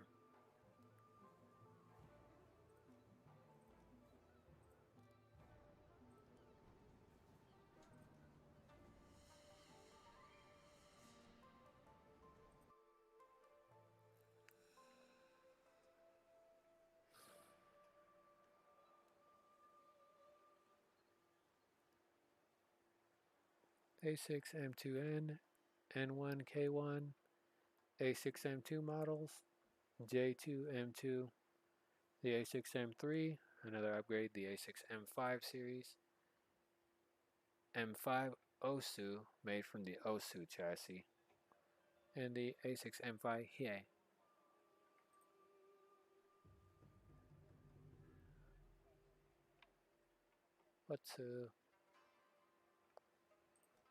Yeah, I'm gonna really just more or less mispronounce a lot of things in this game. So for anyone who's pissed off at me, I'm gonna go ahead and say go ahead and be pissed. Because I'm gonna guarantee you that there's probably not gonna be an entire, and I'm gonna say it, there's probably gonna be an entirety of a timeline where I'm not gonna fucking mispronounce something. So my poor vocabulary and functionality, yes. Where the hell are the guns on this thing? Oh, you've got to be kidding me. This thing only has one gun? How is this thing on Japan's side? In fact, how is this even a Japanese version of their jet? The Kika? A 30mm with only 50 rounds? And most of it is high explosive? That's sad. Talk about a neutered jet. This one has 430 mils. And this thing isn't even neutered. This one has another set of 430 mils. This one's another set of 430 mils. Let's see the armor penetration when you go straight into ground targets. Only 23. Okay, yeah, it's still neutered because they're training rounds. So let's go ahead and send you to Holiday because you're not needed no more. Got one more little airplane at lower BR to get through. I plan to go forever. Or as long as I can, or until I get bored of this game. And believe me, if I get bored of this game, I'm just going to drop this like eggs. I've dropped this game like several times like eggs. And if anyone's wondering, why do I curse so much? Why am I cursing? Well, I'm going to tell you straight up. I'm doing it because this game is annoying. And it pretty much takes away from the stress of dissatisfaction. Let's go ahead and activate some anti-vac. Oh, really? You're gonna deny me my anti-sausage? Activate my anti-sausage order. Activate it. Attention to the designated grid zone. Activate my anti-sausage order.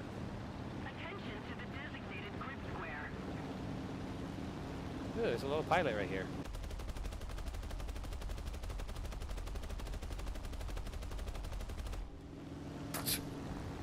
Right in the suit. The enemy has captured the airfield. We can't let them keep it.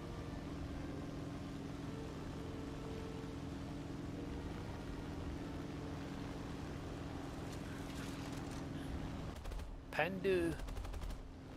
We captured the airfield. Now we need to hold it. The enemy has captured the airfield. We've got to act fast.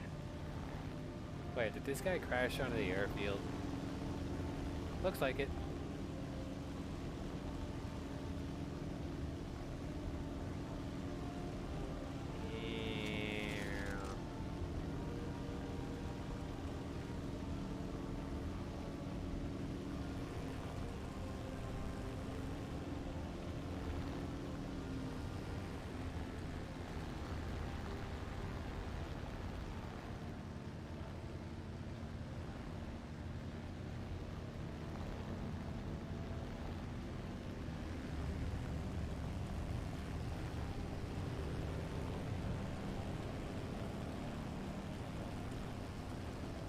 Thank you.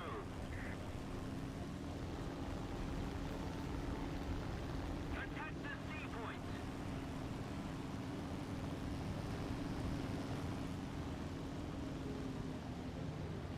Wow, look at that packet loss and that massive ping jump. This tells me an asshole is attempting to stream when they shouldn't be trying to stream on their media platform of any kind while I'm in the middle of my live stream.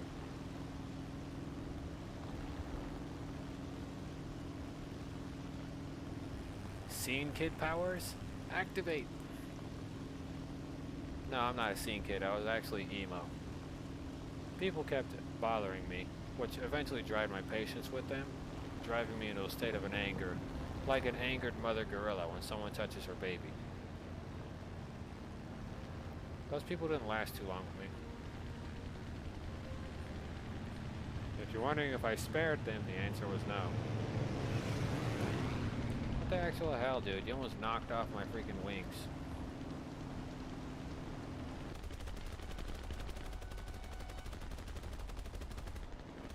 We captured the airfield. Now we need to hold it. Whoa. Whoa.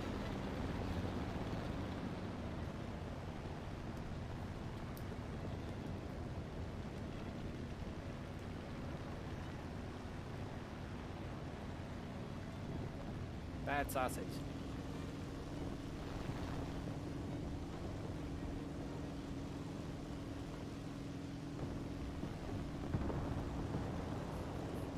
I always called that guy a sausage.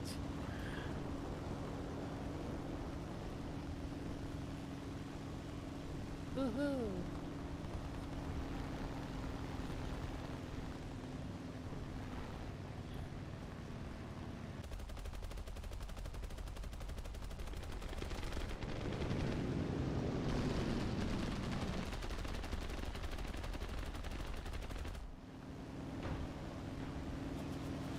keep going until he's officially dead, man.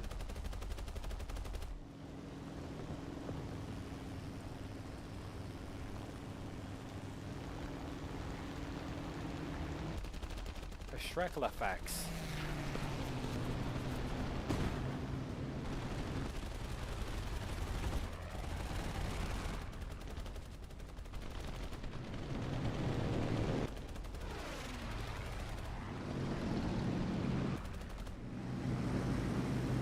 Oh, looks like I ran out of machine guns.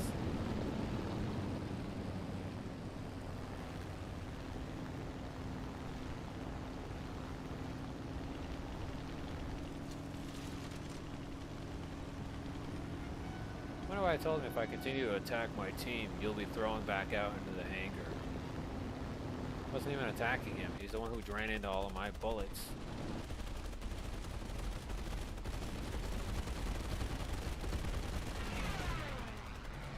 Seriously, get the fuck out of the damn way of the fucking rounds, dude. Fucking crossfire and your axe.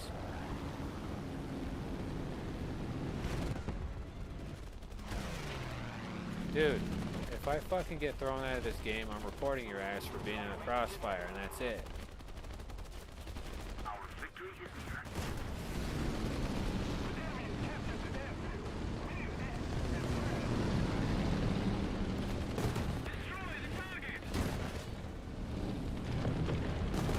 Man, why do they gotta hate on me? You bunch of cock blowers. Oh, look at that, fucking warped audio.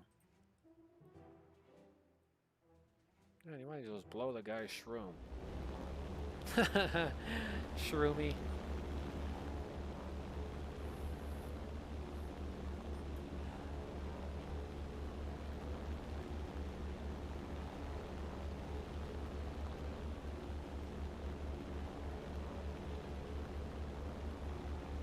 Shrooming with Shroomy.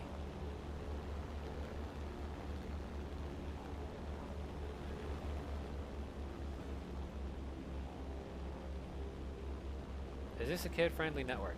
The answer is probably yes and no, depending on the game I'm playing. I do put a disclaimer somewhere, and I'm not sure if YouTube erased it or not. I hope they didn't, but the disclaimer says that this channel has mature content from time to time. I do try to keep it as kid-friendly as possible, but unfortunately, yeah, that's really hard. Especially when things are super annoying. Attacking. We are losing. Really? Really? Where'd that HE double hockey sticks to that tank go?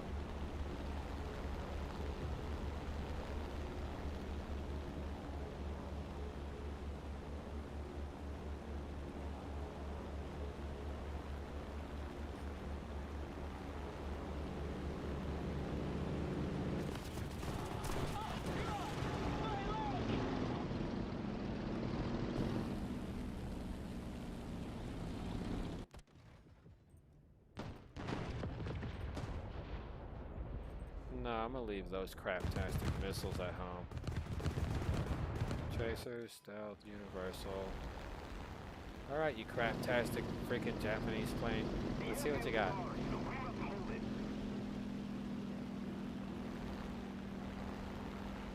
We've captured most of the strategic zones. Destroy the target. Oh, come on, you Japanese airplane. What are you running on? 40% lead? Oh my god, don't tell me I gotta shut off the engine of this pile of garbage and then restart it.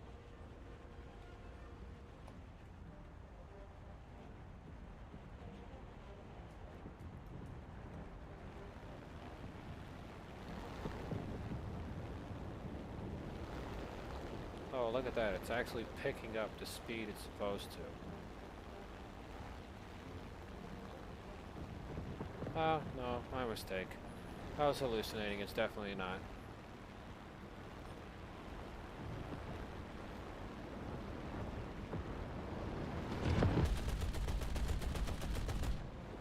Look at those rounds. I'm just lobbing them at this guy and they're all missing.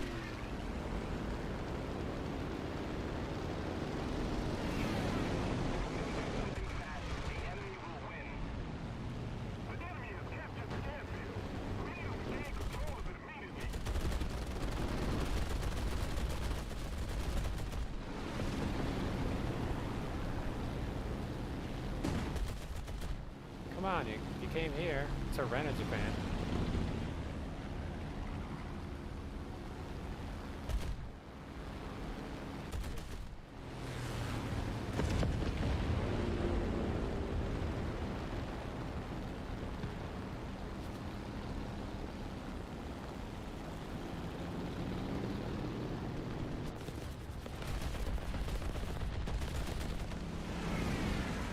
That's the part where I fucking quit. I'm not doing that if that fucking mid-air collision didn't fucking slaughter his piece of shit 109. Because that was straight up slaughter right there. There was no way he was gonna survive that. That was just straight up slaughter.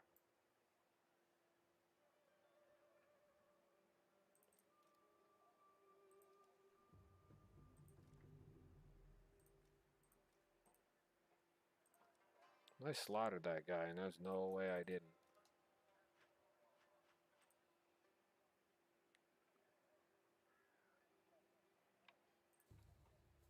To switch over the ground targets and it's 13.2s are gonna have to get tossed out because the default ain't doing crap diddly. Universal's got a bit of something in it, but I need to get that one going.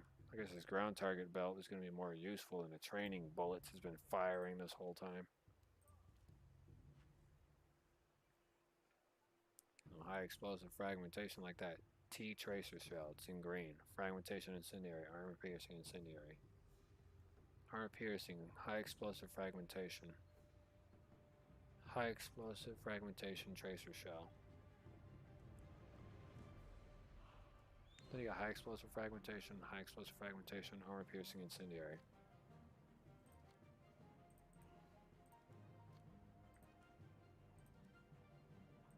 You can give me the victory all you want, but it's not a victory royale to me. It's a big old fat L. Finished. Every one of these nightmarish little planes. Finished. Finished. This better be finished. I hate it when planes aren't finished when clearly they were supposed to be.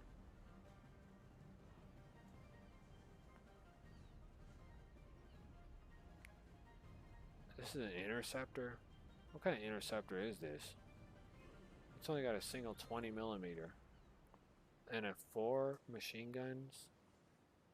Okay, 4 machine guns with 7.7s. That's not bad because that's way more than what most other vehicles offer. So it's got a quad system in the rear. A gunner and a gunner. How's this guy going to shoot anything if he's facing the other direction? This is the only guy that can literally see over the rear of the cockpit. How is this guy seeing crap? It's got better ammo than most rear gunner turrets do.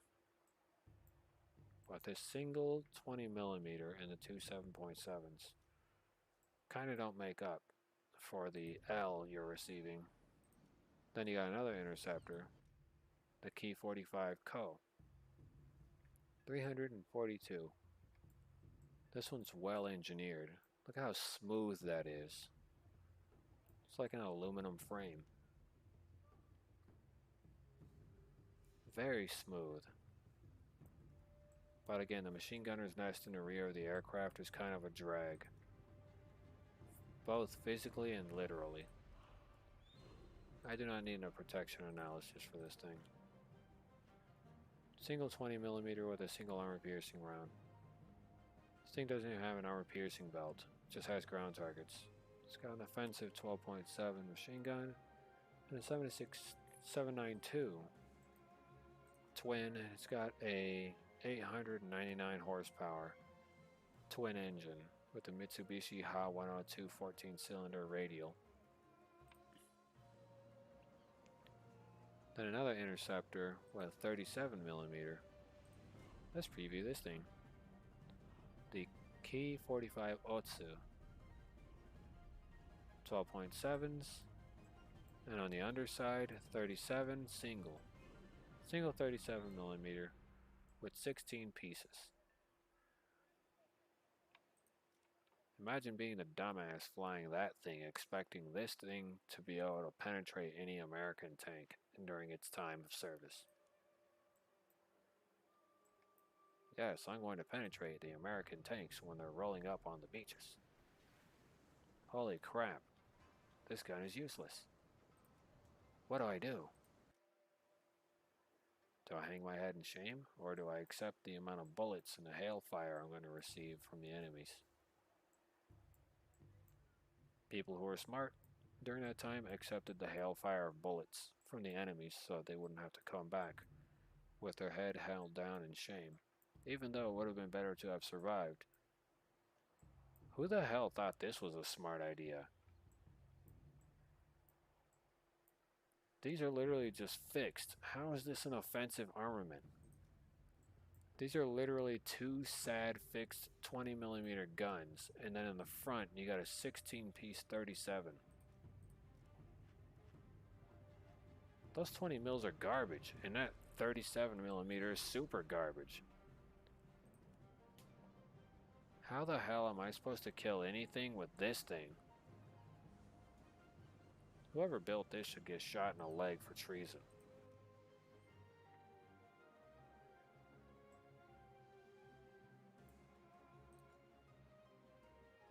Another 37 with 15 pieces. They took away the lame machine guns that they added, and they only put one 20mm on the bottom.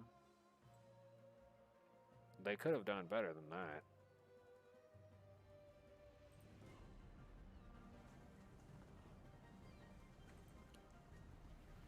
Is this the one I was just looking at? Yeah, I think it is. Still the 899 horsepower engine. Probably couldn't get more out of it. This one's got 1,532 horsepower. This is literally a twin engine and it's an 88mm gun carrier. No, it's a 75mm gun carrier with 15 rounds. This thing is a micro bomber. What the hell are they doing with that? It's got a nice rear gunner. I mean, this guy's got plenty of space. Sort of. Must have been very uncomfortable having your hand right there to shoot the gun. Imagine being hit in the chest with that gun the whole damn time.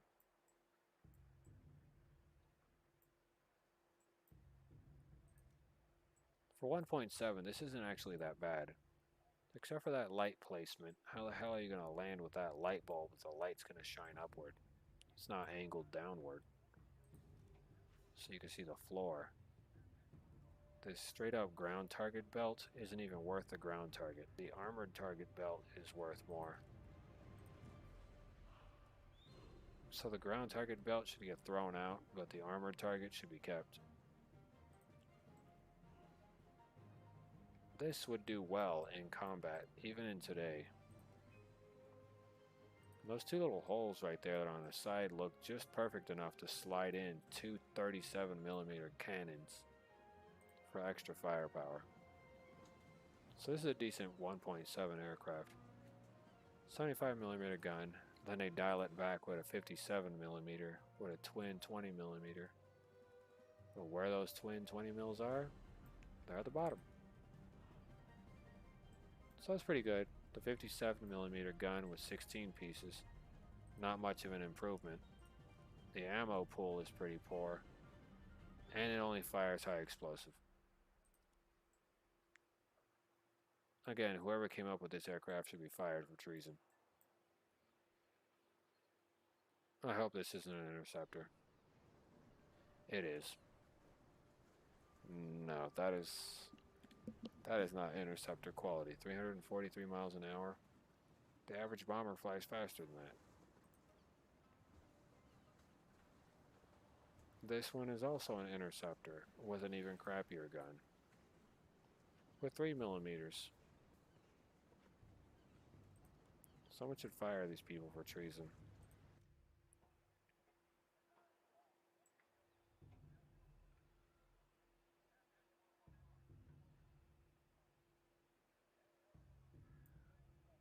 They should have pretty much threw away the high explosive rounds. They're not going to do you no good, especially if they only do 3mm of armor placement. And the air fuselage frame structural design was stronger than 7 and 10mm. So being hit with a 37 wouldn't have done crap.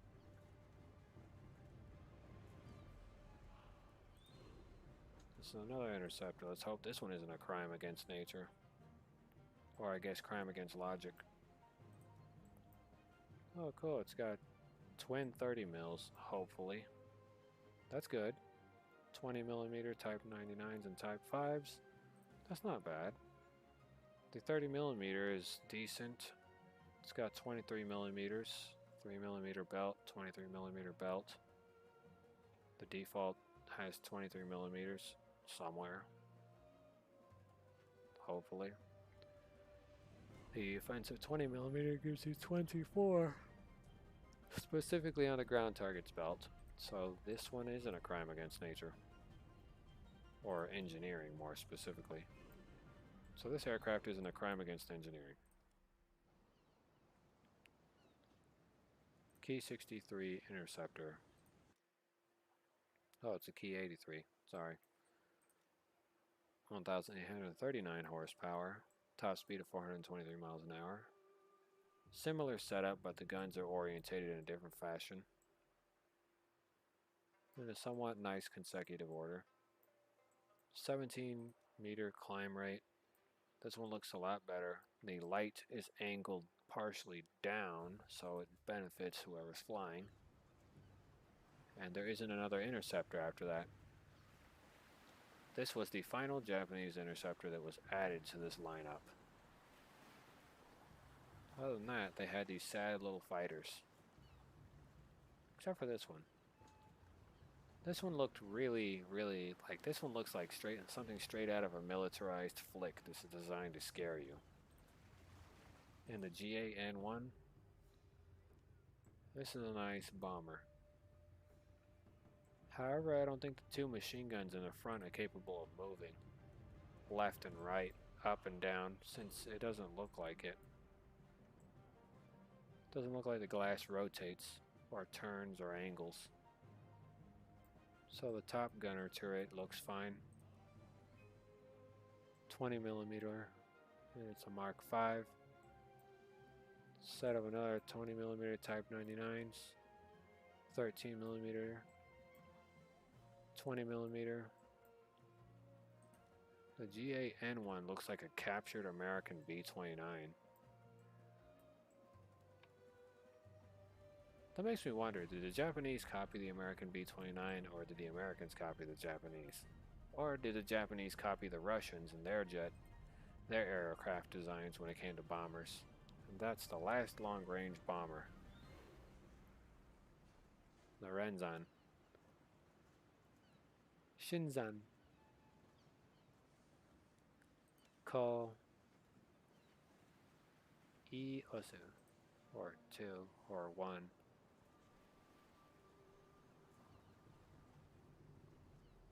Kandoryu late. Not bad. Either way, that was the last long-range bomber the Japanese ever designed. They should really start working on bombers.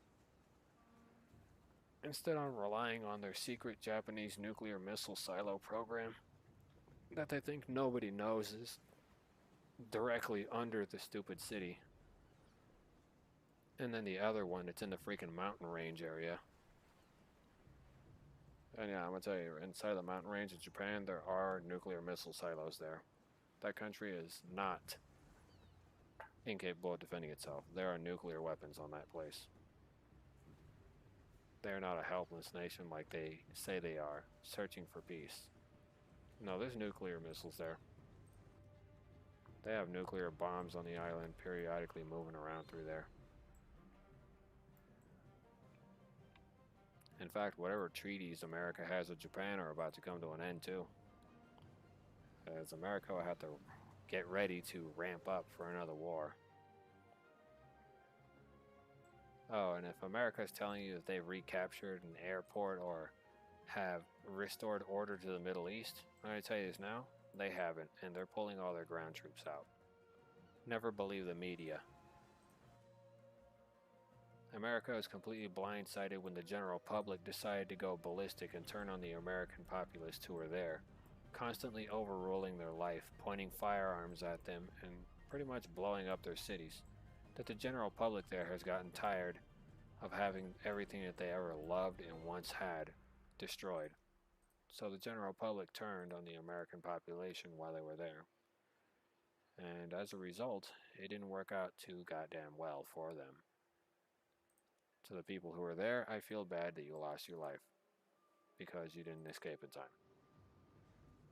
To the citizens who believed America when they said the Taliban was going to murder them out there, I'm not saying I support terrorism or the people that were there, but I am going to tell you, from what I've seen in live footage from a very special person that lives there that I know, I ain't see no Taliban shooting no citizens.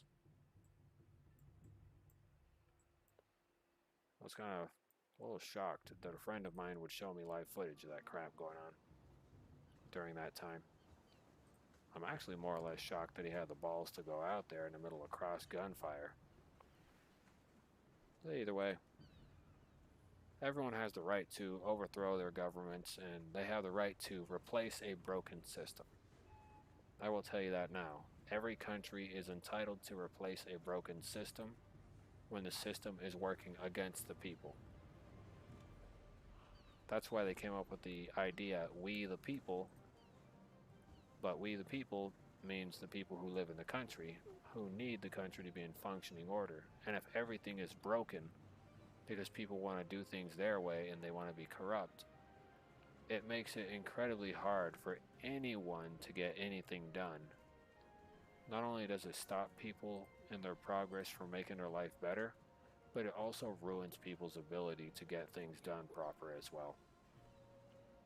In a context, I am not saying overthrow your governments, but in a way I'm also telling you, it's not like your government is helping you out too well either.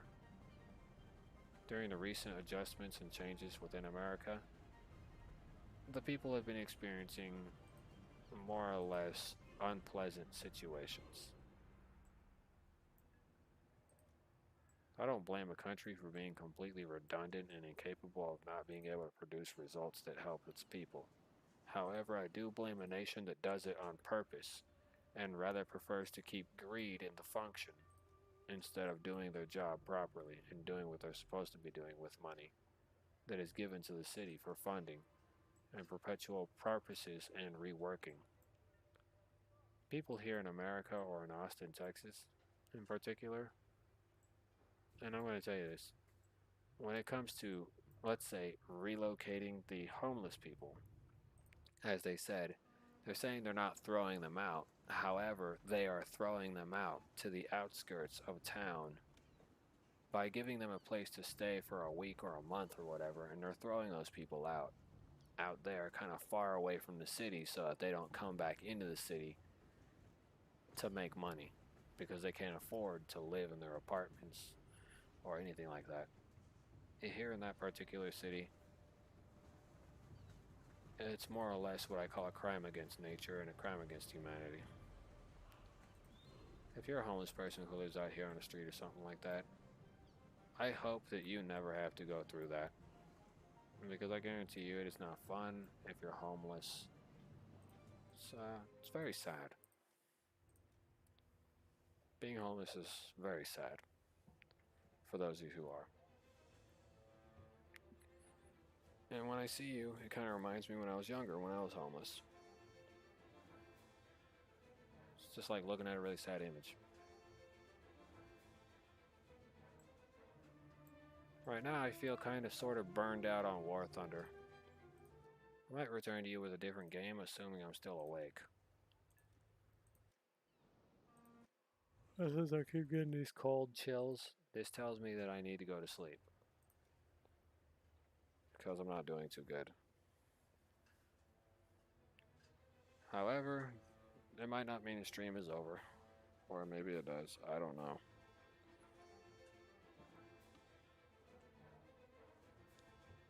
Out in Austin, Texas, they say they're giving the homeless people a place to stay.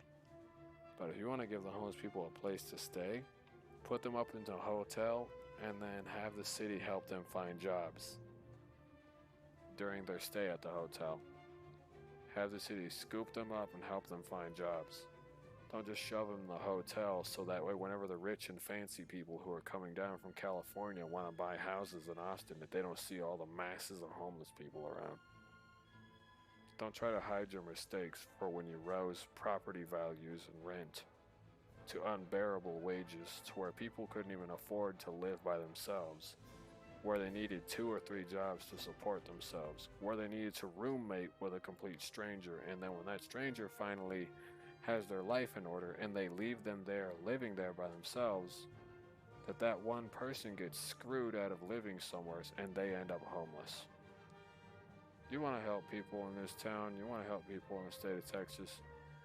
Well, looks like somebody needs to come out here and be Judge Dredd or the Terminator and start literally start killing the corrupt politicians that are in this city, because they're bleeding this city dry and not putting out enough material for the city to be sustainable for human life. Pretty soon this city's wages and values are going to be completely blown out of proportion, and nobody's going to be able to live in this city. Not even in the outskirts. This city is becoming another New York, another California, where you have to make $100,000 or more a year just to even have something out here. It is becoming impossible to live in the Lone Star State that didn't want to advance to all that new age BS. Nobody wants the Tesla Gigafactory because they didn't open up jobs for people here in Texas. All those jobs were already pre-reserved for people that were moving from California to here in Texas.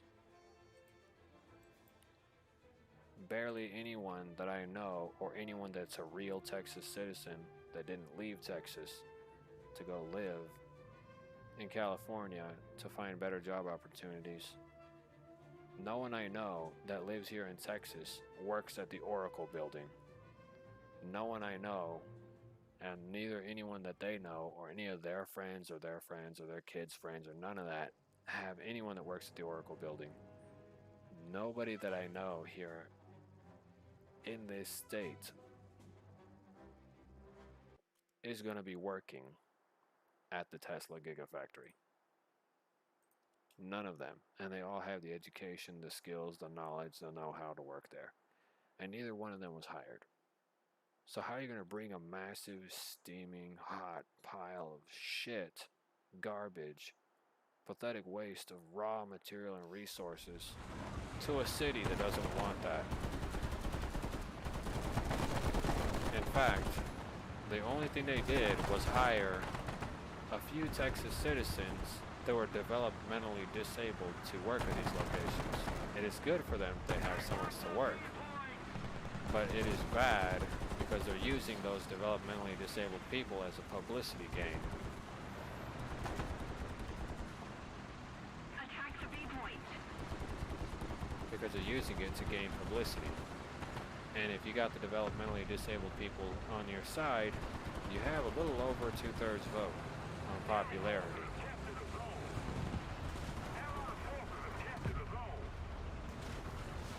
And if they were going to hire anyone from Texas, they should have hired the people that were living here. So, I for one believe Elon Musk should take his bullshit factory somewhere else. Nobody needs it. Plus, Tesla sucks. I don't know how many times somebody has left a Tesla in my neighborhood on purpose unlocked to see if I would go steal it. And you know what I did? I reprogrammed their Tesla. I decided to reprogram their Tesla so that everywhere that it drives, it would make fart sounds. Attention to the designated grid zone. Because people park it in front of my house. They would park their Tesla in front of my house and go walk to their house on the other side of the neighborhood. So I began reprogramming Teslas to just make fart sounds.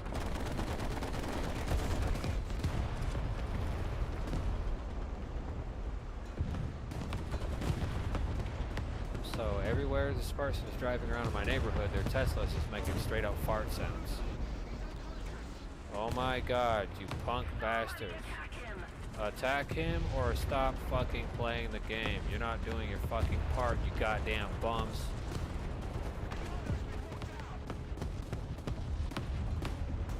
wasting my time, consuming my silver lions, and costing me my fucking crew. Fuck off.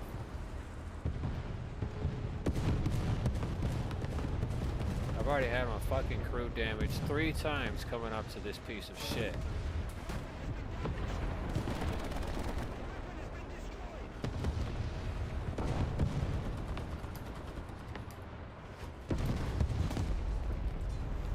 Move up, bitches.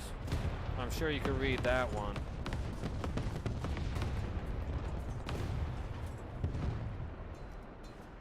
Man, I hate this game.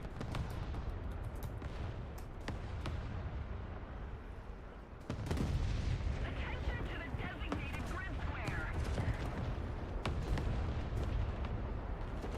Man, dude, like I'm over here lifting the weight and trying to move up. Like, how are you not gonna move up, dude?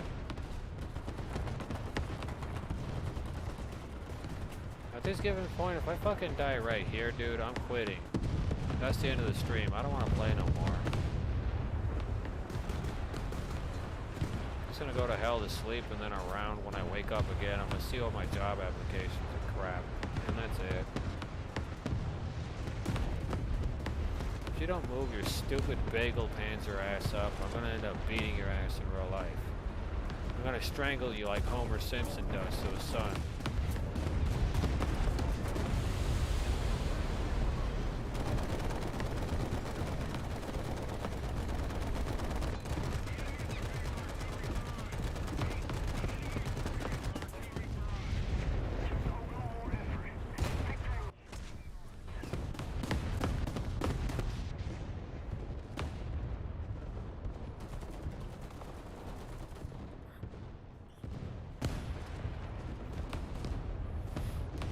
I'm really beginning to hate this game. Things are not working out with it.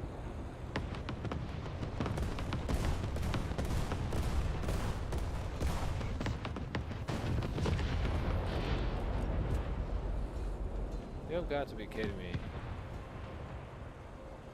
Yeah, you're on your own, dude. Yeah, have fun in the air by yourself. Nobody wants to do their part.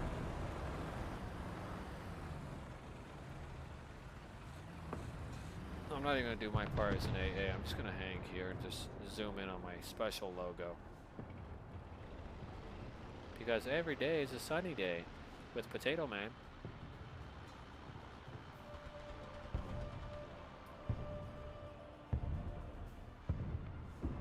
Look at that mouth. Just look at that huge gullet. You could just throw a huge watermelon-sized potato in there. They'd probably get lost.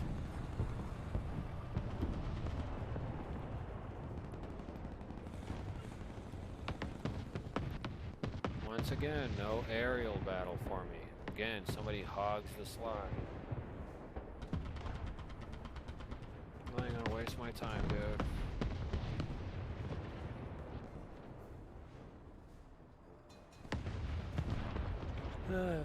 What? Oh, wait. Is there some fucks to give? No? I guess not. Sorry, you have to upgrade your ass package to get that.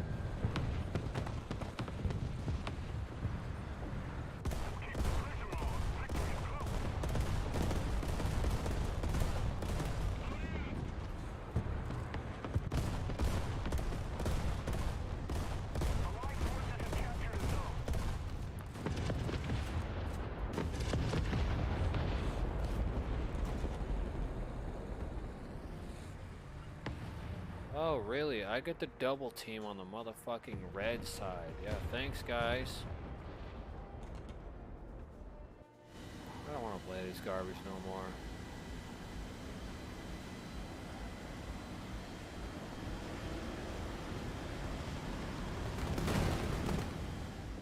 Yeah, I'm not playing this garbage no more.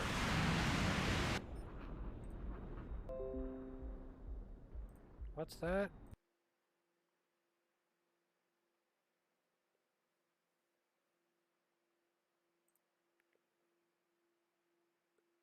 Oh, fuck you with your account problem. That's bullshit. There ain't no account problem. I'm not entering my motherfucking password to my PC just so you can fucking verify me. Fuck off. Microsoft would never ask you to re-verify your Microsoft account information. I'm not a fucking moron. Fucking ass clowns.